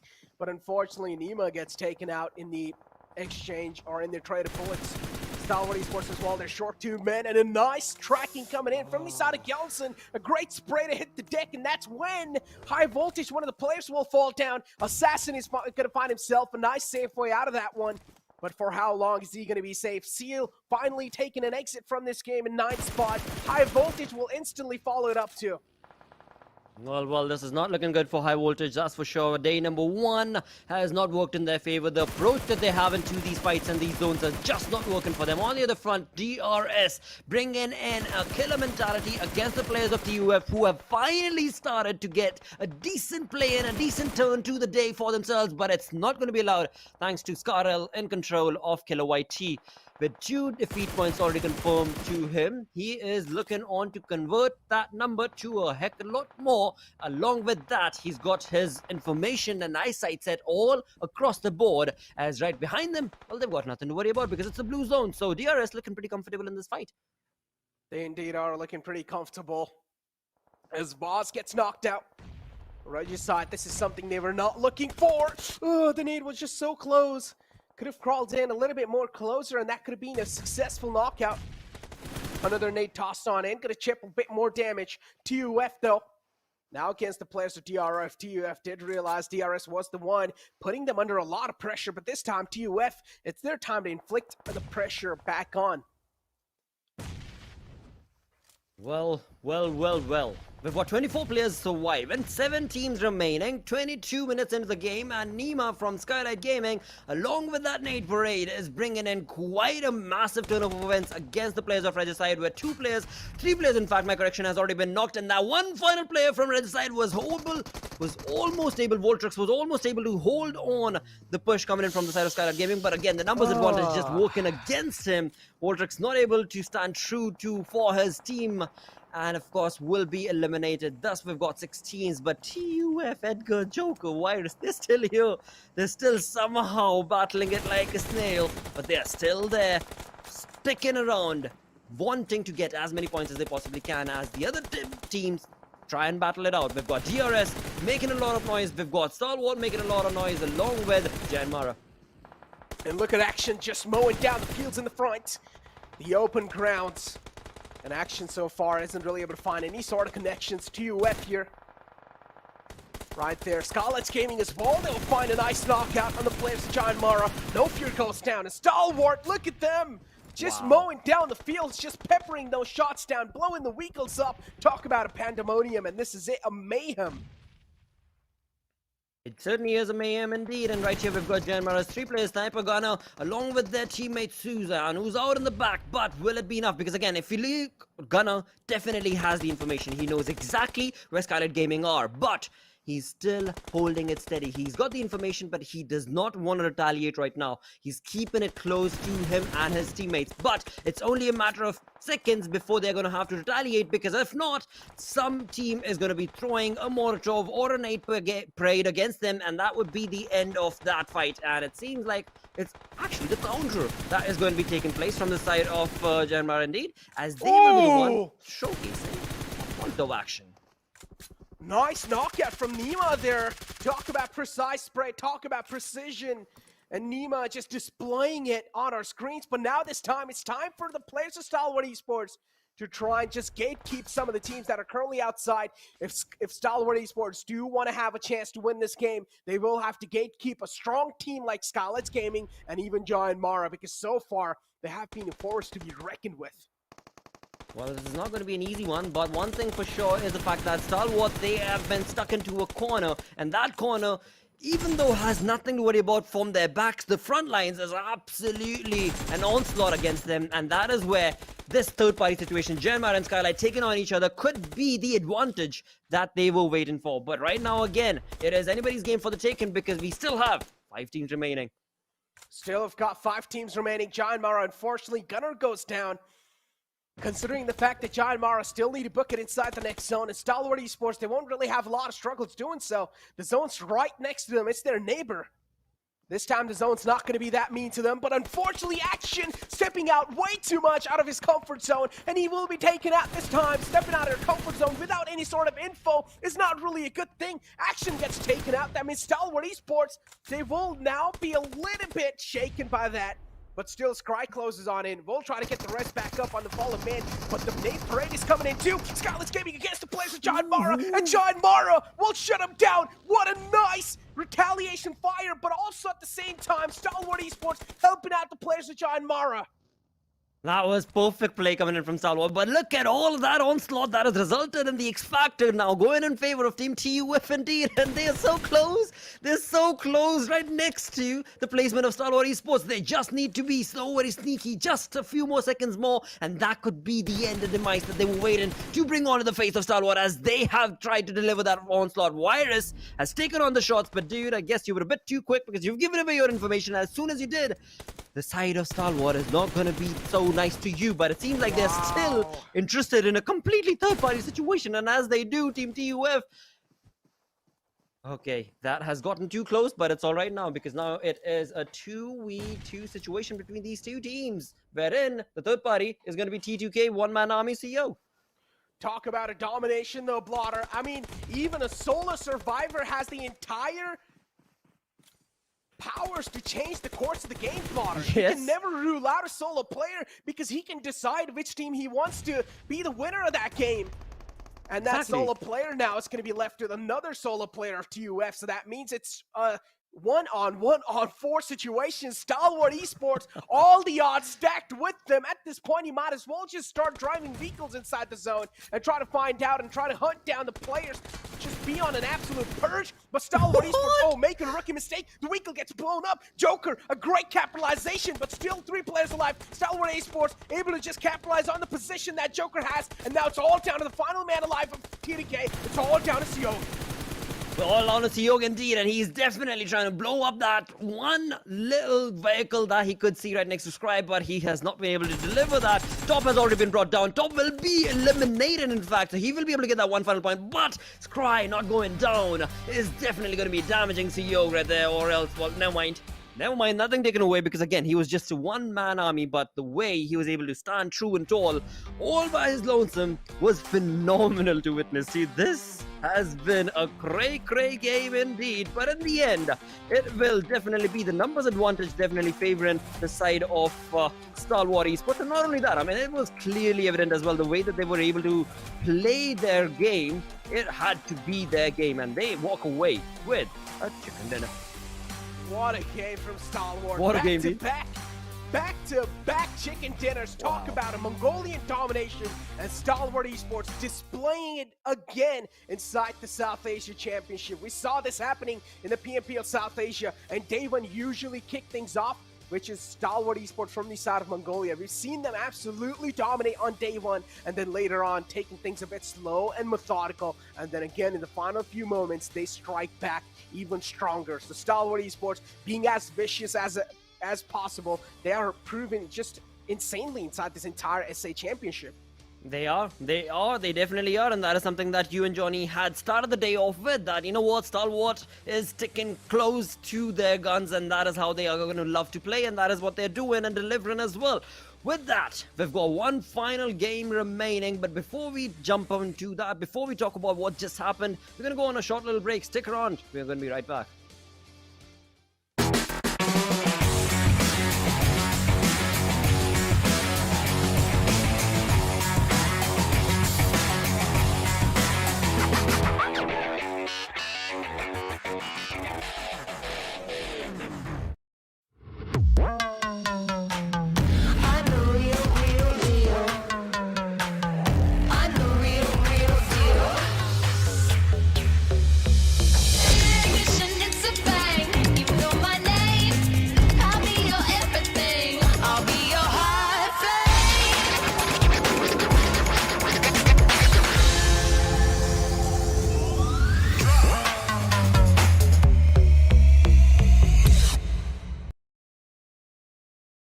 Hello and welcome to PUBG Mobile Pro League South Asia Championship. Johnny is back on the desk on the league, and of course Necro is sayonara for the day. But dude, what a play this was again. I mean, back to back chicken dinners coming in to this team of Stalwart, the Mongolian team, that was domination. And that final fight, you saw that. That was ludicrous, dude. I think we predicted this again, that Stalwart Esports, they never have a good start to any day. Not any day, like the first day in particular of any tournament is never theirs. But slowly and steadily, they recover quite nicely. And, well, it's not even a recovery. It's just the domination sort of has been brought to the table now. And, again, JyanMaara, they are looking more and more impressive as the day goes on. They definitely are. I mean, talk about another consistent team. This has to be the one because they have been rocking the boat again and again with the amount of sneaky plays that they've been able to make. And not only that, utilize the opportunities as well, which is beautiful for their side. Another team to see a little bit of resurgence from, in this game especially, was the side of TUF as well as Skylightz Gaming. I mean, definitely. Skylightz Gaming, I think we were waiting for this to happen. And since the team has finally started to pop off, we hope that the consistency is going to be there in the last game of the day and in the matches tomorrow. But TUF, again, is one of those wildcard teams that you never know what to expect from. I mean, it is either going to be a massive, massive pop-off, or there are going to be a few blunders that result in their early demise. This time, walking away with 6 eliminations and those 10 placement points, that is a decent run from the players of TUF. And Skylightz Gaming, again, the aggression that was there in the game from their side, I mean, you can only take it to a certain level, right? After that, you were going to be overwhelmed, and we did see because of which Skylightz Gaming take a slightly, I would say, the middle of the table exit, but still, the overall tally is looking pretty solid for them as well. It is. It most certainly is. It's getting real close and a kind of nail-biting sort of a turner when it comes down to the way the storyboard is turning. But that's only on page 1.5, I would say. The second half, that latter half of the leaderboard, still looking not so good. I mean, High Voltage, another team to bring up, or not bring up, in fact, would be a team that's not really having a good day, right? I mean, not only High Voltage, there are other teams as well. But you did mention it as the day started off with Necro that, you know, day number 1 is going to be really crucial to be able to create the momentum as you push on along, as you move on along, and whatever X factors that you've got, you should have been able to capitalize and utilize. If you've not been able to do so today, then tomorrow things are going to get that much more dicey because the teams are going to be doing that much more homework than what they've done earlier. I don't know. I mean, it's but again, it is thankfully not a 3-day but a 4-day affair. So today can still be taken lightly. But yeah, I mean, it's my job to really start pounding it down that, all right, mates, this is the time. If you don't deliver now, then it is time to start packing bags. Yeah, exactly. I mean, if you don't deliver in this very last game and then in the matches tomorrow, I think tomorrow is going to be the most important day. That is when we are going to see those clear differences arise in the overall rankings. But still, as you said, the last game is definitely going to be important for the teams that are anywhere below, outside the top 8. Absolutely, that is so true indeed, and top 8 themselves have a lot of ups and downs going on, and right off the bat, the way the game started off itself, we had this crazy saga take place. I mean, previously also, it was match number 3, I believe, where they did have an opportunity, Steel Esports that is, to take on this sort of fray against the players of I8, but again, that was dictated by the zone moving away from that military base. This time around, Steel Esports stuck around and they just completely obliterated I8 at their home ground. That's been there forever, dude. I mean, thanks to Oppo F21 Pro Moments for absolutely capturing that pristine replay. I mean, we get to live it again, right? And exactly. I mean, again, so that fight was what I felt it was inevitable. It was unavoidable since both the teams do, in fact, land towards the military base area. It was bound to happen. Did not happen in the first match. Did not happen in the second one. In the third one, it finally does happen. And again, I8, I think, it's just one unfortunate thing after another. The day has not really been theirs. Maybe tomorrow the fates are going to turn in their favor, but as far as today is considered, I8, they're struggling. They are struggling quite a lot, in fact. I mean, we spoke about their individual plays to the team getting caught off based on rotations to now just completely getting themselves pincered down in their own home grounds. Yeah, it's a lot to take in for day number 1 itself for the side of the lot, but on the other side, as we move on through the damage graph, we look on to the side of T2K, TUF, Skylightz. I mean, these are teams that are really making a good turn of events when it comes down to the day slowly coming to an end. I mean, especially, and Stalwart Esports, I think, also have been pretty consistent. But again, as you mentioned, I think T2K, Skylightz Gaming, with this match, they did, in fact, make quite a decent push towards the top 8, but Again, it's going to be quite interesting to see how the last game goes for them, because we have seen sort of those moments of brilliance from these teams, but no certain consistency, at least not the level that we expect. And since we do have the overall rankings in front of us, look at that. Skylightz Gaming, that was a phenomenal run from their side. 39 points is the total tally, only in the top 6. Train to Kill, they barely make it into the top 8 with 34 points to their name. And on the other side, Stalwart Esports, 77 points already done. I want to see, I mean, the probability is going to be very low, but if they manage to hit the century today, I think then, yeah, the trophy is pretty much theirs in day one. Oh no! Oh no! That's too early to say, dude. No! No, don't say that. Come on, I mean, alright, so let's talk about the moment right there for IHC and that small little revival that was showcased right there. Right, we were right next to the shooting range. It was Voltrix and, of course, a red side basically. Red side was set up over there. Godless and IC, they were trying to get that revival story going on between them again and again with high voltage in the up ground, and still we saw a little bit of that resurgence from IHC Esports as well. So what do you think? I mean, just to predict, just throw a stone out there, you know, in the black void. I think IHC are too controlled right now. They just need to be let loose. The players, the way, I think again, since it has been a while since there was a shift in strategy in the way IHC has been playing, and since then we have not seen them sort of be the same IHC that everyone in the lobby used to be scared of. I think in the going into the last game, the players just need to be let go of and just be told like, alright guys, we are giving you this one game, do whatever you please, just go as aggressive as you go, and from tomorrow onwards we are back to the same old textbook plays. And I think that is when we will see IHC sort of come into their own. Or maybe I think IHC their playstyle is quite similar to what 52X Rage Esports are trying to do. So if they sort of pick up on what the differences are, I think IHC, they have sort of they have enough experience and firepower in their lineup to sort of make that strategy their own. I think 52X Rage is going to be a perfect example for IHC to sort of pick up how that mid-game rotation actually works. Wow. I could...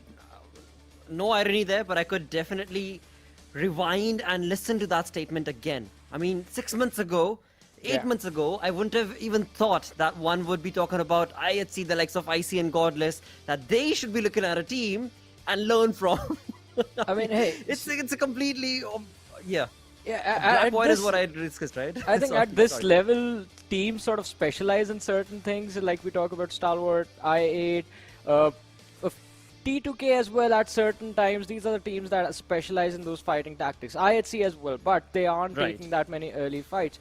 So if you are trying to accomplish something that some other team is already doing a little bit better than you, why not copy their playstyle? I mean, if it works, it works, right? True, very true indeed, very true indeed. And with that, of course, Johnny, it is time to answer that question, dude. I don't really like to even ask the question, but you already know. All right. So what's going to be the answer? I'm just going to go with IHC for this one. I mean, again, hopefully they pop off and secure the chicken dinner. As I said, just let the lad loose. Let the players loose. Let the diapers go. Let's just go guns blazing, balls rolling, whatever it be. You know, just get that back. The godless IC approach back and the Zeolan. Yep. We'll see. We'll see if that'll be the case or not. But yeah, IHC it is from me as well. So let's keep it all closed down. And this is, of course, going to be the map of Miramar this time around, which is something that Johnny mentioned earlier as well. So normally we've seen that the day would end on Erangel. This time around, there's a little bit of twist in the storyline where we are going to be taking things on a different heated discussion, which is going to be Miramar to close the day off. But let's find out. Let's find out. Also, dude, we got to keep in mind, you and Necro actually did have a real an interesting conversation at the start of the day as well. So talk a little bit about that and what can we anticipate from that? I think Avenger has to do a lot of push-ups after this game. I mean, because he predicted Freestyle is going to be on #1. To be fair, he is one of the players in the lineup, so he practically had no other option. I mean, because you have to be confident before the matches start, right? But that was his prediction, and Freestyle, it's a massive, massive jump that they have to make. So if all the teams in the top 9 just get eliminated early on, I mean, yeah.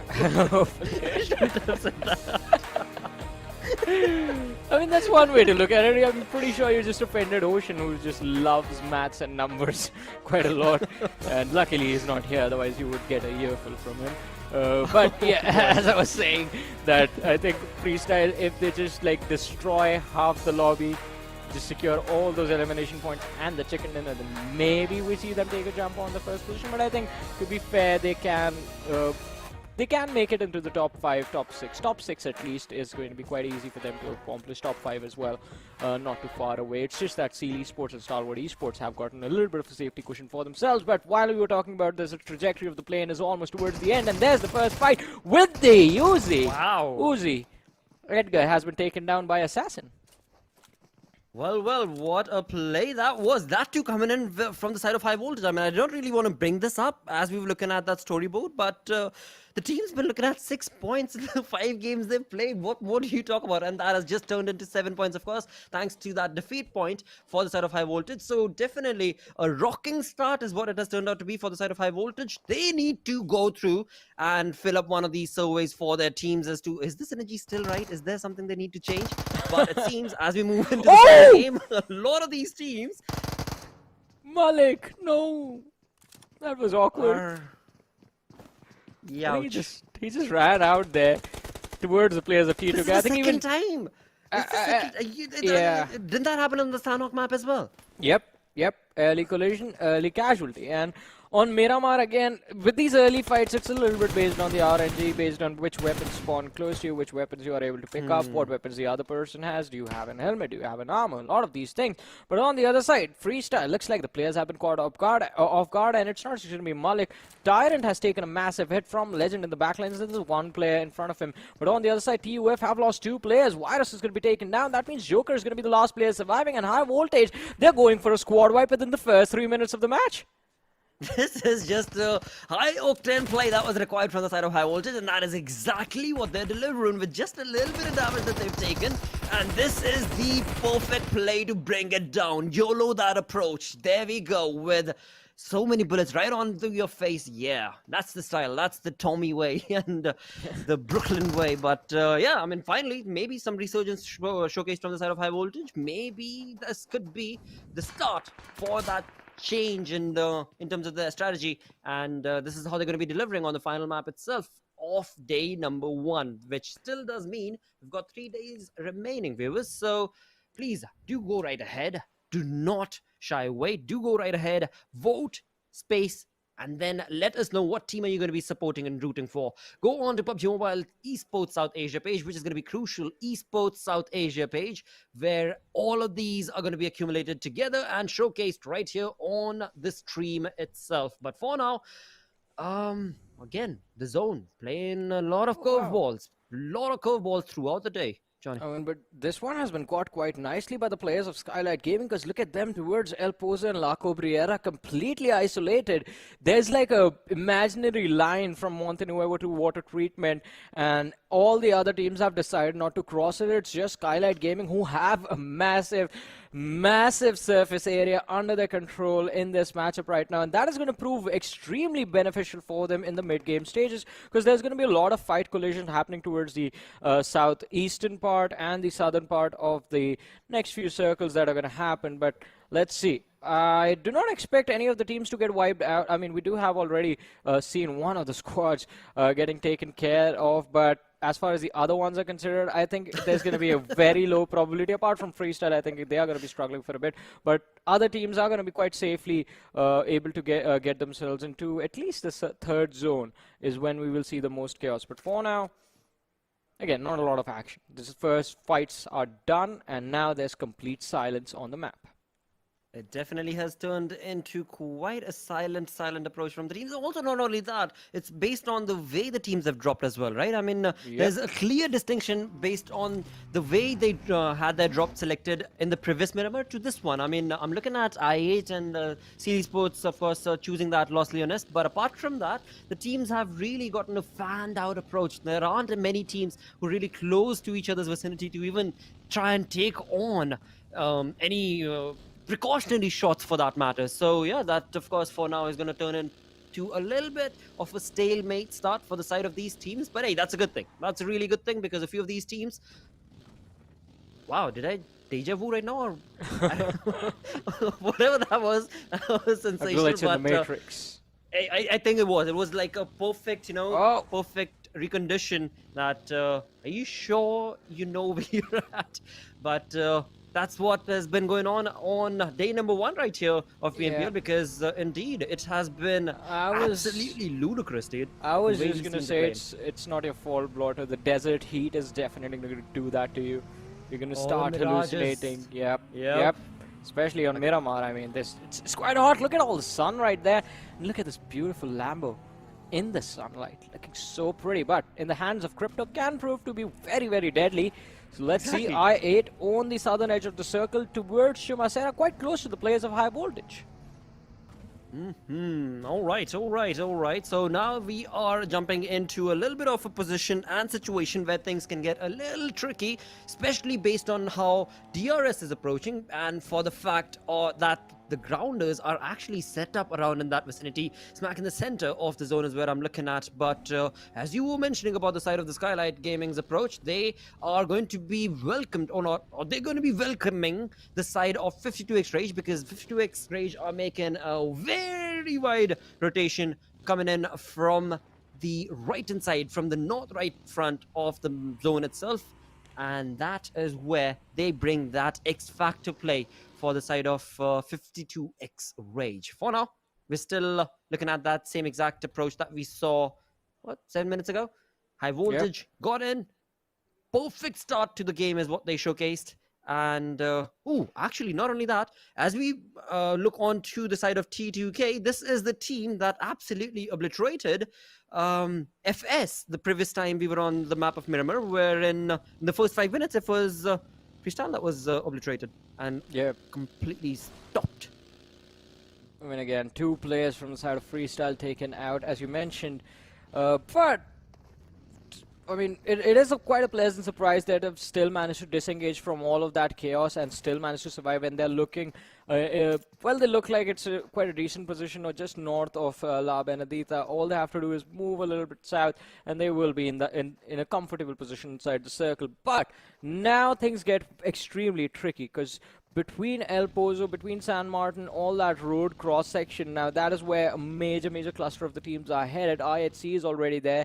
Skylightz Gaming have decided to play with a 2-2 split, but look at that. I8 Uzum has been spotted out by Shifu Sir from the side of Deadeyes Guys. Now he has a bolt action in his hands, and with that headshot, instant knockout. Bye-bye. Good night, good sir. I8, they did not expect that to happen, but hey, from the distance, Blade with a very nice trade is going to make sure that Deadeyes Guys did not have a real advantage in this fight, although that shot was still pretty nasty. It was. That was so perfectly set up from the side. But indeed, the perfect return fire coming in from the side of I8 has also definitely stopped any onslaught being showcased against them from the side of Deadeyes Guys. And in doing so, of course, both the teams have taken them one trade, one knock each. But overall, it's still going to be fair play, as they will be trying to get away from the situation. But far away from the distance, seems like 52X Rage, as I was talking about it earlier, have been welcomed from the side of Skylightz Gaming. AJ is to thank with a perfect setup, utilities and advantage that he's got. He has been able to stop 52X Rages faster, as the Mirado has been burnt and faster has been eliminated. So 52X Rage not off to the kind of rotation that they were anticipating from the northern side. And on the other front, when it comes down to I8, they've been caught, as Fixis likes to call it, with their pants down. Well, but let's see if they will be able to find their way out of this one. On the other side of the pickle, though, Deadeyes Guys against the players of I8C. The revive has been, well, successfully delivered, but it's a reset for both the teams now. I8, they're stuck in a little bit of a dip in the middle of nowhere, and Deadeyes Guys will definitely be looking to find that one. Look at that shot! He drove his car into that one. Oh yeah, he did. It was just what was needed for this final match, you know, just the cherry on top sort of a play coming in from the side of Deadeyes Guys. And again, rightfully so, because Deadeyes Guys, when it comes to the way that their day has been, they've been ups and downs, and if you're able to get a shot like that, that definitely boosts your morale. And right now, talking about boosting the morale, definitely Blade's position is going to be boosting the morale of I8, because Blade has been able to get away from the dip, and that opening that has been able to create could be the result that I8 were waiting for, because otherwise Deadeyes Guys, looking at the minimap, have gotten themselves around and surrounding I8's position. Definitely, and it's not going to be easy for them to find an escape route. I8, as you mentioned, I mean, they are quite fanned out, but look at this, the first airdrop bringing it with the OM and the suppressor for the ARs. JyanMaara on our screens right now. On the radar, we do see a team towards their right, but feels like No Fear has decided to disengage. Susan is going to come back for a pickup, and Shifu is not looking to stop one after the other. He's making sure that Reviews is not going to be up on his feet for a while. And another knock has been secured by the players of Deadeyes Guys, and that scuffle that's there between the two teams. No Fear finally being picked up by his teammate Susan. Both of them will have to heal up before they try and make a push towards the edge of the circle, which is 500 meters away from their position. Chari with a Molotov is going to look to flush out one of the players from the side of R8, and this time it's going to be Crypto being taken out right here. Another one for Shifu, though. It wasn't Chari who found the knock. Shifu securing 2 pickups, 2 points for his team in the fight of DE versus I8. Well, I8, rocky play being showcased from their side. Blade moving away from that position will hopefully be able to keep the light surviving for a little bit longer for the side of I8, and it seems like Uzum will be joining the cause as well.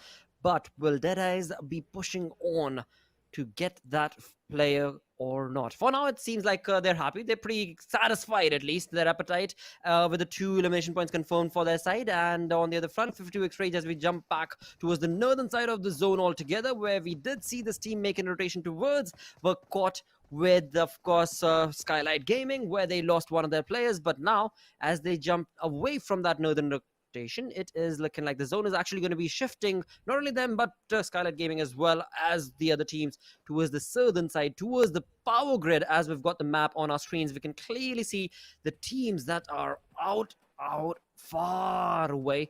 Well, right off the bat, it's going to be T2K. I think that's the one in the green.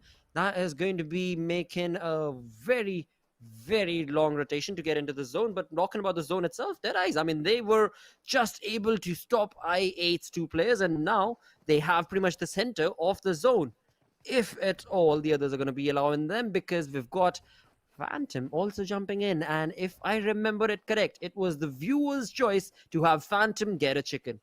Oh yeah, definitely. The viewers have been supporting Phantom Esports throughout the day, and I think Phantom Esports, they definitely need to deliver on this. But so far, I mean, we have seen a few pop-ups from them, but not really the finish, the consistency that we have been hoping to see, or the fans have been hoping to see, in fact. But let's see. Maybe this is going to be their game. The day is still not done. This match is still there. 13 minutes in, still 15 teams, 55 players surviving. And talking about Phantoms, well, it looks like the first challenge in their path to victory is going to be the team of High Voltage right behind them. Challenge. Yes. Of course, that could very well be the case, but of course, if we are to go with what the viewers are predicting and stating, that could maybe not be the case as well, because it seems like 2 fights is what Phantom Esports are going to be taking on. From one side, it's going to be High Voltage. On the other, they got a free knock and a confirmed point as well, but not that easy, because Wexy has been dropped down on his knees, and that is where the opening from the side of High Voltage has resulted in Phantom Esports trying out and pushing on for as long as they possibly can, and it seems like they will be able to get a few more knocks, but not before taking a knock on their own as well. So this has turned into quite a close battle for the side of course, Phantom, because their numbers have been dwindling down one by one. But High Voltage, it seems like they've somehow found that perfect pedigree that they were looking for in the final game, and in doing so, well, never mind that assassin kill. That was a different team altogether. Never mind that did not happen. But they've definitely found the pedigree. Yeah, that is not what we were talking about. That is not what we wanted to see, but it happened. And now High Voltage are left to struggle. Oh, Praveen! That was a perfect Molotov right on his back. And now he's just burning alive for a few seconds. Oh, man. I mean, talk about curses. Really? Yeah, High Voltage is just cursed at this point. Phantom Esports could just close their eyes and throw something and it's still going to connect on High Voltage. I mean, it is not looking good. But hey, they have repositioned themselves. Praveen and Extreme, they have backed off, and that is the thing that they needed. Yet taking a little bit of damage is going to put him in a disadvantage where he has to fall back, reset, heal up, and then try and be a part of the action again. But on the other side, Skylightz Gaming, Mafia Ninja spotting out the players of Regicide, one of which have been taken down. They will have an advantage if they manage to get those knocks mid-rotation, just blow up the vehicles, but that does not really happen. And Regicide, they decide to leave Voltrucks behind and focus on the movement on the path ahead. Oh! Well, as we jump back to the fight that we were just a part of a few minutes ago, it was Phantom Esports against the players of High Voltage, where Phantom Esports have been able to deliver and have been able to completely annihilate the players of High Voltage, but not before High Voltage themselves were able to get not only a team eliminated, but also another knock and confirmed elimination point from the side of Phantom Esports itself. So 5 elimination points is what High Voltage walk away with. With that, 14 teams remaining, 46 players alive right here, and Skylightz Gaming is apparently going to be the ones in the crosshairs of Phantom Esports. And for now, the way the day started off, Phantom Esports were dominating. I mean, just a complete ludicrous amount of talent was being showcased from the side of Slipknot and his teammates. But as the day slowly progresses on towards its end, it seems like that aggressive stance has slowed down a little bit. And as we jump to the map, I'm looking at IHC not having a good day at all, as 2 of their players have already been confirmed knocked, and 1 final player, alright, never mind, Godless has also been eliminated. So 1 final player remaining for the side of IHC. Not the day that they predicted, but these teams, DRS, they are just rocking against the players of Regicide War. One by one, they are bringing in a lot of defeat points for themselves. I mean, yeah, just bringing in the hurt on anyone and everyone they see. On the other side, hey, look at the elimination feed. We see R8 going up against the players of Stalwart Esports. Now, that is a fight that everyone would want to see, because Stalwart Esports, they were a 4-man roster, but R8 was down to the final 2 players, and they still find those openings. I would love to see how that fight sort of comes to a conclusion, but for now, a little bit of a standoff situation between the players of Deadeyes Guys and Skylightz Gaming over there. Finally, we are here. Look at the distance between the 2 lineups. All you can do is just shoot and hope for those knocks, hope for the players to be out in the open so you can get those finishes. I8, there's no way they can go for a push unless there's a third party on Stalwart Esports. Absolutely. If there's a third party, then of course that would be the perfect approach for the side of I8. But if nothing else, what they can do is just completely utilize this as an opportunity to get a little bit of that rivalry blood, you know, kind of warmed off a little, cooled off rather a little, because it was the side of I8 who have really gotten damaged quite a lot, and this time around they have the opportunity to be able to deliver a little bit of that blow against the players of Stalwart. But never mind, because for now, that fight is not going to be resulting in an elimination, but this one very well could, because Skylightz against the players of DRS are definitely going to be... Oh, never mind. It was again a third-party situation from the side of Deadeyes Guys, taking on the player of DRS. Well, definitely, and on the other side, the Stalwart Esports against the players of 52X Rage, and it's going to be action. First one knocked out, but that is going to be it. 52X Rage down to their last player, Knight, who has been finished off finally, and Stalwart Esports, they do end up securing those elimination points for themselves, but IHC are going to be finished off now next, as IC was spotted out as well, hiding behind his buggy, and Skylightz Gaming with a very, very comfortable push to finish them out. But was that a mistake? Was that a bait, as Sensei from the side of the grounders now with the mini 14 in his hand just taps away till his heart is just filled with happiness of making sure Skylightz Gaming are down 2 players, and in fact not just down 2 players, they're out of the game. Wow, that was some next level play coming in from Sensei. Perfect name, perfect play, dude, from the dude, because indeed the side of the grounders, they actually needed these sort of plays, and it is thanks to Sensei and his calm, composed approach that has resulted in them walking away with the 2 defeats. And it's still not done. The game is still on with 10 teams still remaining, but right here the grounders against the players. Sorry, Johnny, carry on. Well. I mean, the situation's so intense that even we can't keep up with this. But let's see if Stalwart Esports can, as Zigsaw has been taken down, the next knock being secured. Hey, we might choke, but these players never do. Top securing 3 knocks all in one push.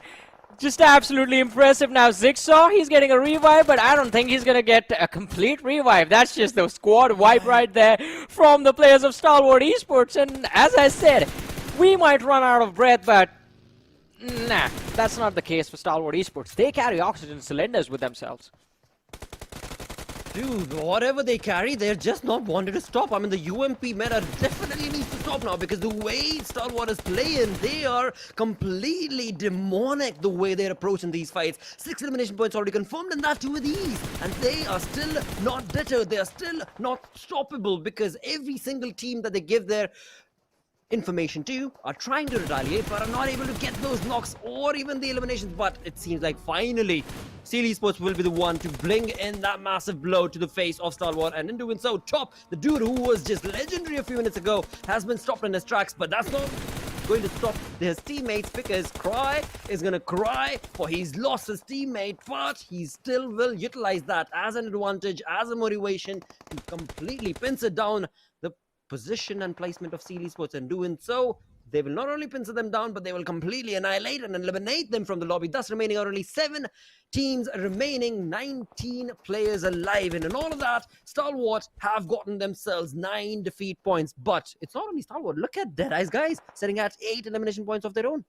Yeah, I mean, Deadeyes Guys are trying to match the pace of Stalwart Esports, but it's going to be quite interesting to see since they have lost one of their players. Stalwart Esports still a 4-man strong roster. DRS in the distance, though. Now, this is going to be very interesting. They are quite a distance away from the circle. Freestyle on our screens against the players of JyanMaara, and Deadeyes Guys have a flanking position to take down the players of JyanMaara as well.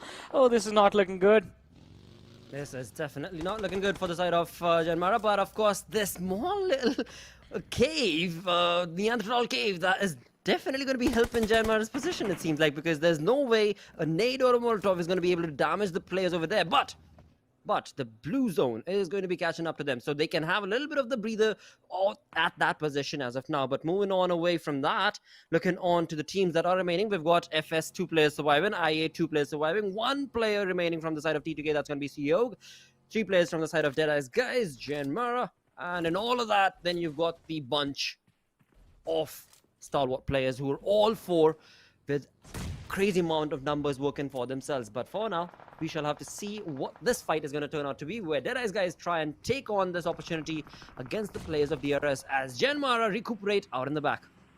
Well, but let's see, JyanMaara, the reset, is it going to work out for them on the other side? Stalwart Esports outside the circle for now, but they have the players of Esports. Uzum making a run for it, will not survive the spray from Pika and will be taken out down to the top 6 of this matchup. 16 players still alive, and well, JyanMaara, they're going to make sure that the numbers are going to keep on decreasing. Another beautiful spray, freestyle, down to the last player. Stalwart Esports on the other side, they hear the noise on the other side of this, well, this rock, this small little mountain that's there in front of them. And DRS, they are just holding their position towards the northern edge. How long are they going to survive in this spot? The blue zone is closing in, and the next shift, I hope it's on top of this rock. Well, top is definitely going to be there no matter what on top is going to be the rotation for, because for now, DRS as well as DE, both the team's information is definitely given away to the side of Stalwart's players, and they've got 4 players, so numbers advantage working for them. But maybe we can have a third-party situation from DRS. Maybe. Never mind. Oh! Well, DRS, if they are staying back, Deadeyes Guys, they step up and, well, take on the players of Stalwart Esports. 3 knocked out, last player surviving in the back lines, and all for the loss of 1. A preferable trade for Deadeyes Guys any day of the week. But look at this, DRS, they use this opportunity to take advantage of this match, and with this nade Delta, he might just be able to finish off the players of DE, but no, just falls a bit short, and DE, they will be able to reset. Stalwart Esports, Pika trying to get a revive from Action, his teammate right next to him. Well, will Delta have anything to say about that? He's quite close to them. Even a Molotov at this point will do the trick for him. All he has to do is lob the molly, wait for the opportunity. As soon as Action gets up, take him out. But oh, Pika is back. Now the first aid, as soon as the first aid kicks in, Delta is done. I thought Delta saw Action move away from that position, but apparently he did not. Or no, maybe now they do. Maybe now they do, definitely. Oh! They try and get that nade to the face of the player Action, and one by one, just perfectly set up nades are bringing in this entire Stalwart players domination down, and it is the side of DRS who'd taken it to the face of Stalwart, but it was not all by themselves. It was all thanks to Deadeyes as well, as they stopped the side of Stalwart before. But boy, oh boy, what a crazy fight this has turned out to be. And the recuperation has finally done. The green room party is all finished as JyanMaara are now going to be jumping in against the players of DRS. And a perfect setup nade is going to be cooked and brought the next to the one? face of Rebel.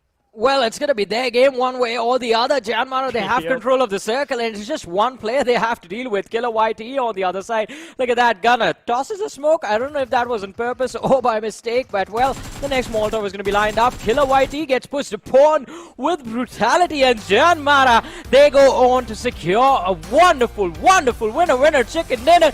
Lad, don't kick off your camera like that or your table or whatever was in front, but hey, celebrations well deserved. Definitely well-deserved indeed, with the chicken coming in to their side. This is looking like a really, really good start to day number one for the side of JyanMaara. And yes, they do find themselves on the second position with the 8 elimination points confirmed from this game. But yeah, they're definitely going to be pretty close to that first position on the overall standings. But boy, oh boy, the consistent play from the side of JyanMaara is definitely across the board. It's not only just the placement points, it's definitely elimination, and then secondary is the placement points for the side of this lot, as they have had some really good games from the start of the day till the end. I mean, definitely, and it has been an incredible run. We were always talking about this, how JyanMaara can never be rooted out as one of the top contenders in the lobby, and they just go on to prove that in this game. Although, I mean, I think it's going to be fair to say that almost all of us, not almost all of us, it's you and I are here, I think both of us expected Stalwart Esports to finish off with the chicken dinner in this game, because again, it was the hat-trick opportunity for them, and it would have been lovely and quite different to see the hat-trick in the last 3 games of the day. But hey, DRS just ruining their plans of doing that was also a wonderful thing that we got to enjoy in this match. That is so true indeed, dude. But as the day started off, that's how it's going to be ending, where JyanMaara are getting that chicken dinner. But before we close the day off, it's time to go on a short little break. Stick around, we're going to be right back.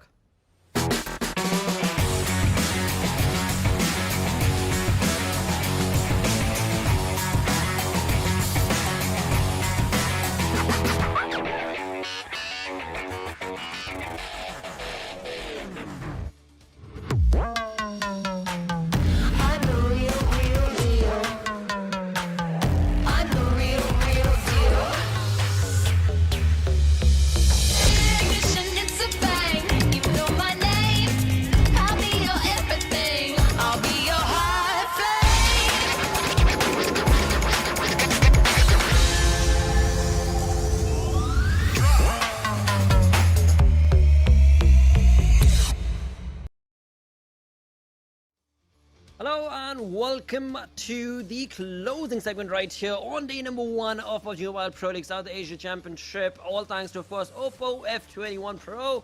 And what a day, bro, this has turned out to be. I mean, seriously, this was a sensational turn of events because of how the zones were played out, because of how the teams played out every single game. And in the end, Johnny, I mean, it is still open for debate. It could be anybody's tournament for the taking.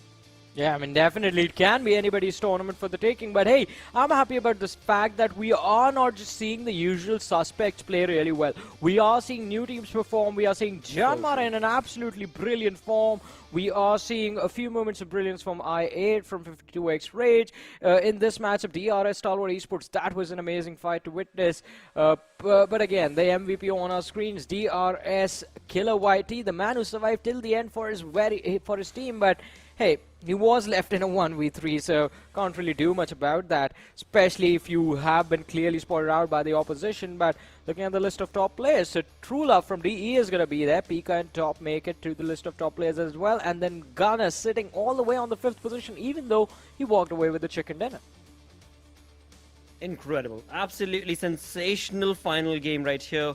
From the entirety of the lobby, we saw comebacks, we saw high voltage bringing in that 5 elimination point game for themselves. Within the first few minutes of the game itself, they were looking at a complete squad wipe against them. So perfect closing to the day for the side of that team. TUF had a big up and down, but by the end of the day, definitely have had a really good run. But right now, when it comes to just this particular match itself, yeah, this was chaotic. This was quite a lot of chaos. between the side of these Nepali teams, along with the Mongolian domination. I mean, definitely. And again, talking about the domination, would love to see where does this match, the ending of this match, bring the players of Stalwart Esports. Pretty sure sitting on the first position, but what about the rest of the competition? That's what I like to see, the differences that's there on the points table. But we will have to wait for that to happen. For now, though, we do have the match summary on our screen, and it's going to be Pika there sitting on the first position in terms of the highest elimination. True Love is going to be there as well in terms of the highest damage. A lot of players from the side of Stalwart Esports, Pika, Scry, Action, all doing a pretty phenomenal job. But again, now the comparison between JyanMaara and DRS. Wow. A stark difference indeed. I mean, okay, alright, it's not really that big when it comes down to the eliminations, but overall it basically showcases the amount of fights that the real soldiers were a part of as they pushed on along from one zone to the next, from one rotation to the other. On the other front, for the side of JyanMaara, they had a composed gameplay when it comes down to this, because after all, they were still very close when it comes down to the elimination points, with just 1 point shy, 1 elimination point shy. But looking at the knocks, clearly indicative of the fact, as well as the damage dealt, indicative of the fact that JyanMaara were not part of that many fights, as they were composed as they pushed on from one situation to the other. Yeah, I mean, definitely. JyanMaara, I think, again, they were quite opportunistic in this matchup. They waited and waited and waited for those perfect moments and made those perfect plays. They were quite patient, and we have to give props to the teams, because it's quite easy to fall into a panic situation when you have all these gunshots going around you. You have teams pressing towards your direction. It's quite easy to panic and make mistakes, but they stayed calm and collected and were just focused on doing their best, and the best was the chicken dinner that they got. But on the other side, look at DRS and Stalwart Esports, 21 points to both those teams. Incredible run from these two. But again, the surprises in this match have to be IHC, Seal Esports, and 52X Rage. Most certainly, because of how they were able to play against. I mean, they had situations that were faced against them, but they were still able to just slowly push on to get a little bit chunk of that. Of those points, basically. So that definitely helped out the cause for those teams. But yeah, with that, day number 1 off to a sensational start, and in doing so also does bring us towards the Oppo F21 Pro moments right here. As we jumped in, we did have high voltage looking on to 4 eliminations right off the bat, and along with that, of course, FS's team were also brought down to a 2-man army.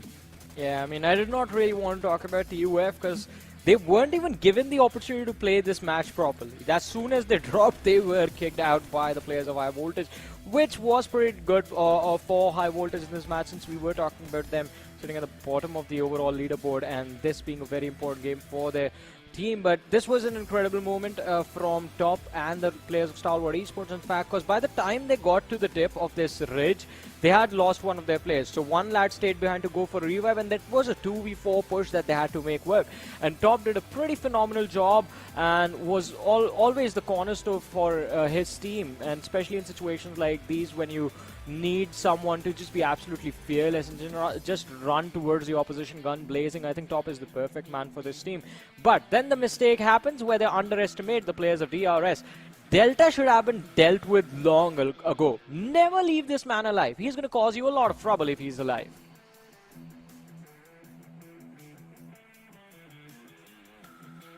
Absolutely, he certainly is going to be bringing in a lot of damage, and that in turn has been showcased time and time again. Right now, as we look at the damage graph, this is looking pretty sensational. As in, you know, the teams that started the day off were not looking too good. Right now, I'm looking at them, and they are actually looking pretty sensational, because they've turned their gameplay around, and that is something which is what you want to be able to see as you slowly move on from one match to the next, towards the end of the day.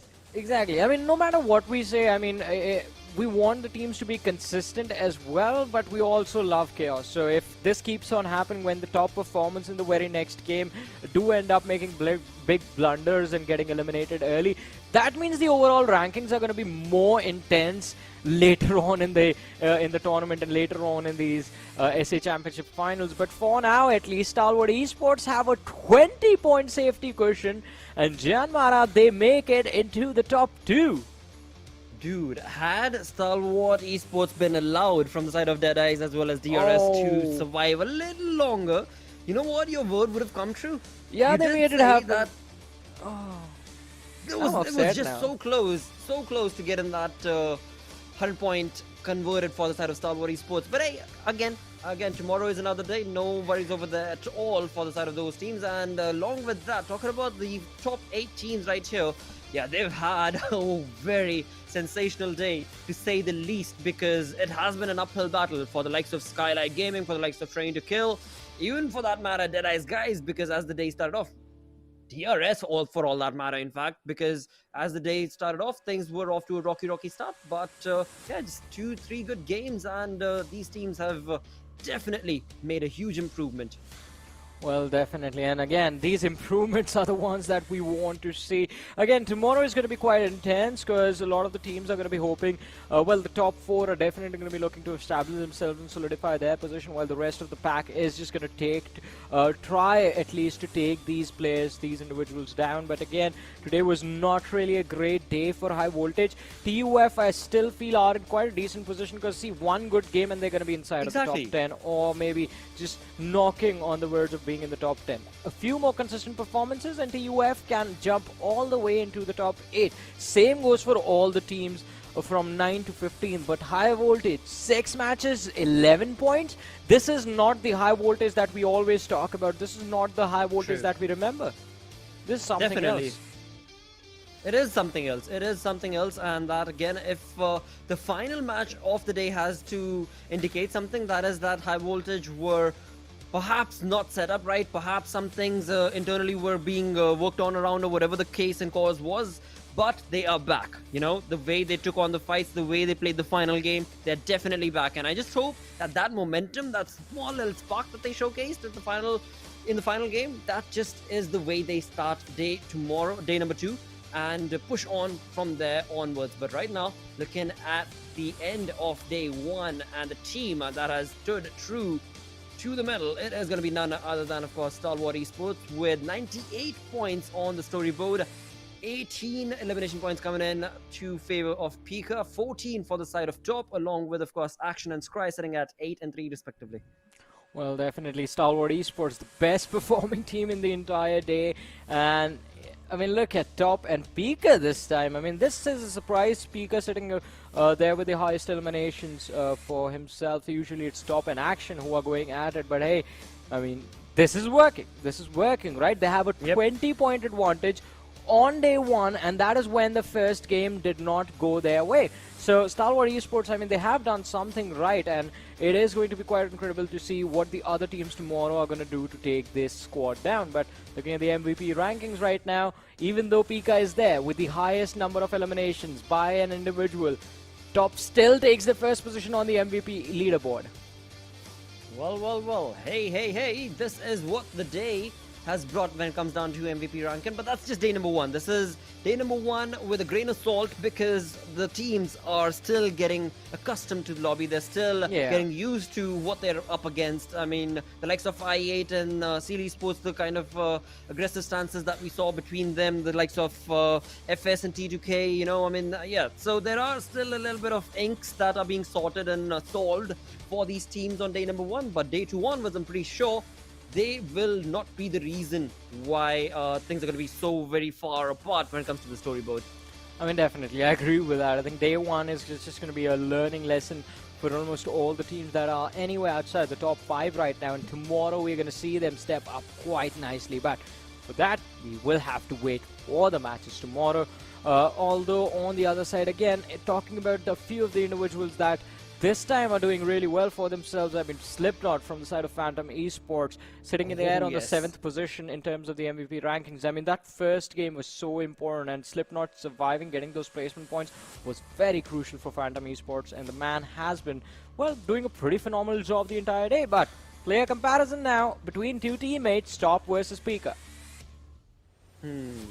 Well, again, when it comes down to the way Top was playing, he was guns blazing in so many individual situations that we saw him. On the other front, for the side of Team Pika, he is more, you know, synergized with the team and the approach that he's able to accumulate, whatever the fighting situation and chance that they're able to get set up for. And that is how I see both of these players individually. But going back to the conversation that you were just talking about, right? For Slipknot from the side of Phantom Esports, one thing I do want to kind of point out is there has to be a reason why the viewers were so adamant that Phantom Esports is the one that is going to be reigning in Supreme. And again, if first game itself is to indicate anything, that means that yes, the team is definitely going to be bringing that sort of a gameplay to our tables. It's just from tomorrow onwards. Why? Because first game they showcased that perfect play, and then they just sat back and they were like, all right, this is what we can do to the lobby, and then we want to see what are the others going to be doing. And yeah, maybe that's the strategy right there. Yeah, and now, I mean, it can be a multitude of things. I mean, it can be just love that's there within the hearts of people for Phantom Esports, or maybe the Phantom Esports lovers were tuning into the right channel, were tuning into PUBG Mobile Esports South Asia's channel, and that's where the votes are going to be counted. In fact, so for tomorrow, ladies and gentlemen, make sure that you guys are tuning in for that.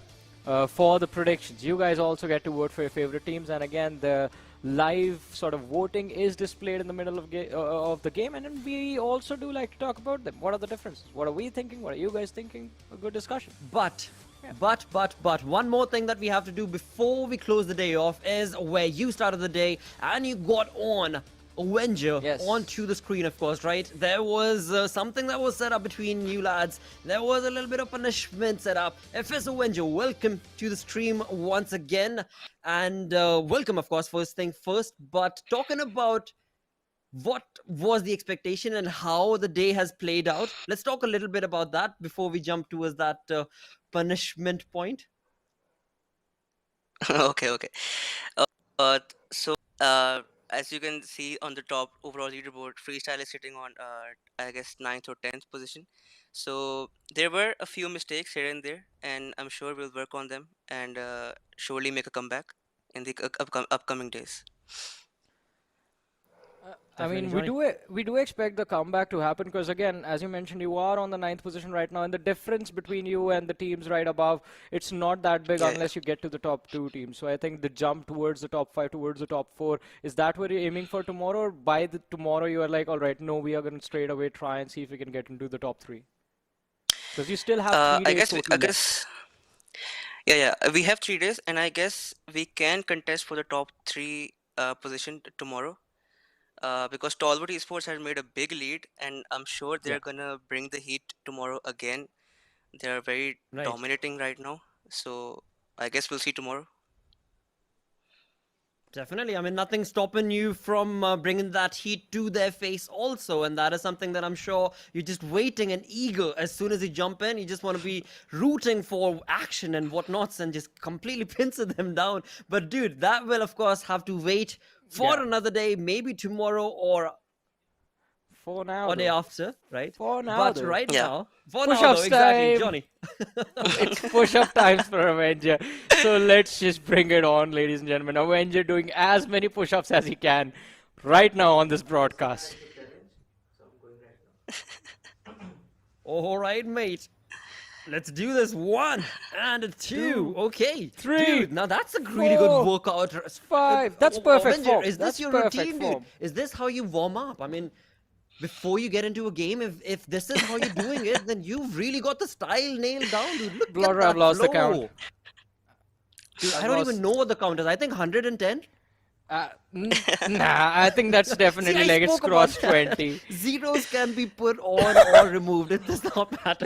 Yeah, I'll make you sit down with Ocean, and you need to go over the basics of mathematics right there. But I mean, like brilliant form on those push-ups, brilliantly done. We lost the count. Maybe you can tell us how many you did. I think definitely 25 plus. 25 to 30. 25 to 30. Yes, that's a good number. That's a good number, and that's a good strategy to really, you know, boost yourself up before you jump into the game. I mean, you called it. I did not say anything. You said Stalwart is what you're rooting for and going up against. So I am going to be keeping my fingers crossed. Johnny, what's your Yeah. question going to be, mate? I'm just going to wish you good luck, and I definitely have to say that's a very good mentality to have for a team and for the players. Like, even though you do have a little bit of a safety cushion for the next 3 days, just straight away trying to see, like, visualizing your end goal and making sure you're Right. challenging for that. So kudos to you and your teammates, and good luck for tomorrow. I hope you guys, like, definitely put at least a little bit of a challenge to Stalwart Esports. I mean, because, again, that 20-point lead, I want it to be a little bit closer between everyone else. True. But hey, thank you so much again for joining us, Avenger. And gee, mate, best of luck again, not only to you, but the entirety of your team. And of course, have a really sensational day number 2 as well. Thank All right, so that, of course, was Avenger joining us. And all right, Johnny, dude, what do you think? I mean, if you were to have like a regime and a routine before you jump into the game, what would your stance be? Would you be, getting them muscles boosted? No, just have a cup of coffee. You've seen me, dude. Do I look like I work out? I'm a lazy man. Dude, I gotta ask, right? I mean, I gotta ask. But Yeah. looking on to the day summary, though. Yeah, but I usually like to have a cup of coffee. That's it. Incredible turn of day. What a play this has been. Again, I mean, looking on to match number 4 and 5, we can clearly see that Stalwart Esports have made a huge marker right there with 11 knocks and 10 knocks respectively, with the 12 eliminations still being confirmed in both the games. So it is looking pretty good. But hey, JyanMaara, I mean, to start the day and to end the day in style on 2 individual maps, that too, So yeah, that is just also perfectly set up for themselves. Same is the case for the side of 52x Rage because of the consistent play that they've been able to accumulate. But is that going to be enough? When you've got the likes of Seal Esports and whatnots who are walking away with 15 plus, I mean DRS, 15 plus elimination points in a single game. So yeah, things are going to get heated up a lot more and a lot more tougher for these teams tomorrow on. Definitely, because the situation right now in the overall leaderboard is quite intense. We have IHC sitting on the 12th position with 30 points to their name, and then Deadeyes Guys on the 5th with 49 points. Just 19 points separating the 5th and the 12th position. So as even Avenger pointed out, I think it should not be that difficult for them to contest the top 3 tomorrow. They need 2 good games, and those 2 matches need to be the first 2 games of tomorrow. But I can't predict the future. I'm not Ocean. I don't have a crystal ball. So I'll have to wait. Well, I mean, I've got an even trolly answer for that. For that we need to end the day. Oh, yeah. But yeah, again, I mean, just to summarize the day, what would be your final thoughts, mate? I think, again, JyanMaara, we always talk about Stalwart Esports, so I want to talk about JyanMaara right now. They were just absolutely incredible. I love how this team is playing right now, and I just hope that they be the same, they keep the same form for the next 4 days, because if that happens, then I think we're going to have new contenders for the South Asian Championship, and we're going to have new kings of South Asia. That is true. JyanMaara, they're playing their own approach, but the way that they're playing it is just working out for them. And even though you've got these Mongolian teams in the lobby who at one point in time we would talk about and like what team is it going to be that would go up against them, now the teams have actually gotten that sort of an experience where the strategies are so similar that it's not really about Mongolian team or the Nepali team or whatever. It's all about which team is the best. Which team is going to be the one that will reign in supreme. And for now, we've got a couple of names that we could bring up and talk about right off the bat. But it's just too late right now because, as Johnny said, we're going to have to wait till tomorrow as we will be jumping in with day number 2. But that does bring us to the end of day 1. Thank you so much for everybody for tuning in. Thanks to, of course, Oppo F21 Pro. For all of this is all thanks to them. We'll be back again tomorrow. Until then, take care. Bye-bye.